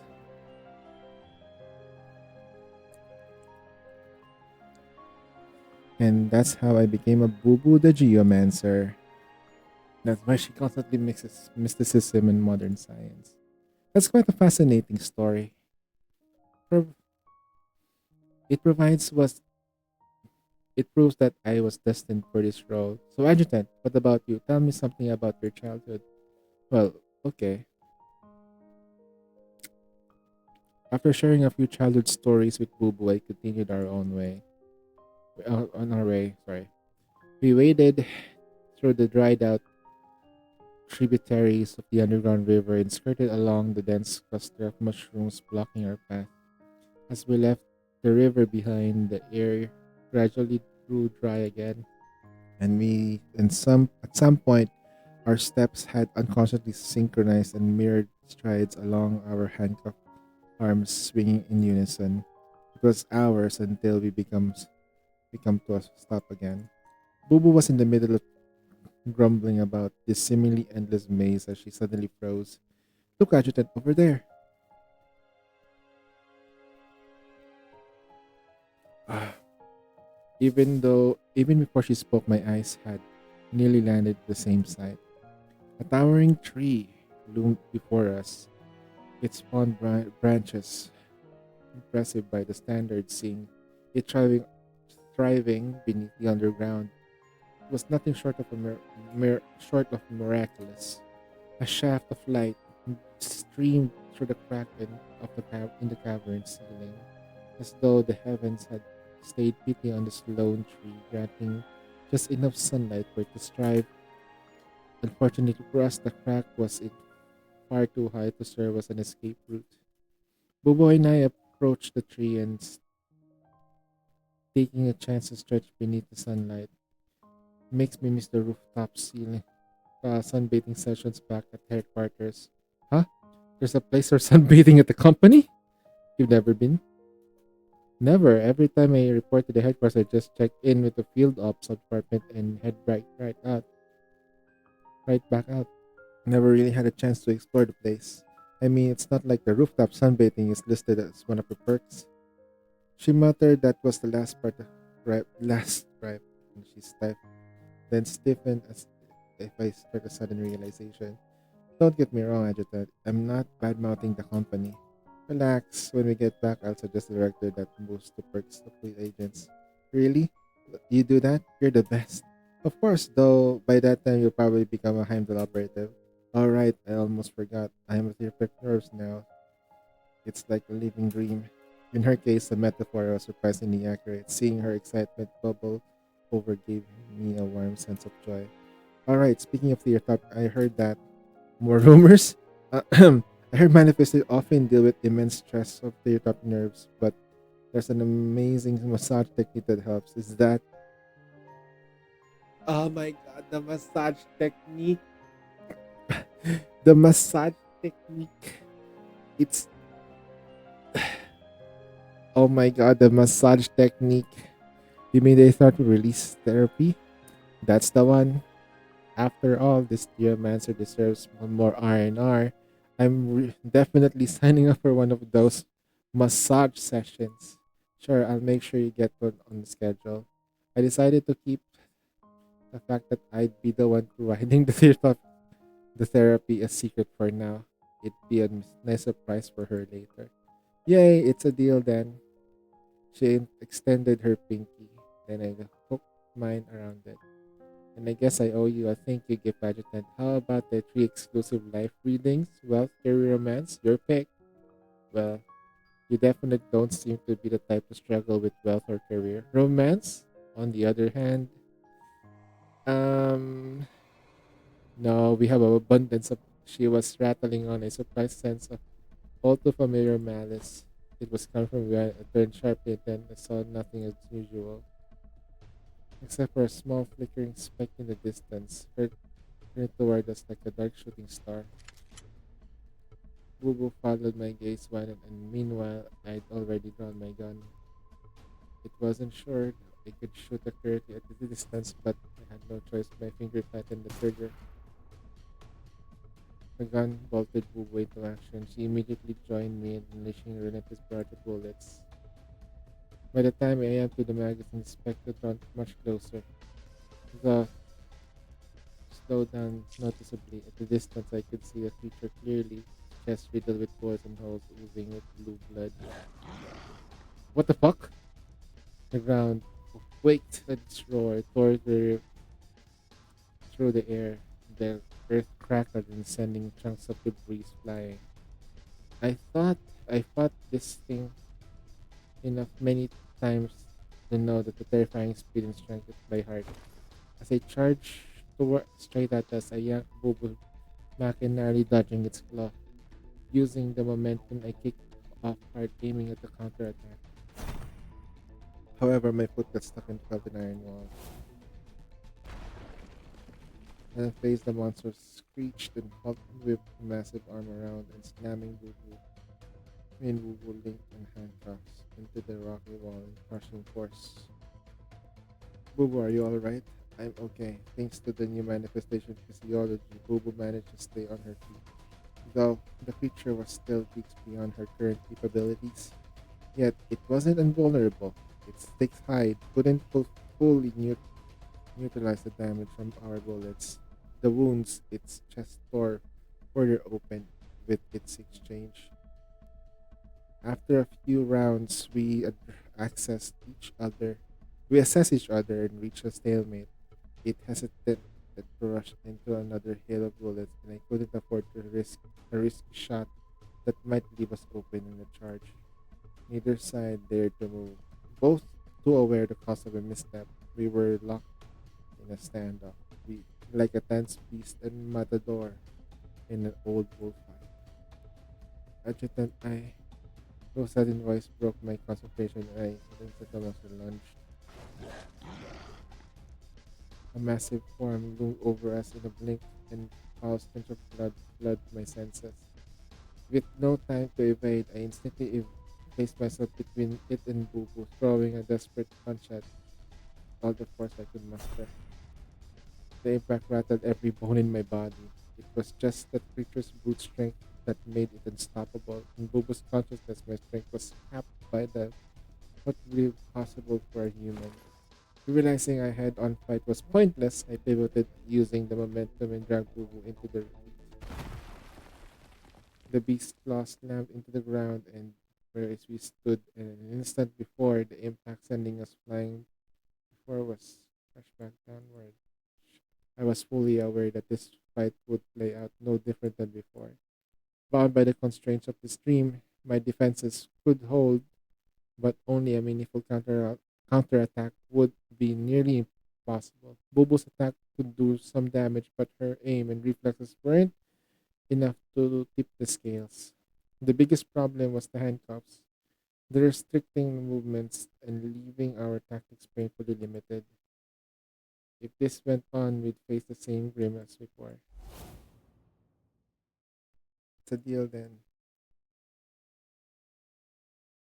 But this time, I gritted my teeth and forcing myself to stay calm. There was only one strategy that might work, and in fact, I'd asked a bait instruct the creature giving Booba the opportunity to strike. There was no time to surrender. The beast was already charging toward us. A manifestation? And the adrenaline flooding in my veins, I barely registered her voice behind me. Focused entirely on the incoming charge. I am a manifestation. Summoning every ounce of strength, I prepared to meet the creature's assault, aware I couldn't let its next one instruct. Only realized something had changed. The handcuffs were broken in two.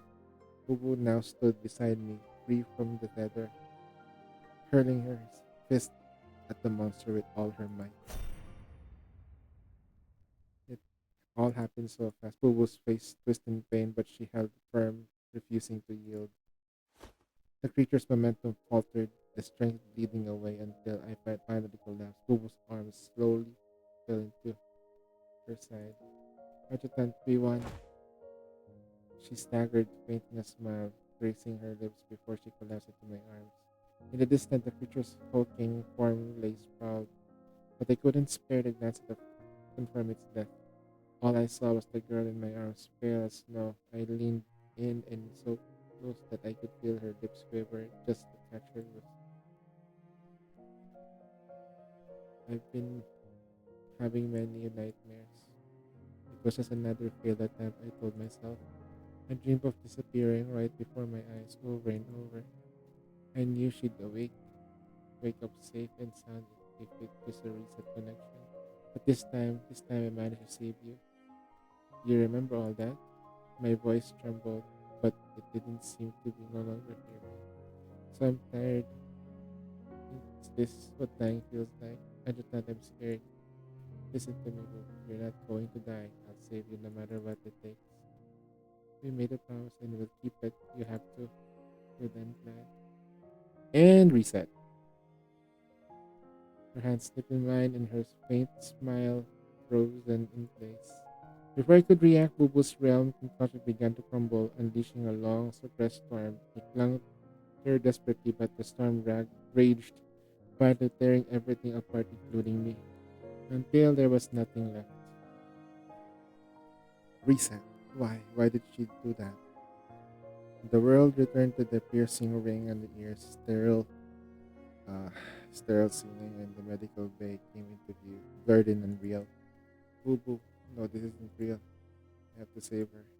I fumbled frantically, flexing the extra desperate to enter the realm, but my limbs felt impossibly heavy as though shackled by invisible chains.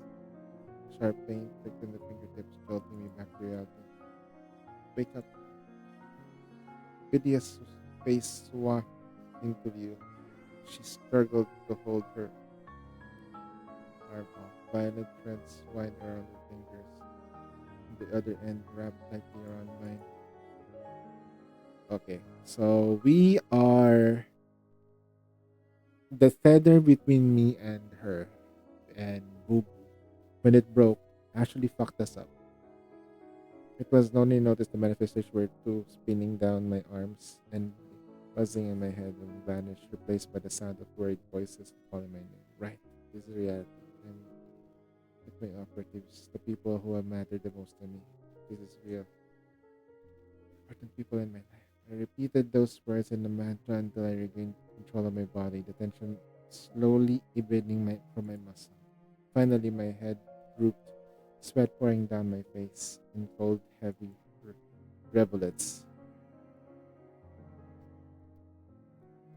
Adjutant, you need to rest. From my angle, it's only logical choice. The manifestation had gathered around my treatment pod. I understand, I know, but I need to trust me, please. I had no real confidence in my words, but I knew that they'd be enough to sway them.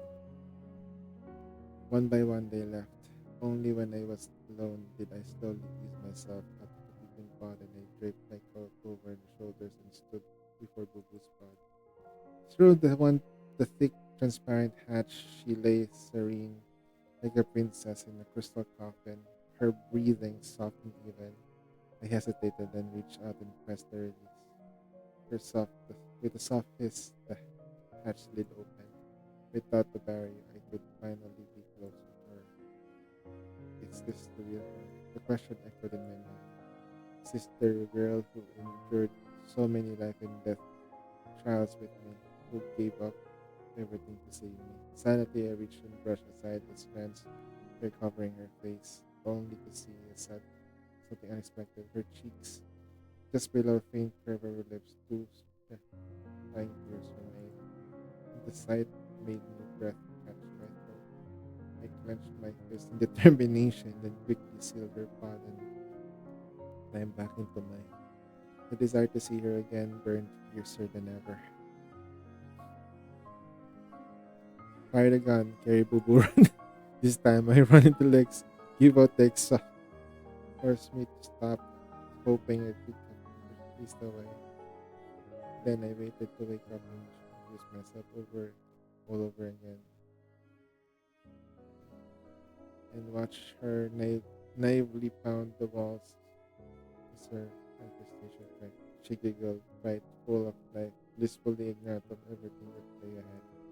When she finally trusted me again, I asked the question I've been holding back for so long. If you had to choose whatever limited life where you might find yourself less searching for a way to survive, knowing the last one might be the permanent, or eternity stuck in limbo, neither life or death, no way out. Huh? What kind of question is that? How should I know that? Neither alive or dead even feels like. She eyed me suspiciously, then her expression softened, as if sensing a sorrow in my eyes. But if you had to choose, I'd go for the first one absolutely. Being stuck in limbo sounds the worst than dying. Totally unable to decide my own fate, unable to help anyone else. Just being a burden to everyone around me. No way, I'd never do that. And what if someone's knew your situation but still choose to go through the deaths with you, repeating that ordeal again and again just to help you find the way out? Huh? Would anyone actually do something like that? It's not easy, which is why the person is the only one who could do it. That's even the reason for me to keep going. She anticipated my question, her eyes shining with determination. I can't even imagine how much effort it must take for the person to break through the boundaries of life and death, just to be here for me. The thought alone feels overwhelmingly possible. Compared to everything they do, all I have to do is keep going. That's already so much easier. So here's my answer. Until true end comes, I'll keep fighting by the other side no matter what. She kept rattling on honestly, but my vision started to blur for some reason. I just thought, you still with me? Come on. Oh my god, he's crying right now. Oh my god, he's crying, bro. Dude, how could it just one? This is how you build a bond between two characters, though. Her fingertip poked my cheek, snapped me out of my thoughts. I was listening. Hey, give me your hand. I need to take this off. Amplifier. amplify for a second. Why? The pause. She held out her hand without a second thought and gently unlocked the handcuffs altogether. She had no idea that removing the handcuffs meant it soon return to the real world. I need to take my shirt off and check an injury. Go ahead, I'll catch up in a moment. Okay. Didn't know you were shy about this kind of thing. She shot me a teasing grin. With a small wave, I motioned her forward.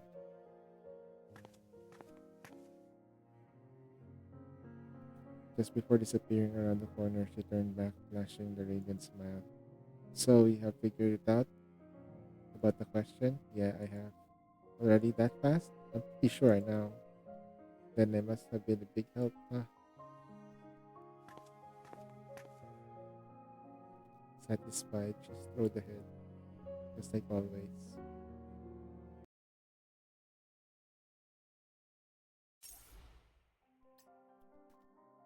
Okay, hold on.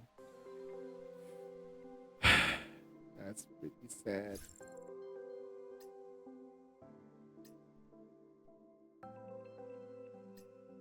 We're gonna fight. We're gonna fight team.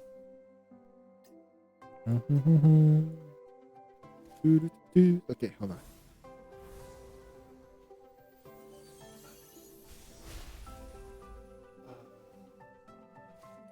I really need a better chair than this.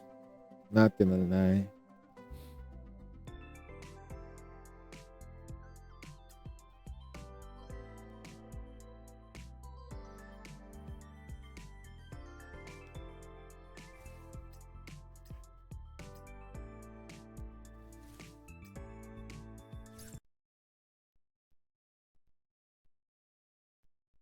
Unsei Daikichi no Bubuが先頭行くね。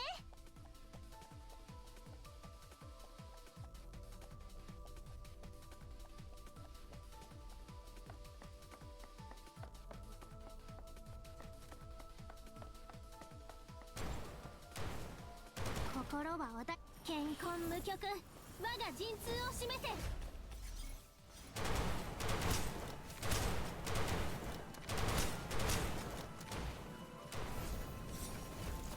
あぶくぜにめっちゃ身につくよね。天の時に地の利、そして分析員と私。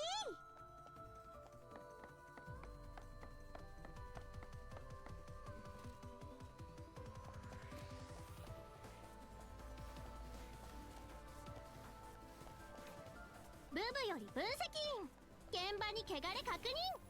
足手まといな道を守ってあげる。我が霊力の前にひざまずくがよい。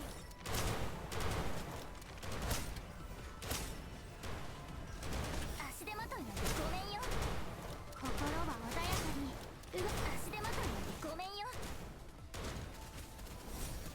急いでるようだったし仕方ないか。あぶくぜにめっちゃ身につくよね。道を守って足手まといなんてごめんよ。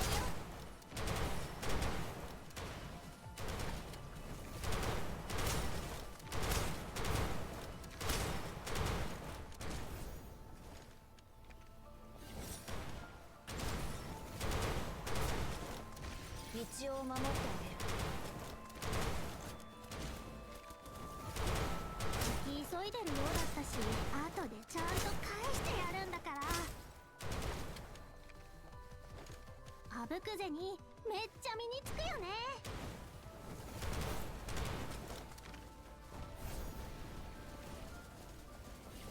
心は穏やかに動きは正確に道を守ってあげる。急いでるようだったし仕方ないか。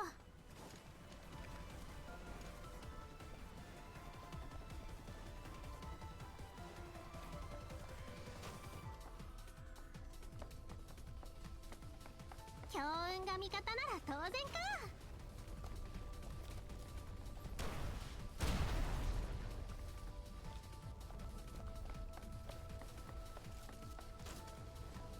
見てなさい、本番はここからよ。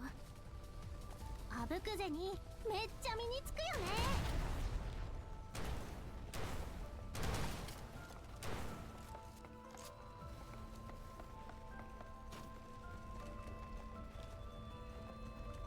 ブブより分析員。現場に汚れ確認。心は穏やかに、動きは正確に。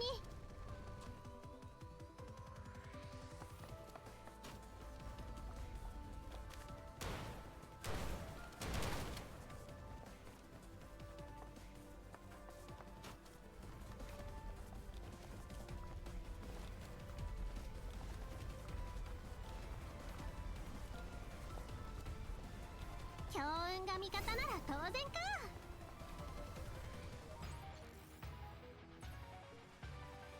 はあ、早めに済ませた。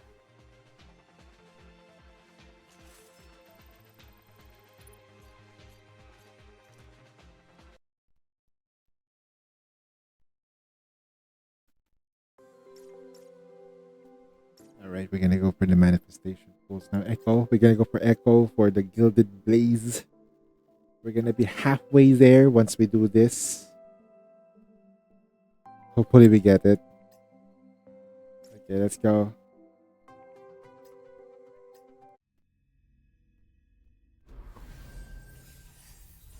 Not yet. It's not yet our destiny. This is Duckling? Okay. That's Duckling. Confirm. So we're now at 41? どれにしようかな。 Okay. Please let me have it. Okay, just blue. We're gonna go to 60, aren't we? Okay, that's alright.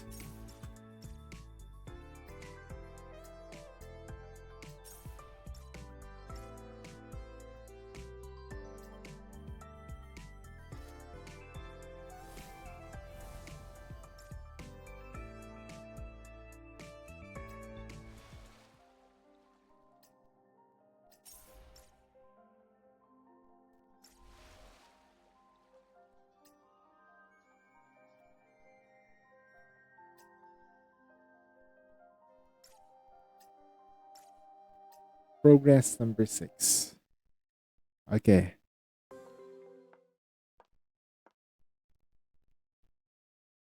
Late night, Danger Crusade Archives office. Rows of massive terminals stood in the sentinels, their glowing interfaces, slightly guarding the trove of knowledge and secrets, not just Yggdrasil, but to the entire world. Every byte of data lay hidden behind the strict access protocols, meticulously tailored for each user's clearance level. Since at dusk, the innermost room of the archives had remained illuminated. Vidya hovered outside the door, debating whether to knock before she could decide the door was open. The door was open from the other side. Vidya? Adjutant. We spoke at the same time and fell into an awkward silence. Do you want to come in? I stepped aside to make way for her. She nodded quickly and slipped into the room quickly. Light steps. The terminal I've been working on remained active, its screen casting a faint glow as Vidya entered, her attention immediately drawn to the files displayed here. Are these Bubu's files? Yeah, everything I could find about her, from birth to now. The AI helped compile it. Didn't take as long as you'd think. I start to at countless files on the screen. Together, they seem to slowly shape the faint outline of a familiar face. Claims that she's some sort of a geomancer, but never actually got any formal training. Even the coins she used are with the nature of cheap replicas. Average grade, poor physical fitness, yet every teacher evaluation card described her as cheerful and obliging. As a wide-eyed kid playing hero. And her recruitment, volunteered during the descent and stumbled her way to the field ops department. A complete accident. Why are you gathering all this information? Honestly, the real question is why it took me so long to do this. She showed up out of nowhere and threw all my plans into chaos. I decided to save her on a whim because, well, it just felt right. But after all these days and scrambling around, I realized I didn't know her. Outside her name, the job title, she was a stranger. Yet, I've already promised her a neuronics therapy session. Kind of ridiculous, isn't it? I took a deep breath and exhaled slowly, letting a bit of a weight off my chest. But now, all this info and everything we've been through, I finally feel like I can bring her back. I'm finally ready to really save her. So don't worry about me, Vidya. When the time comes, I'll hold on to the thread you gave me. I open my hand and let my eyes fall into the violet thread wrapped around my ring finger. This time, I'm ready to give it my all.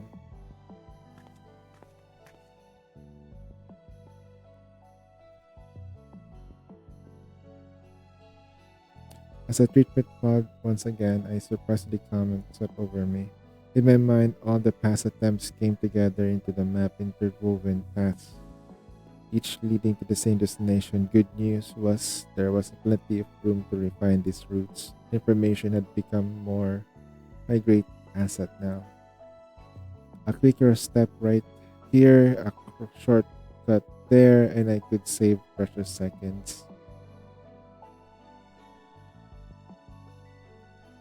Those seconds make the seconds make all the difference.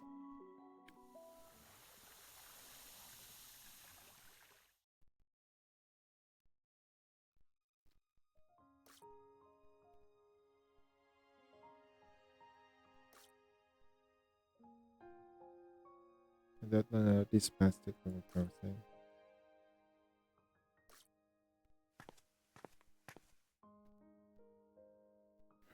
Following the path I had meticulously paved, I finally made it to the massive tree once again. But this wasn't the place to linger. This space was too wide, too exposed.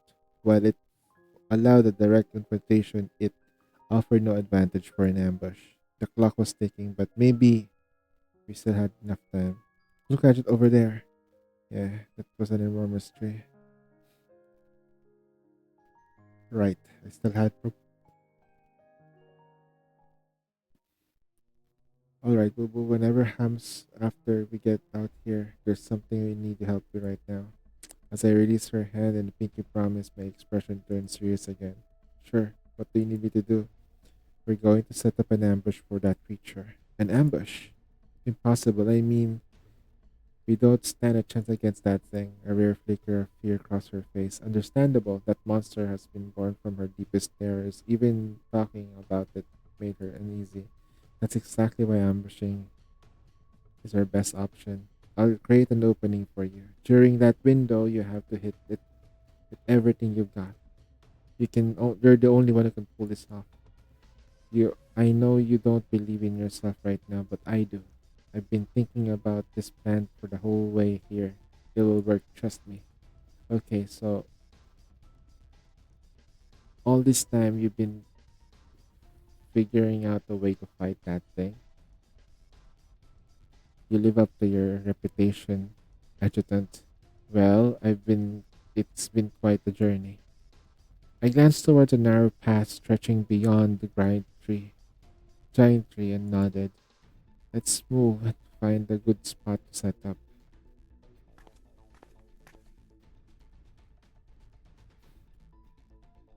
Where was the prey? The fire, the beast's chest roared hotter and wilder, threatening to consume it whole. The small creatures it caught along the way were too weak, crumbling under its claws before they could even think of striking back. It wasn't enough. The fire inside only raged higher. Where is the prey hiding? The scent was there, but the maddening labyrinth of tunnels, twisted and turning, kept the prize just out of reach. Several times the beast's head felt tantalizingly close, yet before it could strike, the prey would slip away, vanishing like smoke. It was patient. Its patience has run dry. This time, when the scent hits its senses again, it didn't hesitate, raising its claws and slashed deep into its own arm. Pain seared through its body, igniting a burst of unnatural speed. One turn, two turns, its massive form tore through the labyrinth, eerily silent despite its size. Finally, the descent of thickened. The prey was near, just behind that rock. As it pounced across, tearing through the air, clothes it with spray. But nothing more. Behind the rock lay a discarded Yggdrasil uniform, one that belonged to the adjutant. Danger surged through its senses. In next instant, a single shot cracked through the air, not aimed to its head, but right beneath its feet. Before it would even savor its luck, waves of explosion erupted, hurling the massive body into the air. Had it possessed human mind, it might have realized it was a trap.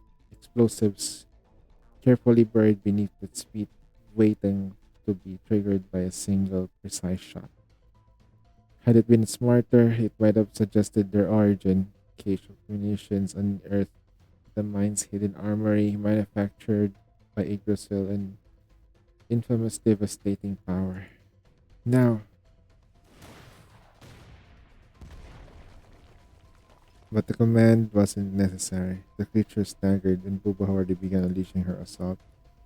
Bullets tore through the smoke and explosions, the impact impossible to confirm, but neither of us had paused to verify. We just kept firing and reloading and firing again until the blast subsided, leaving an eerie silence. Is it dead? No, the oppressive weight on my chest hasn't lifted.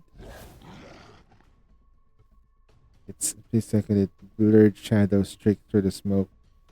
Before I could react, the battered monster had already closed its distance between us. There was no time to think. Acting purely on instinct, I shoved Bubu aside. A glint of sharp claws flashed like a dim light, and fleeting moment, a phantom pain shot through my arm. But that beast's red sharp claws struck exactly where I intended, right between Bubu and me.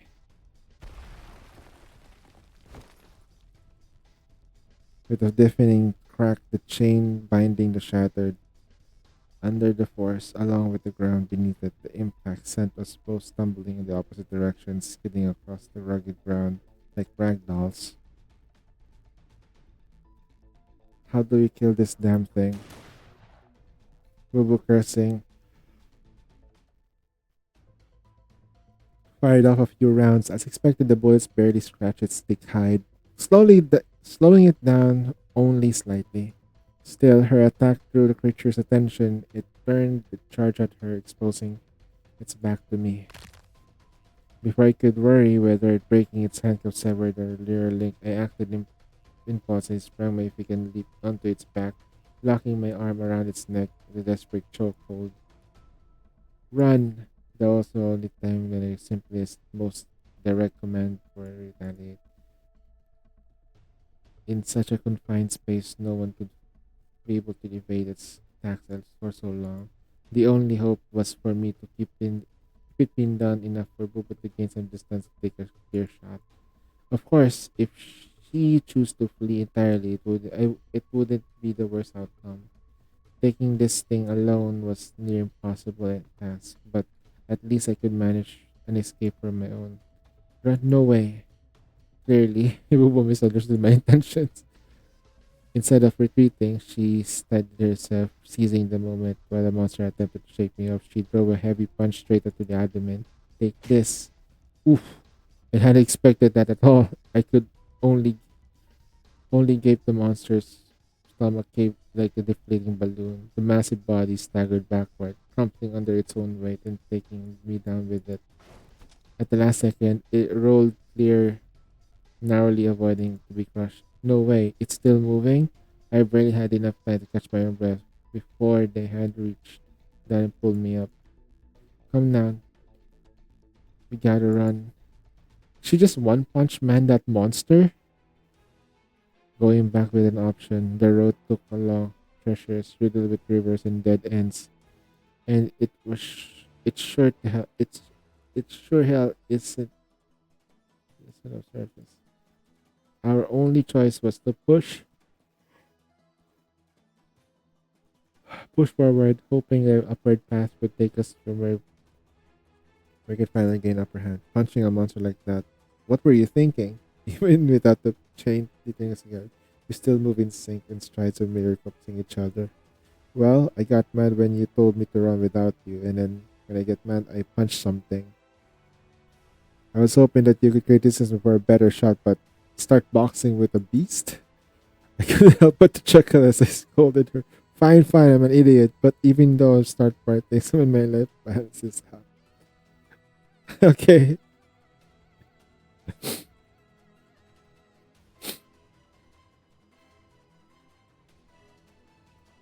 As we ran, the dim tunnel ahead brightened.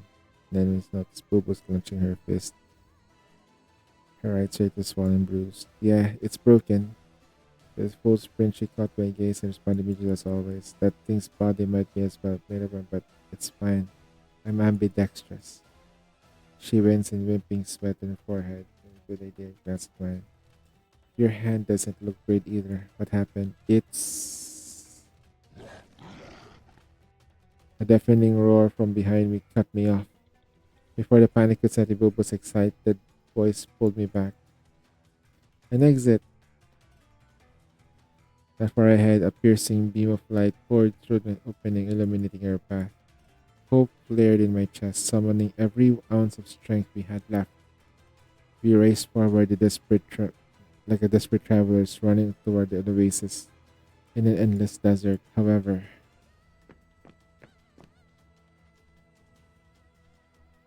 what lay beyond us merely another cavern, little larger than the last.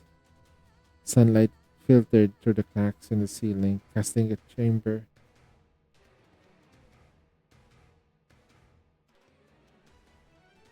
Goddamn, Vegeta. I'm narrating here. Look at this. How are you doing, bro? The illusion of salvation crumbled, leaving the only cold reality in rocky walls. There was nowhere left to run, but there was still something I need to do before the monster caught up. Let me see your broken hand. Huh? Confused but compliant, Bubu offered her injured right hand. When it comes to attacks again, don't go head to head. Focus on staying safe.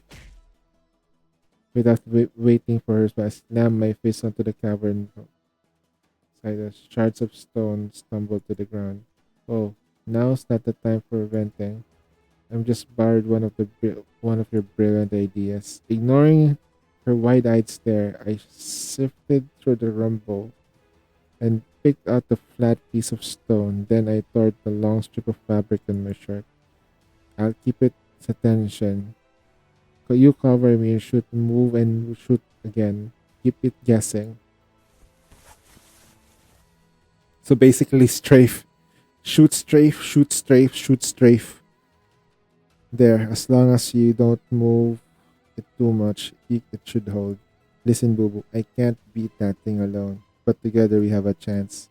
So this time, it's not about me protecting you, or you protect me. We're doing this as a team.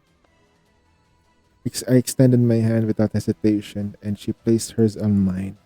Alright, let's do this, Adjutant. Is it gonna be a boss battle? Are we gonna have a boss battle early? Early boss battle time?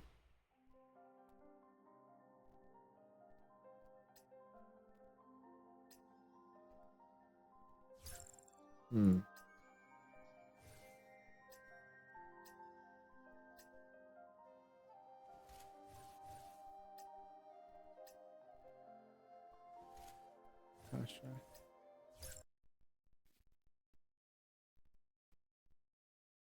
運勢大吉のブブが先頭行くね。天の時に地の利。 What the fuck? Who found that one? 足手まといなんてごめん。健康無極。我が陣痛を示せ。我が霊力の心は穏やかに。動きは正確に。足手まといなんてごめんよ。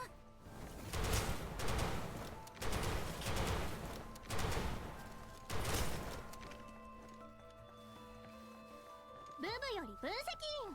現場に汚れ確認。我が霊力の前にひざまずくがよい。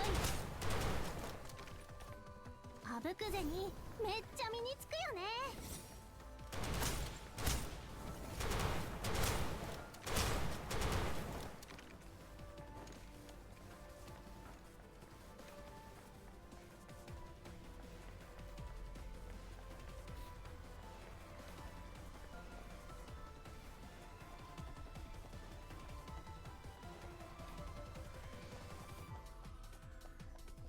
強運が味方なら当然か。心は穏やかに、動きは正確に。当たるも発見、当たらぬも発見。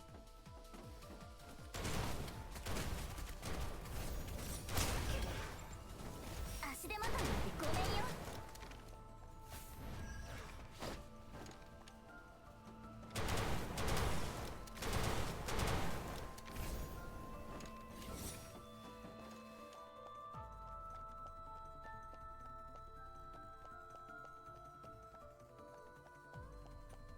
足手まといなんて一応守ってあげる。急いでるようだったし仕方ないか。心は穏やかに、動きは正確に。 Yeah, her playstyle is amazing though, not gonna lie.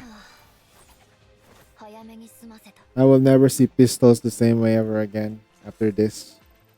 A triple shot pistol? Really?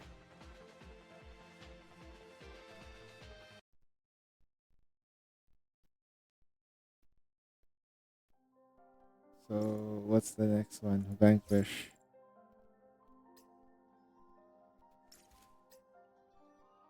God damn, Vegeta. Holy shit.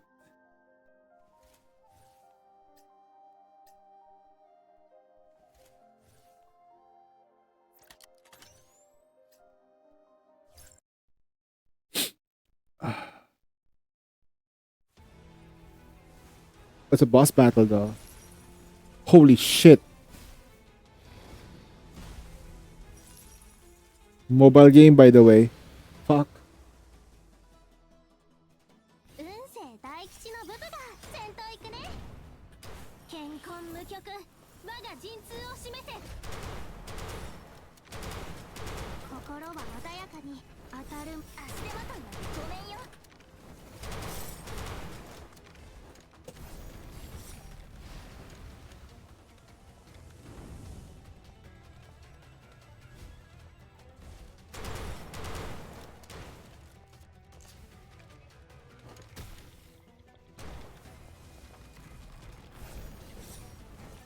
足手まといなんてごめんよ。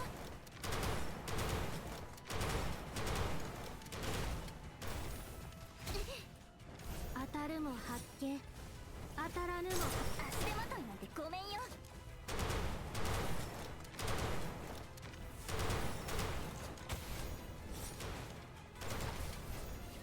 心は穏やか。一応小尺な真似を。これで懲りた。 How's it going? We're doing great. Actually, I'm tired. 私はね、あんたの賞賛だけで十分なのよ。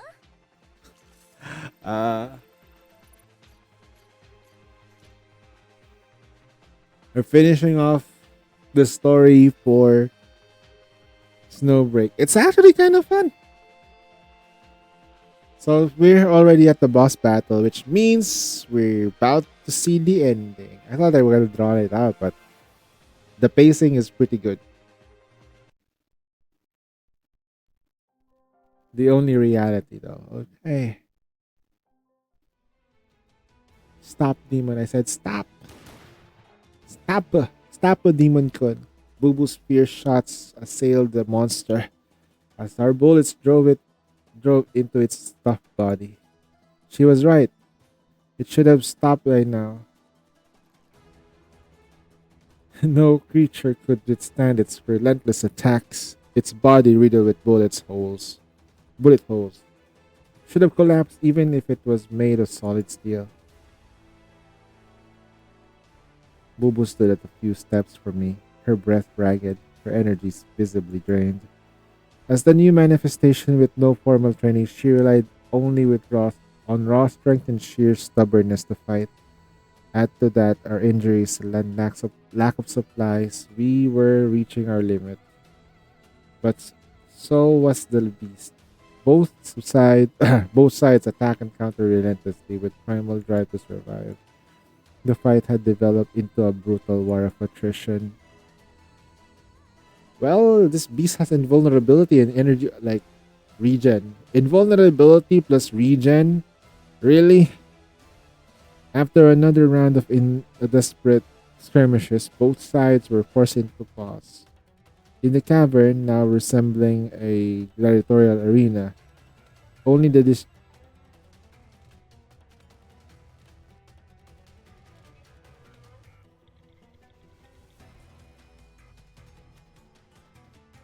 what the fuck? Is that the Bastion voice actor? Anyway, only the distorted rhythm when it landed, labored breathing, and the beast remained. But the battle wasn't over. Not yet. Bubu and I could both feel our air throb to the suffocating intent to kill. The beast was gearing up for one final attack, and it would have chose to have to choose a target. Ah, I see. I thought it was one of those like the from the Bastion game. I think it's also the same thing with I think it's the same narrator for Reverse 1999.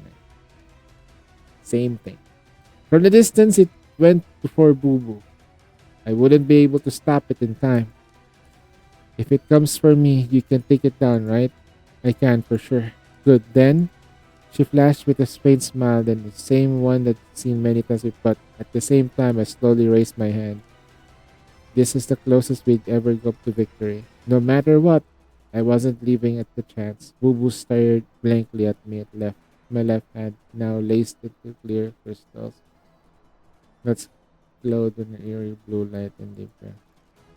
It was Titagen, something that would have no place in this realm of consciousness.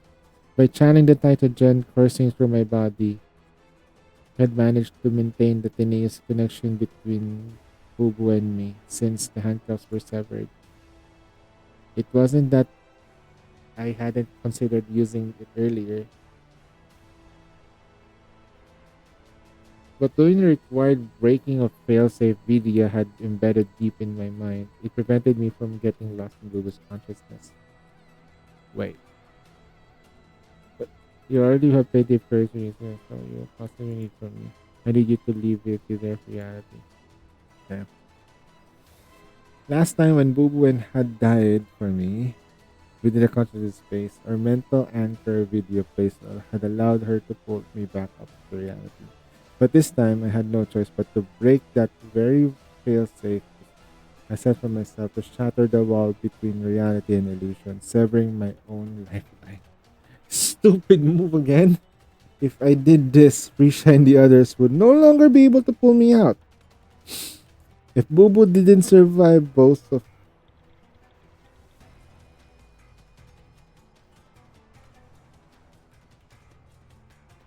Okay. If Bubu didn't survive, both of us would have stopped here forever. Okay. Yet I have faith on the other version. This is simply a clash of willpower. Business. Okay. Adjutant. I could hear them. They were out there doing everything they could to keep our consciousness stable. They were waiting for me to return. Now was not the time for hesitation. It was the time to trust them completely and reciprocate their efforts with everything I had. So they're trying to keep they're trying to keep the main character alive. We're literally dying now. Okay. After what felt like an eternity of deliberation, though only with a split second of passed in reality. How am I gonna do this? I tightened my grip and the hydrogen crystal embedded in my arm left was shattered instantly. A surge of power exploded from me and like a storm far from the monster let out a piercing shriek.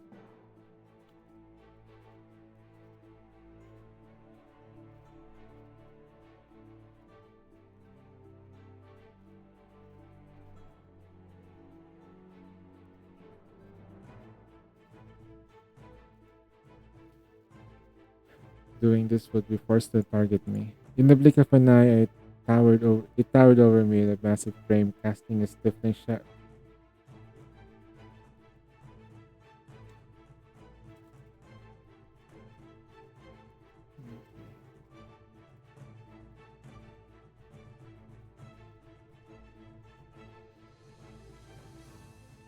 There it was, a weak spot and painstakingly carved out together, bullet by bullet, a deep, ragged wound in its chest. This was the best shot. One opening, one chance. No time to hesitate or worry about the counterattacks.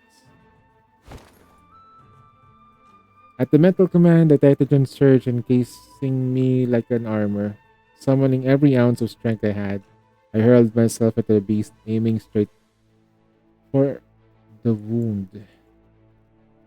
Just as I crashed into his chest, the beast's massive claws swung down. The outer layer of my Titagen armor shattered under its blow. The blast tearing the creature's gaping wound in wider. This is reactive armor, you dumb beast. Reactive armor. The colossal impact sent me hurling it through the air. Through the haze of pain, I heard Bubu's shouts and cracks and gunfire. Everything happened so fast. In the blink of an eye, silence descended, and I was nothing but darkness. The impact left me utterly drained. I couldn't even summon the strength to open my eyes. All that kept me tethered to the consciousness was the searing pain coursing through my body and a metallic tang of blood in my throat. But I knew this wasn't from the physical injuries. It was a connection between Bubu and me, praying, glowing perilously thin. A faint sound like a fabric scraping against stone reaching my ears. I drew closer and closer until it finally stopped right beside me. I felt like a gentle hand lifted my head and settled it on her lap. A familiar voice reached out and it choked and hoarse. Why would you go this far for me? Soft fingers brushed against my face, tenderly wiping away the blood from blurred my vision. It should have been me. I should have been the one risking everything for you. Warm tears splashed onto my skin. Because you're worth it.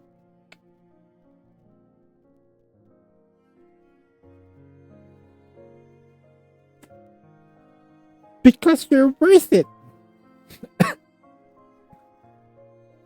Bubu, you're worth every bit of effort to save. I forced a deep breath into my lungs and finished what I needed to say. After all, for this victory, you and I was faced death 42 times together. We pulled this off with miracle. 42 what? It's okay. You'll remember once you get out of here. Last time you cried your eyes out. For now, just think of me as the one of those storybook heroes you've always admired. A long silence followed, then, like a dam breaking, Bubu's words erupted like a storm of alternating emotion. I knew it was from the start. You weren't supposed to be here. You couldn't possibly be here. You predicted everything, made all the right moves. How could anyone do that? Alright, if you knew all along, then what with all the tears? Because I don't want you to disappear. I want to figure out all those things you said to me, all those things you did. What was it all for? For us. I felt my consciousness and memories unraveling like snowflakes melting to the sun. Only instinct pushed me to finish what I had to say. For us to meet again. You have to live. Because as long as you exist, I exist. Shit! This guy's the Riz talk. As long as you exist, I exist. Damn. Fuck me, bro. Who has the gall to say those words to a girl who's vulnerable? Jesus Christ. Huh. Dude is like raising this. Huh. Okay. I live for us. I live for us. I promise. Good. That's great. Because if we really die, though, we literally die. That's not a joke. We are going to die if we do die. Like, um, high possibility of us dying. Very, very high. Okay. Boo boo. See you in the real world.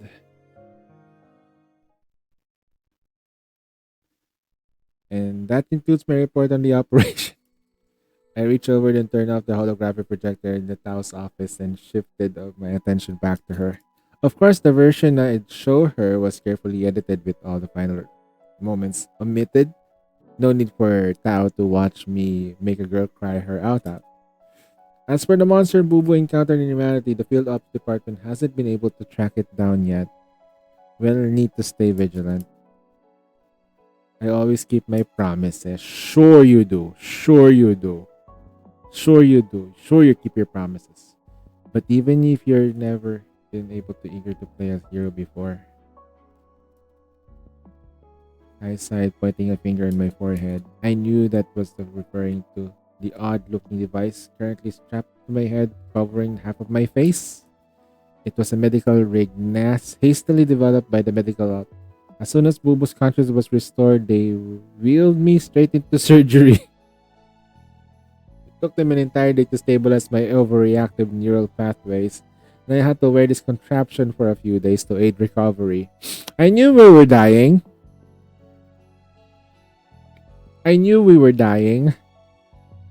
This was the price to pay. I pay for. You know, if your brain is like literally dying like that, like probably a little bit of brain damage talk would help. Honestly, it's a lot less than I expected. Nothing ventured, nothing gained. And hey, I'm doing just fine, aren't I? So, even when you keep your physical body safe, you can't really stop you from throwing yourself into danger. I may need to reevaluate the necessity of the spindle system. Once all the I personally handled its evaluation, including its adjustments to the field of department's perks and workload. Before he could respond, I reached across their desk and picked up a silver white metallic strip. It was a spindle system's data logs disk. There's been an unexpected development with Boo Boo's data file since she woke up. In short, the contents are expanding uncontrollably. To prevent corruption of the existing data, I had the R&D to isolate it into separate partition. Seems like they added the contents might hold truth behind what Boo Boo unearthed in the depths. Only you and I had the file exist. This file exists. And as for the contents, I haven't even look at it myself. Whether to use it and when, that's entirely up to you. Of course, because we have to go to the next story. We haven't been to the actual location, just so we clear. So if we did go to that location for the very beginning, we might actually collapse unless we have freaking life. Life is the only one who can probably fight without worry. And probably Haru though. They're strong. Nita as well. If were it solely up to me, I'd used it right away. But knowing them, I doubt they'd let me.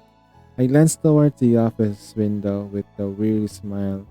Sure enough, at least 2 manifestations were waiting outside, ready to whisk me away the moment this meeting ended.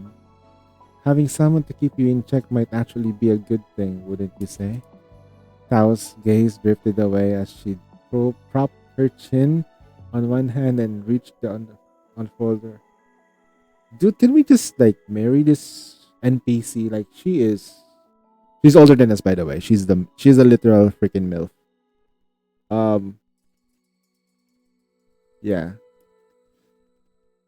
Same goes for you, Director Tao. Without someone's raining on you, you'd work yourself into the ground. How about calling it a day?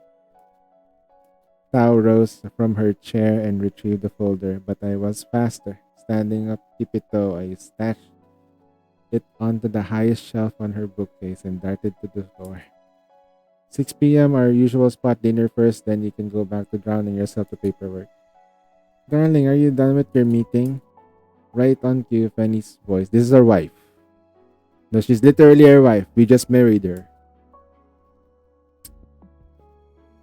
It wasn't until the voices of faded away the distance that Tao allowed herself to relax, leaning back in the chair. For a fleeting moment, a rare sense of lightness and satisfaction filled her chest. She couldn't even remember the last time she'd felt this way. But she quickly pushed that aside and reached for another folder in the desk. He'll never know. Tao mused with the satisfaction. He never guessed that what he stashed on the top shelf wasn't some critical report, but Tao's treatment plan prescribed to the medic. Even for someone like Tao, out of sight, out of mind could be a comforting philosophy for now then. Oh God. Bubu woke up feeling as though she'd been lost in an endless dream. In that dream, she was trapped in a labyrinth of underground caves, battling relentless monsters over and over. But in the same dream, she met him, the adjutant everyone in Ergusa spoke with awe and admiration. He wasn't at all the image she'd pieced together from the rumors and reports. Though undeniably sharp and brilliant, he wasn't cold and distant. There was a quiet warmth to him, a presence that felt strangely reassuring. Together they explored the ancient ruins and stood in awe under the starry sky by an underground river. In the end, he defeated that seemingly invincible beast. She couldn't explain why, but his voice, face, and every gesture were seared into her memory. Even though, oh God, she got indoctrinated. Oh no. Even though they'd never met before, all she had to do was to close her eyes, and there he was. We just indoctrinated her. Great, just great. Just great. Okay. In the following days of her recovery, Bubu met a steady stream of new faces. The lab coat specialists who frequented her room called her a medical miracle. They marveled at her rapid recovery and assured her she'd be discharged soon. Director Tao stopped by briefly, checking on her condition and informing her that she was now officially a Hamdal operative. She also met a fiery-haired intelligence officer who handed a thick stack of forms to sign. Oh, it's okay. Caroline, grumbling about the bureaucratic inefficiencies. But all the people she met wasn't among them. She never mentioned him to anyone. She convinced herself that it was just a nonsensical dream, a figment of her imagination, conjuring a heroic savior in the darkest hour. Tears blurred her vision as she walked down the hall, head bowed low, completely unaware that the figure turning the corner ahead was us! Isn't that perfect? Until she bumped right into the person, a strong hand reaching out to steady her. She looked in the up at herself and verified face upon. Her heart skipped a beat. Oh God, no. Have we met before? That pickup line is so last century, young lady. Huh? Oh no, I didn't mean, I'm sorry. Her face flushed in embarrassment and disappointment, seeing her flustered, and decided to stop teasing her. But yes, we have. It's been a while, Miss Geomancer. Before I could say anything, she threw herself into my arms. The endless loop had finally been broken. Across all the resets, we had forged an unbreakable bond. Now at last, we could feel the warmth of each other's hearts in reality. This time, neither of us would ever let go. Mm. Mm-hmm. Mm. Mm-hmm. Great, we have a new girl in the group. Okay. Hey, we got the. It's reset. Nani? Nande deyo. Okay. We got the reset up. Is that great? Oh boy. That was a good story though. That was a good story. I digest that every time. That was a good story. I'd say it's not the same as Nikkei's Simulation Room story though. I had to mute the blurb because it was distracting me. I needed to immerse myself a little bit there. Oh my god. But yes, I like this story. They're really like making sure that the writers are not fucking it up. So this story was pretty good, I'd say. I had so much fun just going through what they had to deal with.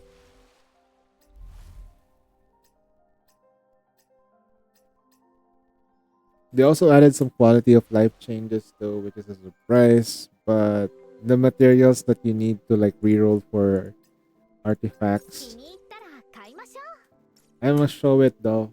Again, I'm gonna show it. This is the thing that I want to have for Genshin and any other games that deals with artifacts. Okay, so if I go to logistics, this is the artifact set, right? You train it, you can change the talents for certain, but you need this, the revision talent source, and there's only one source for this, which is the Supreme Battleground, and it's very limited, so good luck. Good luck for those who are gonna look for that.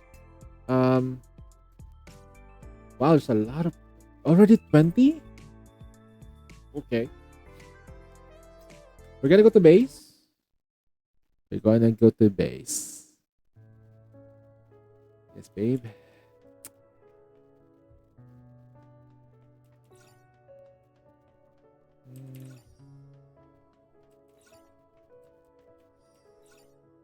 Alright, Giga selection. Bubu's not here yet, right? So I think I need set base entry.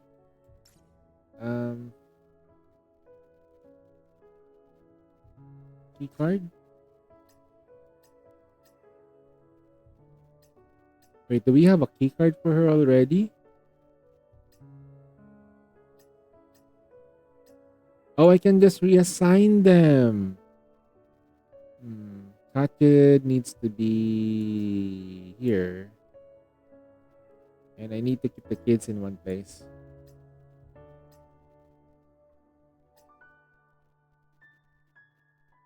Like this. It's fine. Alright, that's actually kind of good. Yeah, I'll put it like this.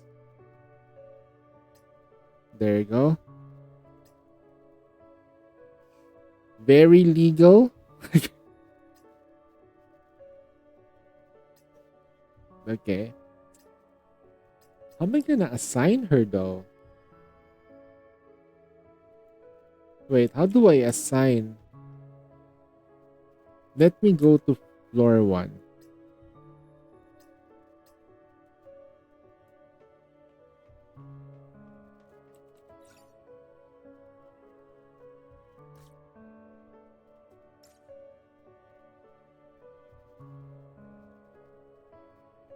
Bubu doesn't have a room yet? Oh, we have to deal with that though, right? But I want to see the story though. Thanks for letting me know though. But I want to see her in the room.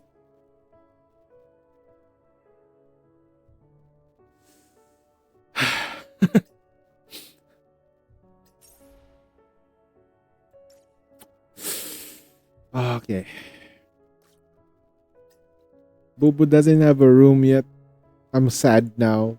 Disappointed.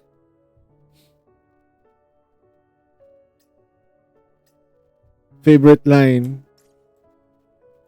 Because you are worth it. It's no longer I'm proud of you, son. Nope. Because you're worth it. God damn, that was pretty fucking good though.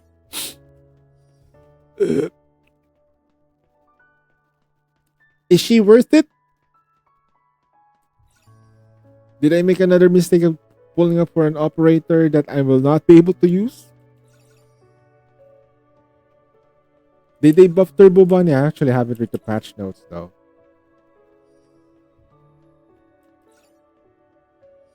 Hey babe.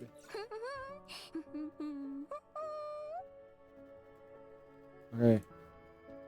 Oh, what's this? Huh.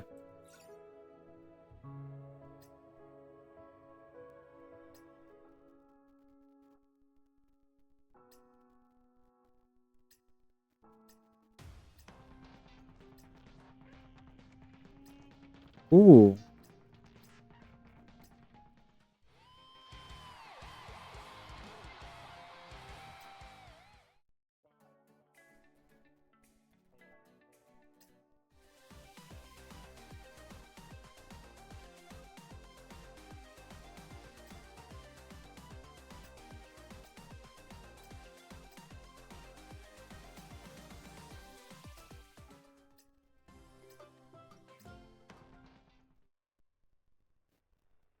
You can also okay. I have probably haven't noticed this.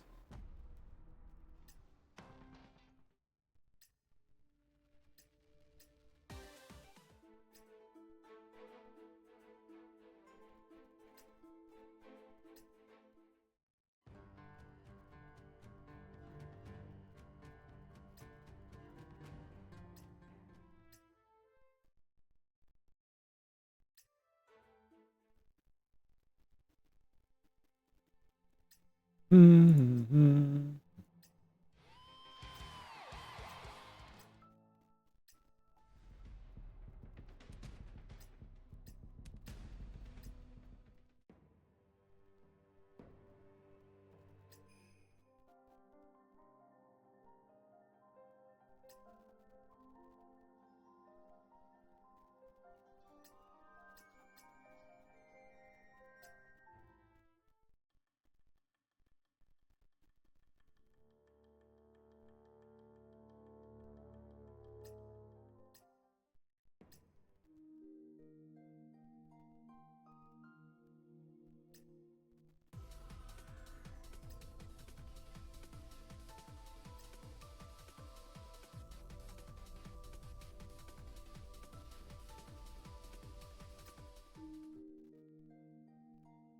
Wait, you can change the main menu music now?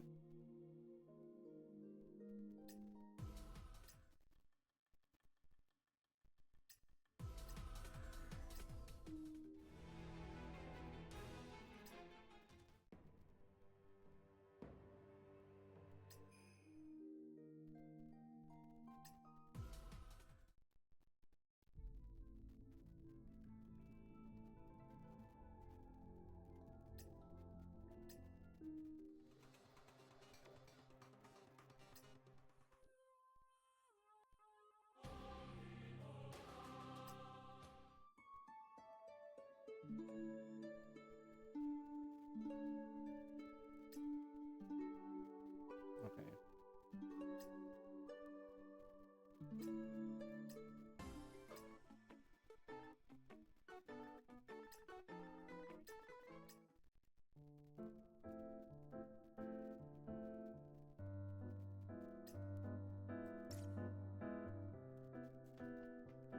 Hey, wait a minute. What's this? Oh my lord.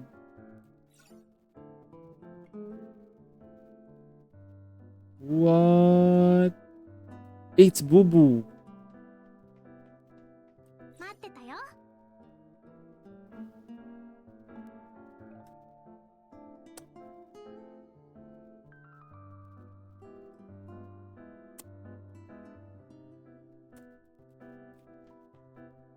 Hmm. Okay, okay, okay. She reminds me of Shang-Li so much. Not gonna lie. But If Shangli was a little bit more of a short stack, she would look like this. But at the same time, though, Bubu is herself. So it's a win-win situation. It's fine. We win. We got the unit. She's strong. So I have nothing to say. So if I want to like know more about her, there is only one way. Personal file. I don't have video.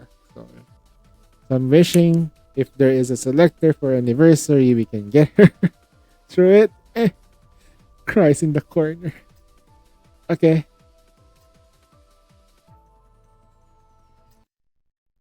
Let's go do this. A friendly reminder from the Geomancer. From Ultimate Experience, I encourage you to complete the Maze of Darkness main story before playing the personal file. Which we just did. We just did finish it. Which fine. Let's see what we got. It has been some time since the operation reclaimed Bubu's consciousness, and after Bubu had finally recovered, she sent me an unexpected invitation. On a quiet afternoon, I found her on the roof of the... Oh, that's right, she hasn't sunbathed. She stood alone on the railing while the wind, playfully tossing her grayish-white pigtails, streaked the auburn highlights. She looked as radiant as exquisite a porcelain doll.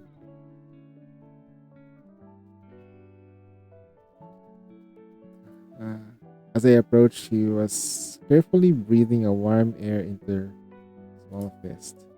The tiny puff of breath quickly disappeared into the chilly air. She stiffened, her eyes fixed on her closed fist, then hesitantly curled her fingers one by one.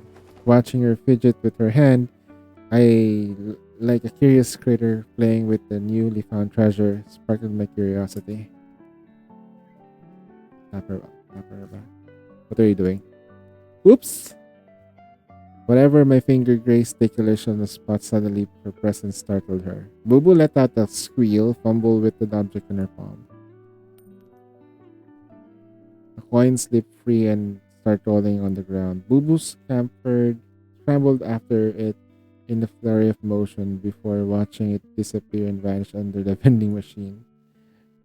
When she turned back her face, she wore a helpless expression, her wide-eyed, almost breathing, and shed tears. Adjutant, her cheeks puffed out like buns. Her tone wavered between grievance and playful whining. With a sight of almost too tempting to resist. But I knew she better than teasing her now. The damage control was clearly in order. My ever magnanimous Geomancer, if I were to swear an accident, would you be so gracious to forgive me? Well, since you're being so charming, I guess I have to forgive you. It didn't take much to cheer Bubu up. With a sniff and a soft, her face softened again. Noticing my glance towards the vending machine, I anticipated my next shift. You're way too big to squeeze under that, and I got this. Rolling up her sleeve, she crouched down and reached beneath the vending machine. Her posture became increasingly unrestrained. Watching her wiggle around, her backside up in the air, I let out a sigh and brought up my hand to my face. Bubu, is this really the best way to fish out the coin? Relax, Adjutant. It's not that dumb. There's no one else around here to see. I mean, you're a manifestation now. Oh, right. With a jolt of realization, she leaped to her feet, then displaying the newfound strength, she shifted the vending machine aside with the ease to moving a chair. I was hardly surprised. After all, the other 17 other girls back at my house with the similar feats of strength. But as the vending machine was moved, the coin became visible on the ground, tails up, But instead of picking it up, Bubu froze, staring blankly at it. Is there something wrong? No, nothing. Just amazed to think how I'm a manifestation now, that's all. She snapped out of her thoughts, quickly snatching the coin and tucking it in her palm. Turning to me, she flashed a grin. Is that really what all you're thinking about? What else could there be unless you have a different theory? Go on, take a guess. She perked up instantly, leaning in close and gazing up at me and with an expecting eyes. Seeing the forced smile behind her playful facade, I instinctively reached out and gently looked and took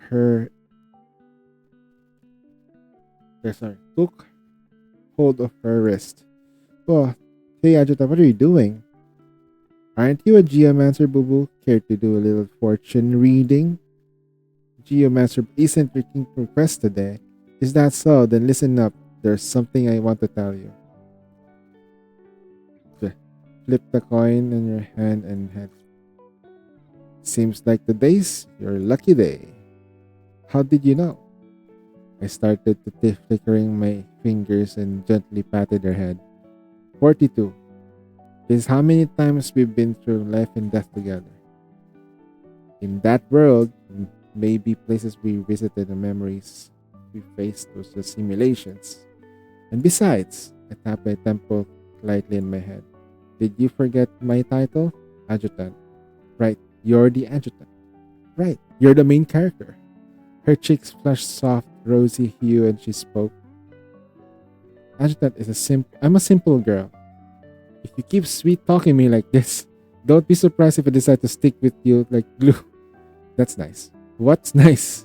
A lot of things. Seeing you so full of life, that's nice. Knowing you're safe and sound in the world, that's nice. And if you want to stick with me, well, that'd be nice too. Wow. Wow, the Riz. God damn, this guy, we should know how to Riz like this. We should know how to Riz like the adjutant. That Riz talk is brought to you by Rizwiz. Oh god. Dude, this guy though.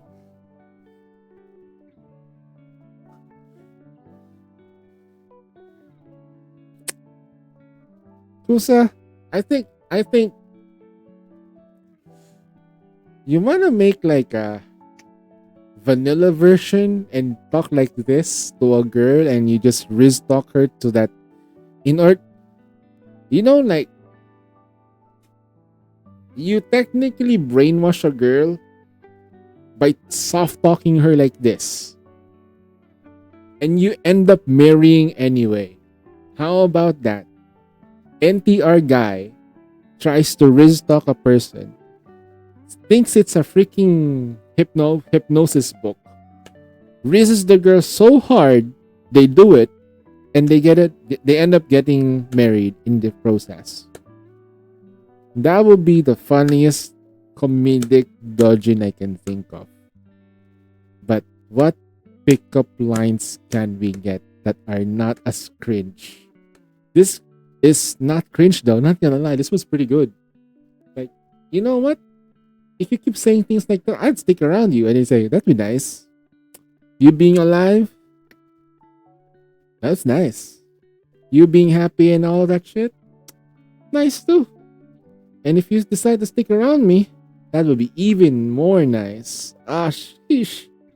Dude. Her bright eyes grew misty, and for a moment, I was transported back to the harrowing moment in Spell System. Now she clung to me like everything she had. Finally saving her would have been a huge relief, but the weight of our countless simulated partings lingered. Each farewell had left a scar, and I could only imagine the toll on her. Actually, I didn't need to imagine. I knew the pain she had felt. The memory of the tear-streaked face when she woke in reality and the way that she clung to me, terrified in despair, and I disappeared, was seared into my mind. Lost in thought, I walked over the vending machine, scanning my Face ID to make a purchase. Since fortune is smiling on my dear Geomancer today, as an adjutant, I thought to pitch in and help boost that good luck even more. I select the hot drink. I pick up the can. I pop in the tab. Here you go. Daddy accepted the drink from my hand and took a small sip, her cheeks still carrying the rosy glow. So, how was it? Any special taste with my luck boosting touch? Who knows? But something freshly warm like this is really gives a heat up inside. I watched as she cradled the hot can. Oh yeah, that's right. Japan has those. Like in the Philippines, we don't have these. Always cold drinks. Oversized sleeves, doubting. Or I think we do have, but I have not encountered one. It's probably somewhere either in the busy side of the city or somewhere that is more butchered. Is that the right word for that? Yeah. After a few sips, she looked up and at me and curiosity in her eyes. Don't you want a drink, Adjutant? I'm waiting for you to enjoy it first. Huh? My drink is the one that's in your my drink is the one in your hands, isn't it? Her expression froze, clearly caught off guard. What's this? After all we've been through together, you're already growing distant? That breaks my heart, boo boo. I never said I wouldn't share it with you. She quickly thrust the can into my hands and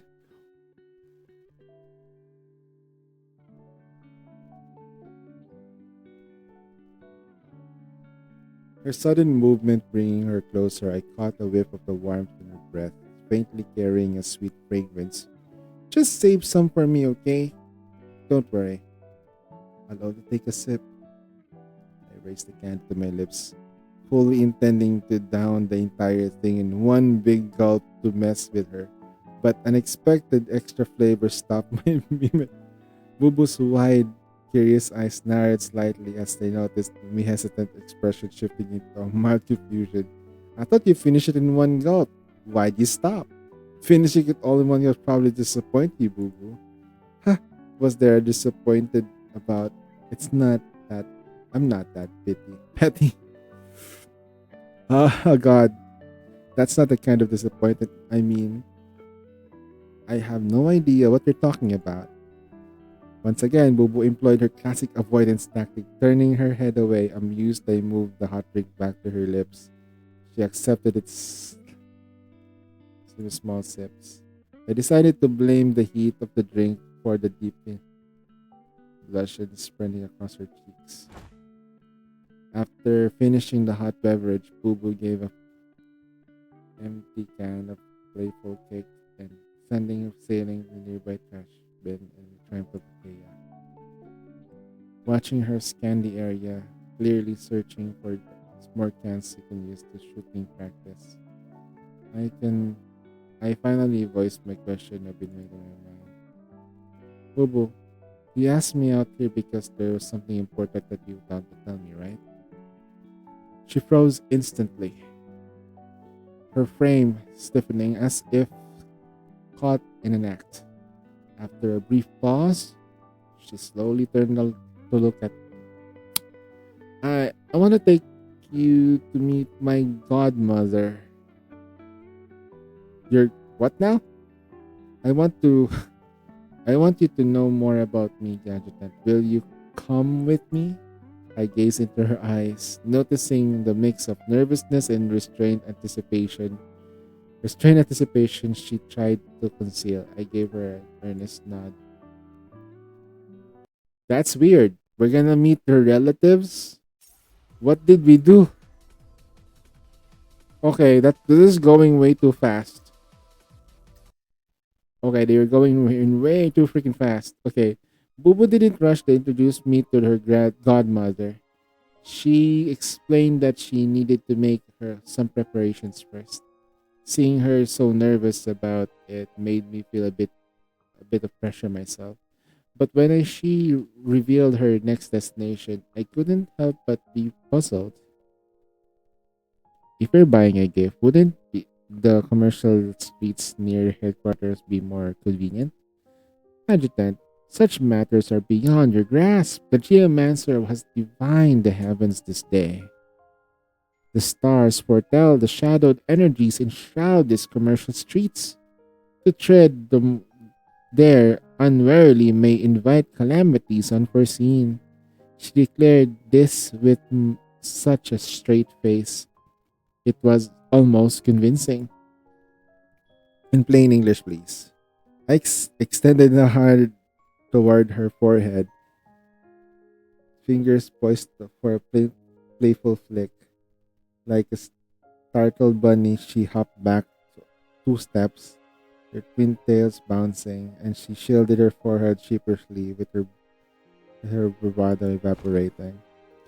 That's mean, Adjutant. She puffed out her cheeks in protest, but then averted her eyes, mumbling in embarrassment tone. Fine, I used to hand out flyers there and got chased off. Wait, what? You've done part-time gigs like that? But why did you... What? Why... Okay. Why would they chase you away just like for handing out flyers? Well, it was a long story. Anyway, I'm not setting foot in that treacherous place ever again. Besides, everything there is absurdly expensive. That's not a problem. Your adjutant happens to be quite well off. For my first visit with her grandmother, there's no way I'd let her worry about the cost of the gift. No way. I won't let you waste your money like that. Even if it doesn't bother you, it bothers me. It feel awful wasting your hard-earned money. She pouted slightly, her disapproval written all over the place. All right. Have it your way then. Eventually, she led me to a shop street on the outskirts of the city. At the entrance, the first thing that caught my eye was a massive, peculiar-looking statue of a cat. What do you think? Pretty impressive, right? Dan dan dan dan. She hopped over the statue, giving a sturdy body a proud and her face glowing with triumph. Definitely impressive. Though I was referring to her, not the statue. Right. In fact, this work of... oh my god. Sorry. Dust. In fact, this is the work of none other than this geomancer. The cat this size must have taken a lot of effort to make. A cat? No. This is a Pichu, a mythical beast in the Shoujo folklore. It's a tiger with wings and the head of a dragon.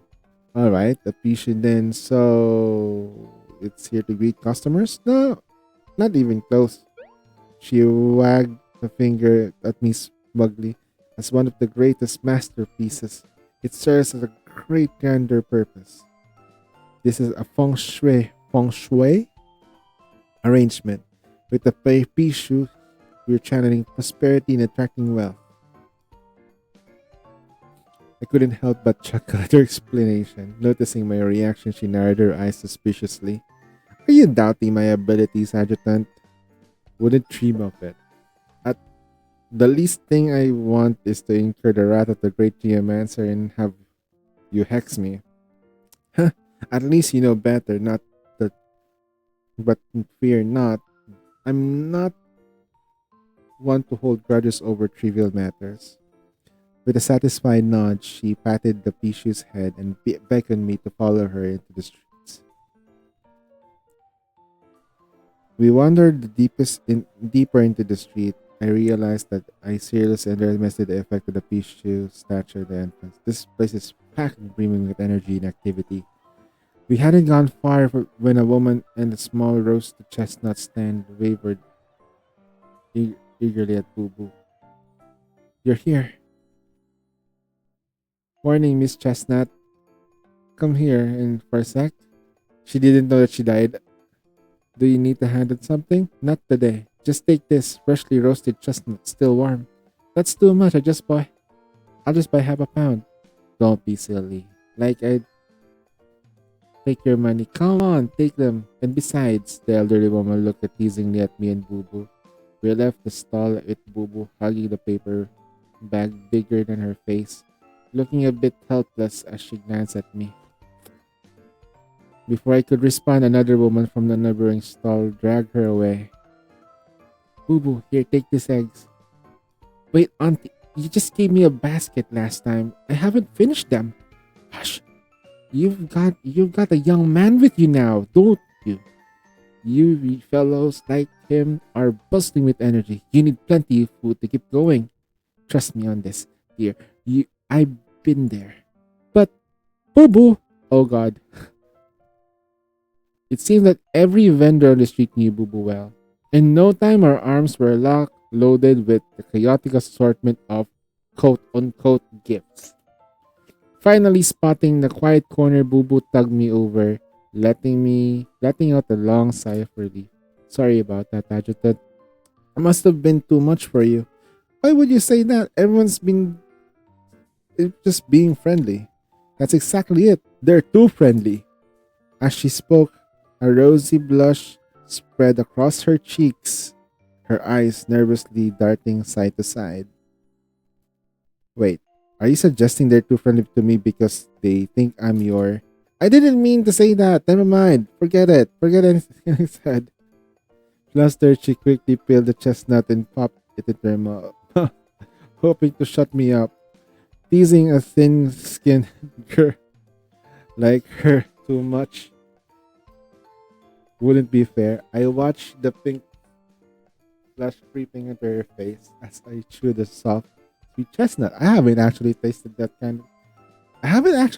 chestnut like that. Who is the... When I decided to change the subject, still, I didn't expect you to be so popular around here. Well, what can I say? I'm simply irresistible and adorable. I bet it's more than that. I was about to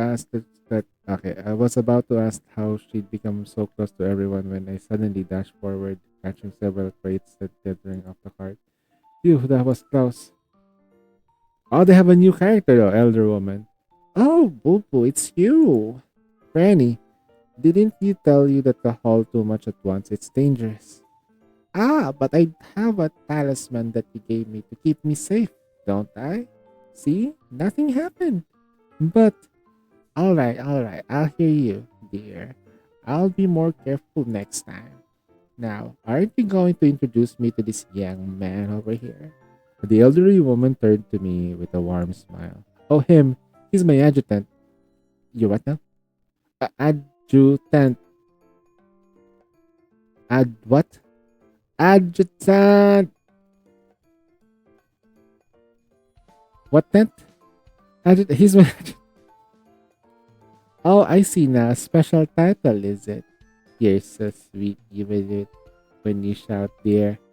I was just making sure that you could hear me clearly. Anyway, why don't you go take a rest? I'll help you move those crates for you. Don't strain yourself. Don't worry, Granny. The Geomancer is honing your skills lately. My powers have grown and I've been mastered the new talisman techniques. As she spoke, Boo Boo pulled out the talisman and slipped out to herself with a flourish. In a moment, she effortlessly lifted the crates in a single hand and spinning them like a circle. See? This is strength talisman. I'm strong as I can. Carrying this crate is a breeze. My goodness! That's amazing! Could you make me a few for me? I'd like to help out too. Seeing the cheerful grin instantly freeze on Boo Boo's face, I realized that it's cute to step in. Granny, these talismans aren't designed for the elderly. You could get hurt your back. Leave this to Boo Boo and me, alright? I walk over to Boo Boo and give her a quick conspirational wink. How about you slap one of those strength talismans on me too? I'll lend a hand. Boo Boo's eyes lit up. Fine, if you wish. She almost failed to suppress the grin and she affixed the talisman on me. Wow, I really do feel stronger. A faint increase in heftiness. Okay. I have to do 7 heavy crates at once. But technically we are strong. The main character is strong.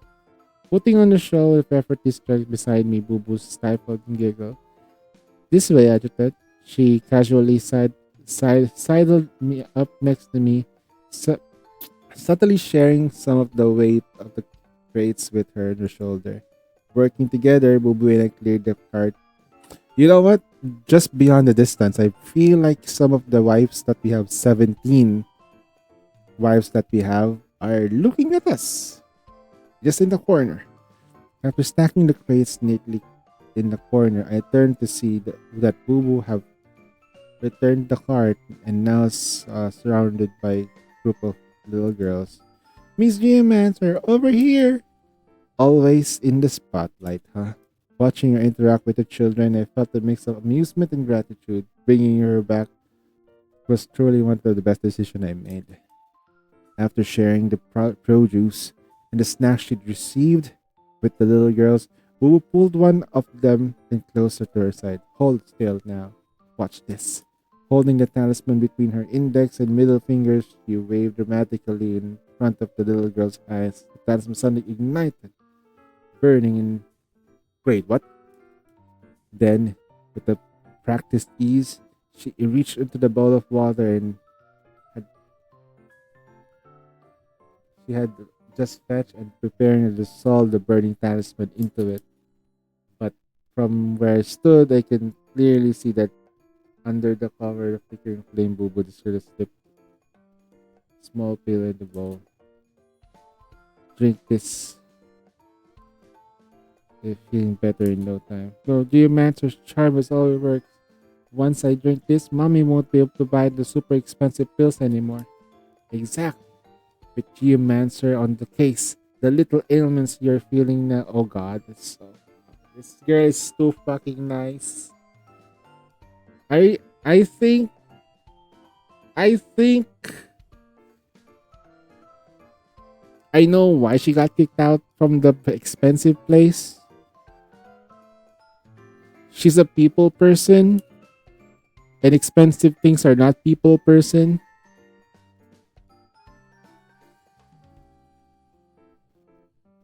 Thank you, Miss Geomancer. What do you think of her? A gentle voice spoke beside me. An elderly woman approached with a warm smile. I looked at the moment to realize what she meant. She's wonderful. Isn't she? Boo Boo's such a sweet girl. Innocent, kind-hearted. I've met many people in my life, but I've never seen someone with just a heart of gold. No wonder everyone here treats her so well. She deserves every bit of it. You wouldn't know it, but this street was quite a ghost town before. It's all thanks to that girl's effort that things have turned around. So that Fisher statue at the entrance, does it really attract the other person? The big cat statue is bringing fortune? Not quite. It's all because of Boo Boo. She's always running around passing out flyers for us whenever she has the time. Even organizing promotions, coming up with ideas to draw more customers. No wonder she got kicked out though. So that's what we met earlier, long story, that she walked to the commercial streets near the headquarters. She goes to such lengths even to strangers like us. Imagine if she were to care to someone deeply like you. The elderly woman trailed off, but I didn't need to let her finish. I understand completely what she was implying. Watching Boo Boo from a distance, I saw her cheerful smile, full of pride and satisfaction. But my mind drifted to the second last resort of the simulated world. The memory of her sacrificing as to save me. Her life fading away in my arms. Adjutant, you've been having so many nightmares. I dreamt of you disappearing right after before my eyes, over and over. But this time I managed to save you. I'm tired. This is what it feels like. Adjutant is scared. You're not going to die. I'll save you no matter what it takes. I'll keep you. So you have to. The moments were behind us now, and but when I came back to my sense, I realized my hands were clenched tightly. I'm sorry, I got lost in thought. I turned to the elder woman in a apologetic expression, but she simply shook her head, smiling, her eyes shimmering with a gentle understanding. She's coming for to you. It won't.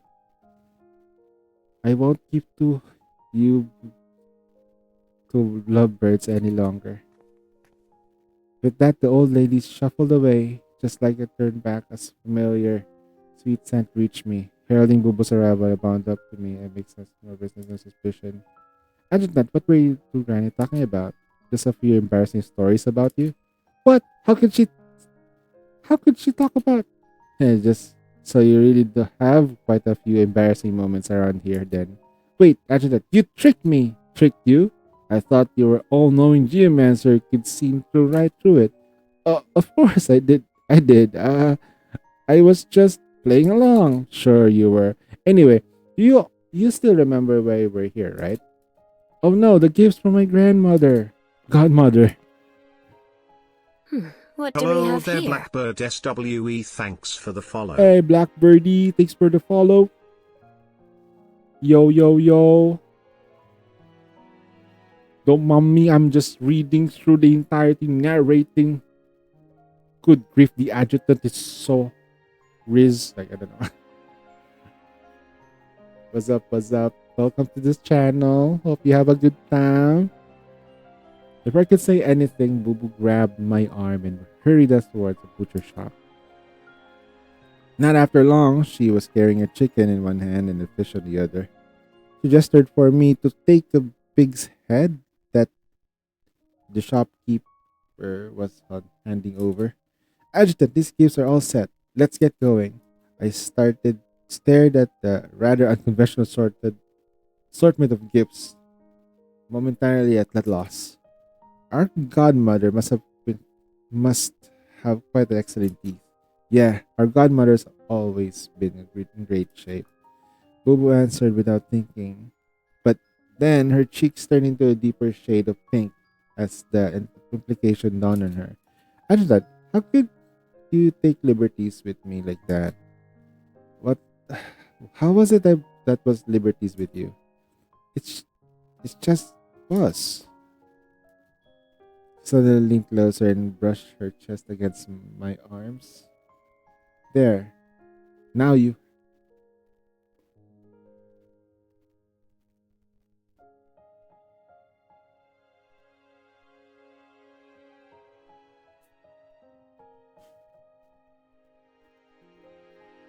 Power move?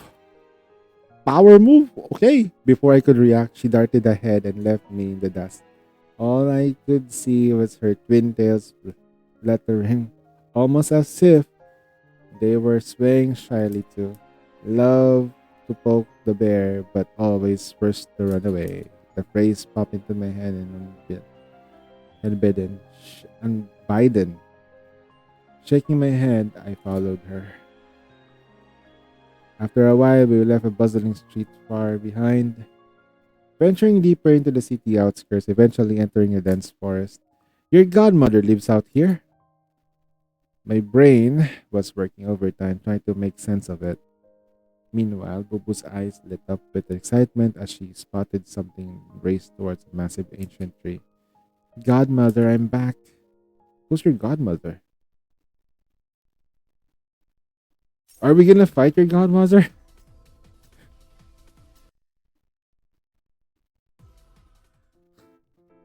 Setting down the gifts,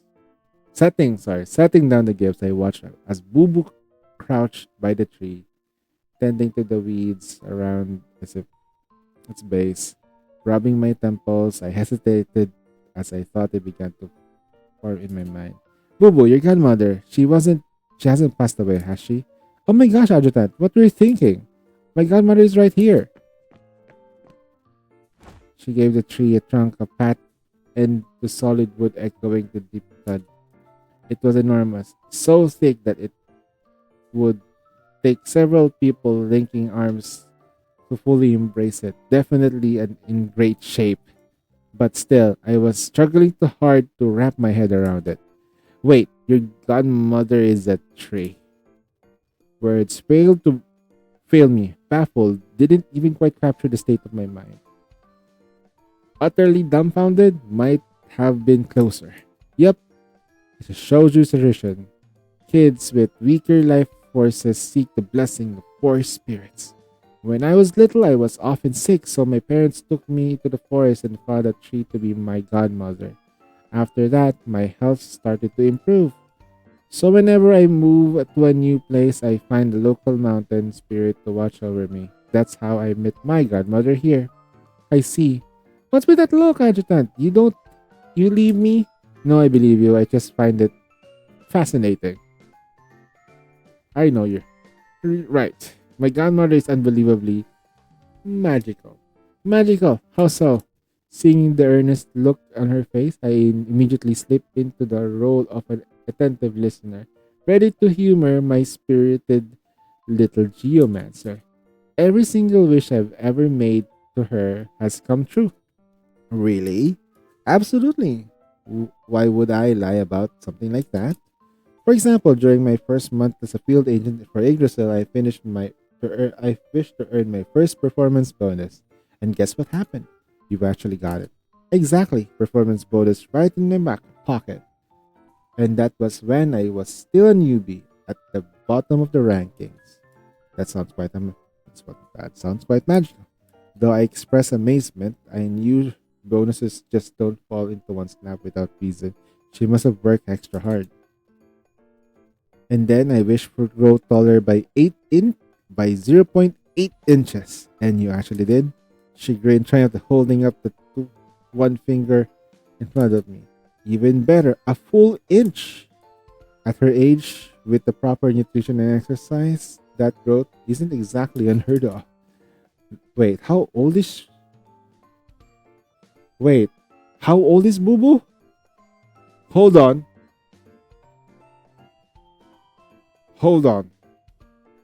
She's working though. Part time. Is she below the age of 18? And another time, more wishes. Let's hear them. I listened patiently as I chattered on about the little wishes that got fulfilled and all the happiness and joy she felt growing up. What she was really telling me wasn't about the miraculous wish fulfillment, but the small milestone she had set to steadily achieve one step at a time. She could have abrupt, almost leap like shifts in her reality after emerging from the dream, leaving her feeling uneasy. The thought struck me unexpectedly, and I found myself momentarily lost. Adjutant, you're still skeptical, aren't you? My dazed expression must have given her a wrong idea. She gazed at me, puffing her cheeks, then stood at tippy toes. Pluck, wish of okay, 3 branches. Okay. Take a look at this. Even a wish like this one came true. Come home safe and sound.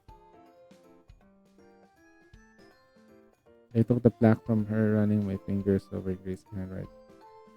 If even a wish like that comes true, then maybe it's okay for me to be a little more greedy, right? Watching her gaze at the ancient tree be anxious and hopeful.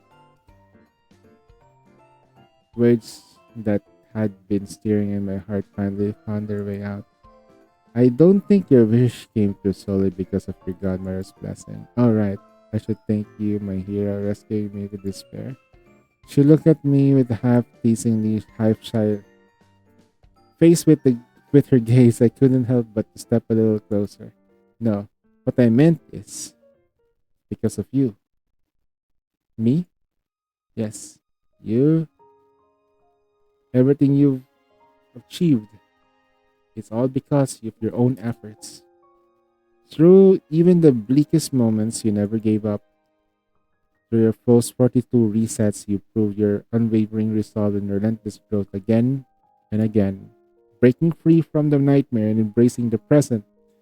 It wasn't some blessing that made it happen. It's because you were strong and remarkable. Bubu, the geomancer who seeks answers from the gods and fortunes, never truly relies on them. I reached out and gently rubbed her head. That's the Bubu I came to know during the 42 resets we went through together. Is that really how you see me, Adjutant? Yes. My tone was decisive and as I gazed at her, she seemed to be holding back tears. Maybe becoming a manifestant was left you unsure about the future, or perhaps the gap between my reality and the dream world was unsettled you. It's only natural to feel doubt and hesitation. But from my perspective, these are just minor bumps, not real challenges for someone like you. I have no doubt that you'll adapt quickly. And if you ever feel lost, uncertain, there's no need to worry. Remember, you've got me, your adjutant. You can always lean on me whenever you need to. Just like during the 42 resets, no matter how things play out, I was always by your side and I'll continue to be here for you as you grow no matter what future holds.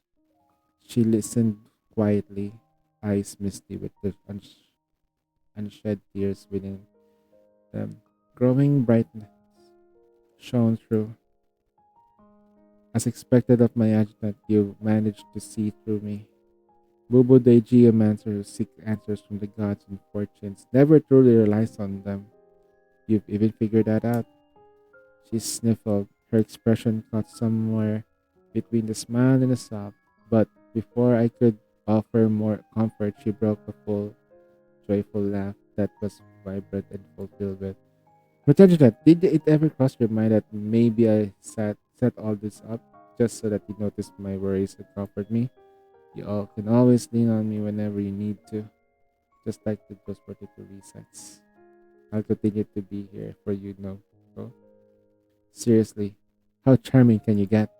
She mimicked my words, brushing away the lingering tears from the corner of her eyes as she flashed me a playful grin. And now it was my turn to get caught off guard. So, you deliberately led me to say that? Wait, Adjutant, don't be mad. Okay, fine. Even if it was deliberate, I promise I will do it again. I just really wanted to hear it. I wanted to hear you say those things in person. Because no matter how much this geomancer predicts and calculates, seeing it, hearing it, feeling it firsthand is completely different.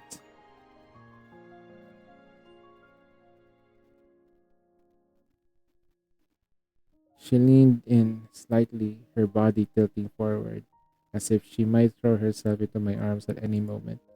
You know, I imagined countless times how it would feel to hear you say those words. Adjutant? But now that I finally have, it feels so surreal. My heart's pounding like crazy. I never I've never felt it race this wildly, this intensely before. A blush bloomed across her cheeks, delicate and mesmerizing, like watercolor softly bleeding into the white paper under the forest's gentle glow. That was when I finally noticed the sun had dipped below the horizon and the dusk had quietly blanketed the woods into darkness. Yet the girl before me, somehow illuminated by a soft, almost otherworldly light. It felt enchanting. Tiny orbs of light floated up from every corner of the forest to warm their warm glow, resembling a celestial blessing cast upon the scene. A constellation of fireflies had gathered, weaving together the breathtaking magical moment. Adjutant, there's a very important divination I want you to do with me. And that, what's that, Boo Boo? I want to divine my feelings for you. What do you think the answer will be? Her sudden confession struck me like a from the blue. Before I could even process her, she already pulled up a coin and tossed it high in the air. Instinctively, my eyes followed the coin's arc. But before I could complete descent, Boo Boo sprang into my arms and like and graceful like a sparrow. The geomancer seek answers to the gods who never really relies on them. Weren't those the words the adjutant? Or did he forget already? From within the embrace, she looked up and the expression illuminated the radiant smile. Her feelings for me. The moment she drew that coin, the answer already became clear. I gazed into the sparkling eyes, at the teary gentle cascading down her cheeks. And for a moment, words failed me. Adjutant, I'm not as brave as you like to pretend. I know. So please don't ever leave me again, okay?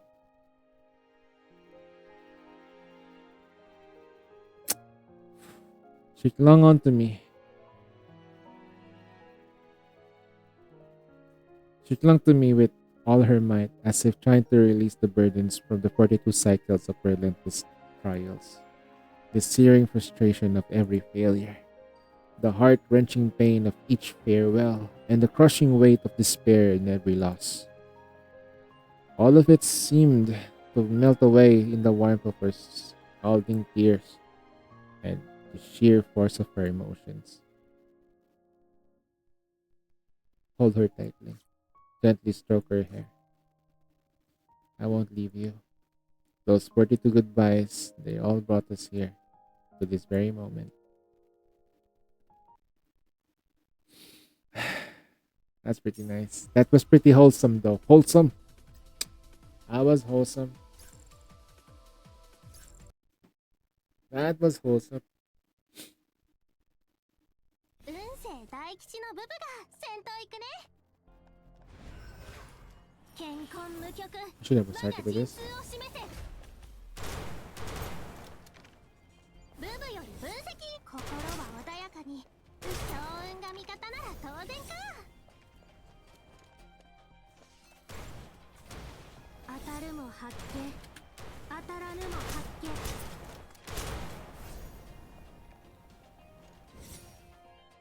Yep, we just cleared that shit.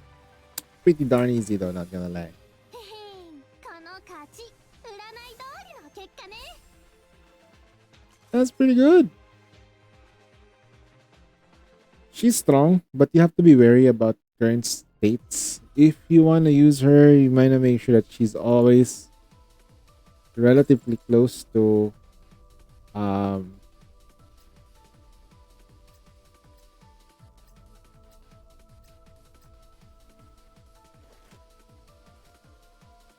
this state of like I'm gonna try to master her. She's fun to use, not gonna lie. Asha. Then I need yeah, ballistic damage, I guess. For the time being, I'm just gonna do anyway. Ballistic damage would be the best option. 運勢大吉のブブが先頭行くね。 Or rarest enemies. 健康無極、我が陣痛を示せ。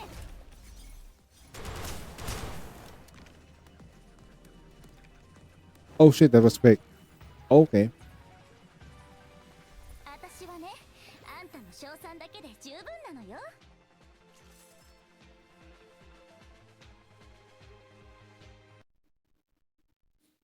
That was freaking quick. Okay. We're gonna focus on her, I guess. I need to finish up life. I think my manifestation as well for Chirno is gonna be completed soon.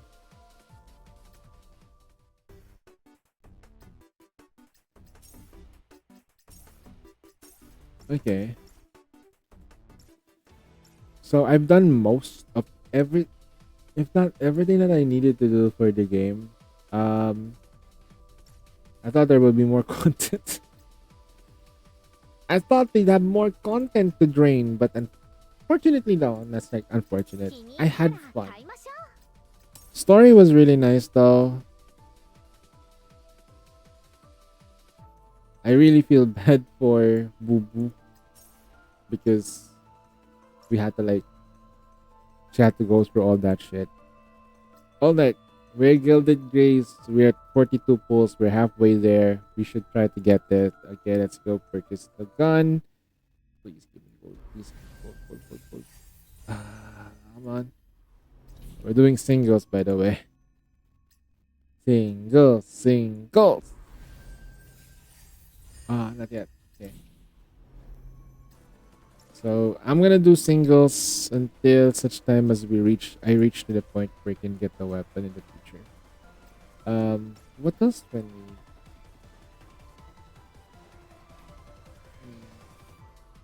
Yeah, we're technically finished with the stream.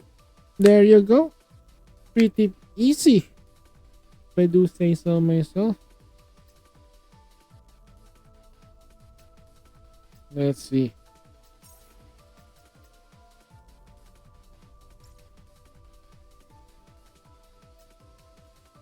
I guess I'll probably just gonna pack things up a bit. I'll try to like get some rest, and later on we're gonna be just continuing Zenless Zen right after co-op. Yeah, because I need to do some co-op for 最近の服って NA す and ごく other 大胆 stuff. で So すね I'm gonna make sure I've done 分 those. 析員さんはどう Until then, you guys are awesome. Thank you so much for like just hanging out. I know I've been narrating stuff, Vegeta. The timing's awful. um, Shout out to Chancellor for like raiding me a while ago. Unfortunately, I wasn't around during the time because I was with my mom with her back. No worries, man. And of course, if you guys ever see me or Kusa, you can leave us a follow. Don't forget to leave us a follow. Right. So till then, I'll see you guys next time. Johnny.